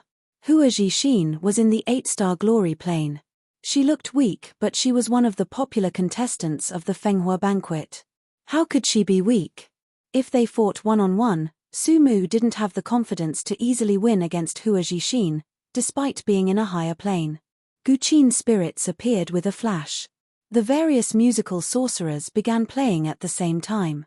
2 types of melodies streamed out instantly, Yi Futian playing one, the Qin clan playing another song. Hua Jixin knelt on the ground and used her hand as a brush. She began drawing on the ground with great focus. There was a unique charm to her when she was focused on it. At the same time, Yun Di of the Demon clan took out a leaf and blew with it. Some of the others whistled or played the flute. The sounds were very strange and demons began rustling in the air again. Hua Jixin drew very quickly, much faster than Ju Mu, whom Yi Futian had dealt with before. Her drawings were more realistic too, with heavier spiritual qi. Very soon, countless birds flew out of the ground. Some circled around her while others flew to Yi Futian, seeming to protect him. This made Yi Futian want to laugh and cry. Since when did he need a girl's protection? "I don't need it." Yi Futian smiled and glanced at Hua Jixin. The cacophonous sounds came out of his guqin spirit. It was like a battlefield. "Aren't we working together?" Hua Jixin looked up and smiled too. Then she lowered her head and continued drawing. At the same time, a continuous stream of demons flew to the Fenghua platform, charging toward Hua Jixin and Yi Futian. The birds circling Hua Jixin went to attack the demons while she continued drawing as if these things had nothing to do with her. A strange light shone in Yi Futian's eyes. His head was lowered so no one could see the terrifying storm brewing in his eyes. A strange spiritual energy poured into his music. When the wild demons attacked, the strange spiritual mark accompanied the music and rushed into the demons' minds. Something odd happened. When the demons approached Yi Futian, they just stopped. The violent demons became tame and sprawled on the ground quietly as if listening to his music. Many people froze. Yi Futian's music was so powerful and aggressive like a battlefield. How could it tame the demons? Of course, they had no way of knowing that Yi Futian had 2 spiritual elemental life spirits. Other than being a musical sorcerer, he was also a beastmaster, rather than a beast tamer. Hua Jixin's gaze went slack too, but then she continued drawing. Knowing that Yi Futian was okay, she summoned the birds back to her side and focused on the demon clan. Su Mu and the Qin clan were playing quietly. What had just happened was a bit odd, but this didn't disrupt their playing. Their music gradually intensified. The artistic conception was similar to Yi Futian's and could bring people into a battlefield. Following that, there seemed to be arrows whizzing across the battlefield. They shot toward Yi Futian with amazing power, as if it could pierce one's mind. This time, only Su Mu attacked. Though the others were playing, they didn't seem to want to attack Yi Futian together. Yi Futian played by himself. On the battlefield, soldiers with shields blocked the arrows. The spectators around the Fenghua platform listened to the music and had an extraordinary feeling. They seemed to be on a battlefield while two armies faced each other before them. Yi Futian's melody was the decree of the general. The melody played by Su Mu's group was Kill the Wolf. This song radiated with the intent to kill. Su Mu's song was highly aggressive. Thousands of arrows shot out at once to tear through everything. On the other hand, Yi Futian's song was like a general holding his ground. It was stable as a mountain. No matter how the enemy attacked, he would not move. Su Mu's song intensified. After the thousands of arrows, the soldiers began marching. Their spears pierced everything. Yi Futian's song was still on the defensive. If soldiers came, his would block them. He had a reaction for every action. The general was level-headed and the military was organized. No matter how Su Mu's song attacked, it could not break through Yi Futian's spiritual barrier. The two were at a stalemate. Su Mu's melody became a bit chaotic. In the artistic conception, the thousands of soldiers fought wildly, attacking without order. Yi Futian was still unmoved. When Su Mu's song became more and more chaotic, Yi Futian's song finally changed. It went from steady to resounding in an instant. The song of bloodshed shook the earth. Thousands of soldiers and horses charged like a flood. Everyone was immersed in the artistic conception instantly. Su Mu's presence was completely covered and he seemed to be defeated.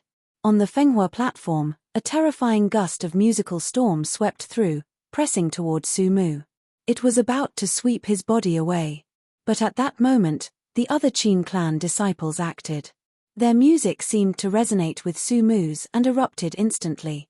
At that moment, the song Kill the Wolf exploded with shocking power. The restrained presence suddenly seemed to turn the tide. Many people's expressions changed. They could clearly see that Su Mu was not fighting Yi Futian alone anymore. The Qin clan was now working together. Su Mu was a musical sorcerer at such a high plane, but he was defeated by Yi Futian. Is there an advantage in numbers? Yi Futian smirked slightly and he stood up slowly. The Guqin spirit followed and floated before him. Yi Futian began walking forward. The music still grew stronger, wildly pressing forward. Everyone watched in shock as Yi Futian began walking toward the Qin clan. With each step, his imposing manner strengthened a bit more. The general had given the decree and now he would face the enemy. The Qin clan strummed the instrument strings wildly to resist the storm-like strength, but Yi Futian had gathered his strength. The decree of the general grew more powerful as it progressed. He had gathered his strength for so long, always on the defense. When the general gave the decree, everything was already set and could not be turned back. On the contrary, Su Mu had been attacking for so long to no success and his power weakened. Yi Futian obviously wouldn't give him the chance for a breather. Everyone watched as Yi Futian walked toward the Qin clan. He was so wildly arrogant, seeing no one at his level. One 8-star glory plane disciple of the Qin clan couldn't stand it anymore. He spat out blood and collapsed. With one down, the music grew more chaotic. After that, a second person, a third. They continued to collapse until only Su Mu was still holding on. Finally, Yi Futian waved his arm like the general giving the last decree to wrap up the tragedy. A storm swept by, injuring Su Mu's spiritual mind. He spat out mouthfuls of blood and his power instantly weakened. The music stopped instantly. Yi Futian's Guqin spirit disappeared. He stood before the Qin clan disciples with a smile. The Qin clan's musical sorcery and disciples are just as the rumors say, he said lightly. Advice taken.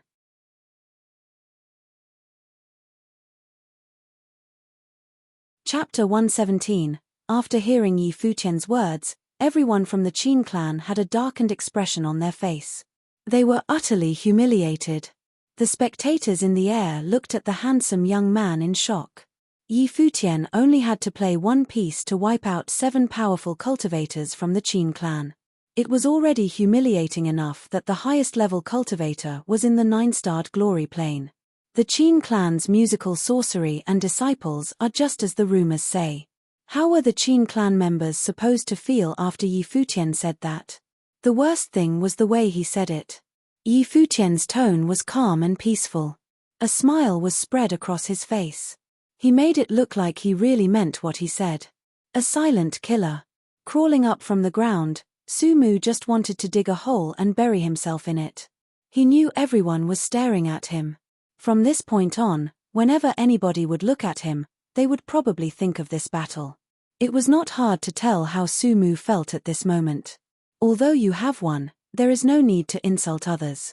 I admit that I still have a lot to learn, but you're not going to make it past this round either, said Sumu, not forgetting to jinx Yi Futian. That's all right. To have been able to get a taste of the Qin clan's musical sorcery, I haven't wasted the trip here, smiled Yi Futian. Sumu wanted to find a hole and hide. His expression darkened. This was a direct quote of what he had said to Yi Futian before the battle. A final jab. No one in the audience had anything to say, neither did Sumu and the others. Actually, they were too humiliated to say anything else. In a grey mood, they all clumsily scattered off the Fenghua platform. To be honest, Sumu had it coming. When they had first set foot on the platform, he first provoked Yi Futian. Yi Futian had not yet opened his mouth before Sumu ran his.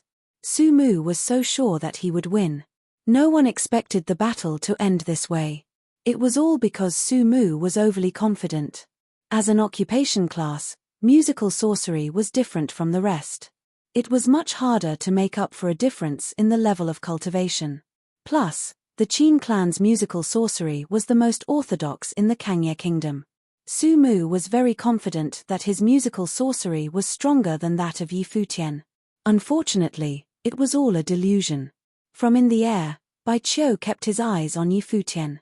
Yi Futian had defeated 7 of the Qin clan's best in this battle, hurting the clan's pride.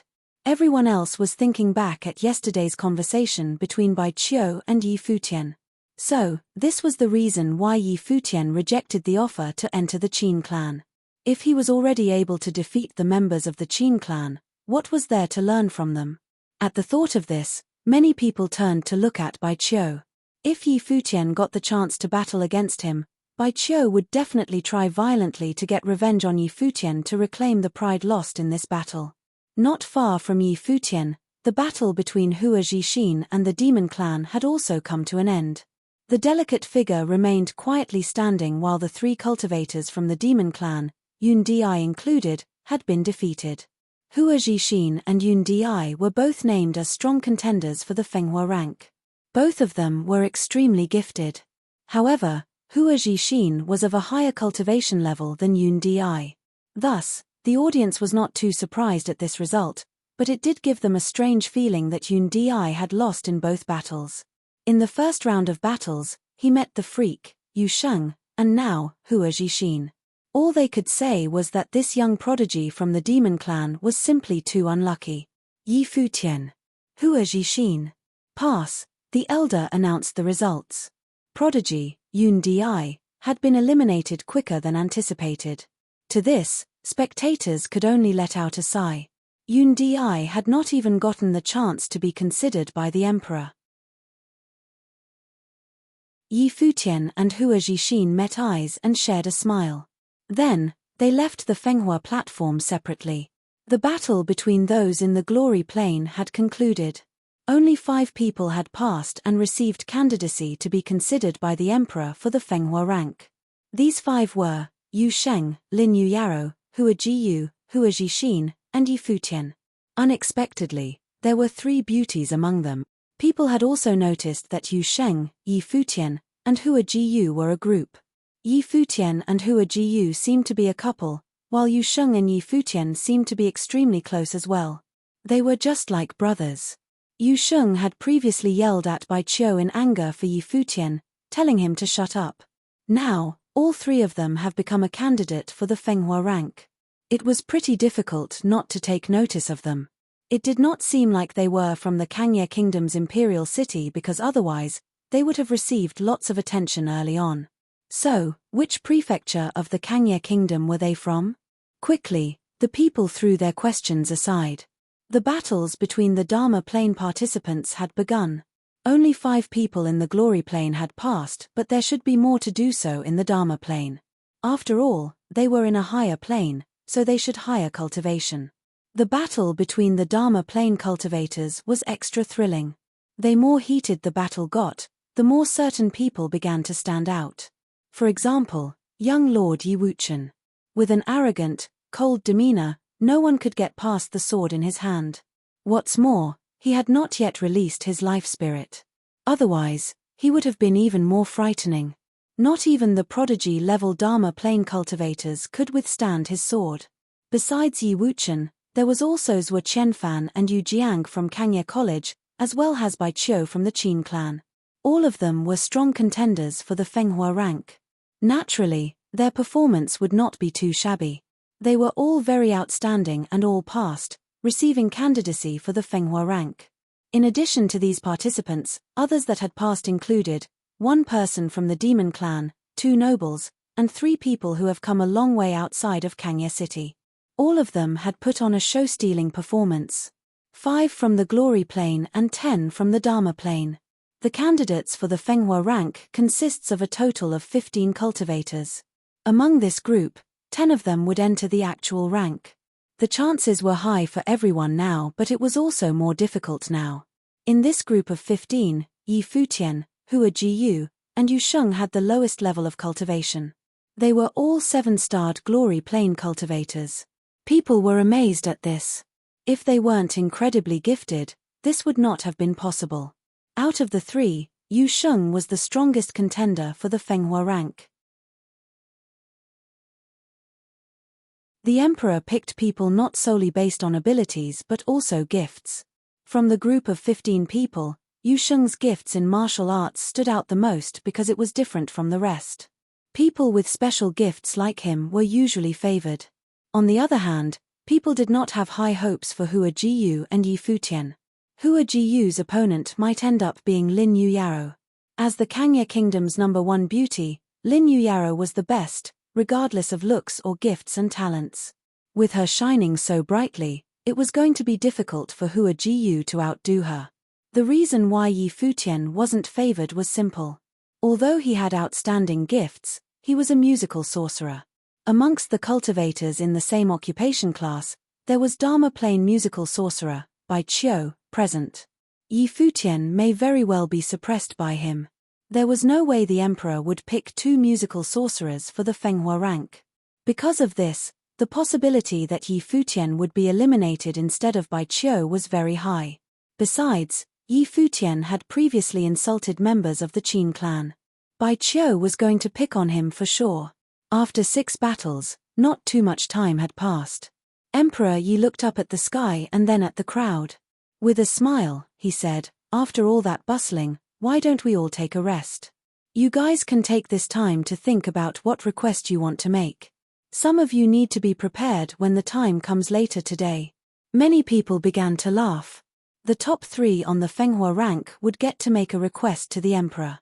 There was no way anyone would let go of an opportunity like this. They must try their best to fight for it. However, the chances of getting into top 3 would be much harder than getting into the top 10 out of the 15. Although these 15 were all the best of the best, not too many of them had absolute confidence they would make it to the top. After Emperor Yi finished speaking, he left in his carriage. The crowd remained outside of the imperial palace. It was not too long before noon. They were willing to wait where they were. Who would be picked by the emperor? Who would make it into the top 3, the place above all? Everyone started discussing. The skies about the platform became extra loud. Yi Futian and his friends arrived to join Hua Fengliu and Nandu Wenyin. "Master, you will be healed very soon." Yi Futian smiled at Hua Fengliu. It seemed like he was sure that had top 3 in the bag. To heal Hua Fengliu had been Yi Futian's biggest wish. After the death of Elder Qin, his will to accomplish this wish became stronger. So, when he heard that the Kangye kingdom was holding the Fenghua banquet, Yi Futian did not hesitate in his decision to participate. With a chance to request something from the emperor, it would be a waste to ask for my injuries to be healed. Hua Fengliu looked at his disciple. He obviously had no doubts about Yi Futian's abilities. If he really wanted to get into the top 3, he was for sure going to get in. The question was, how much of his gifts was going to be exposed? Simply revealing his gifts as a musical sorcerer was enough to get him candidacy for the Fenghua rank. If Yi Futian revealed any more gifts, he would be a shoo-in for the rank.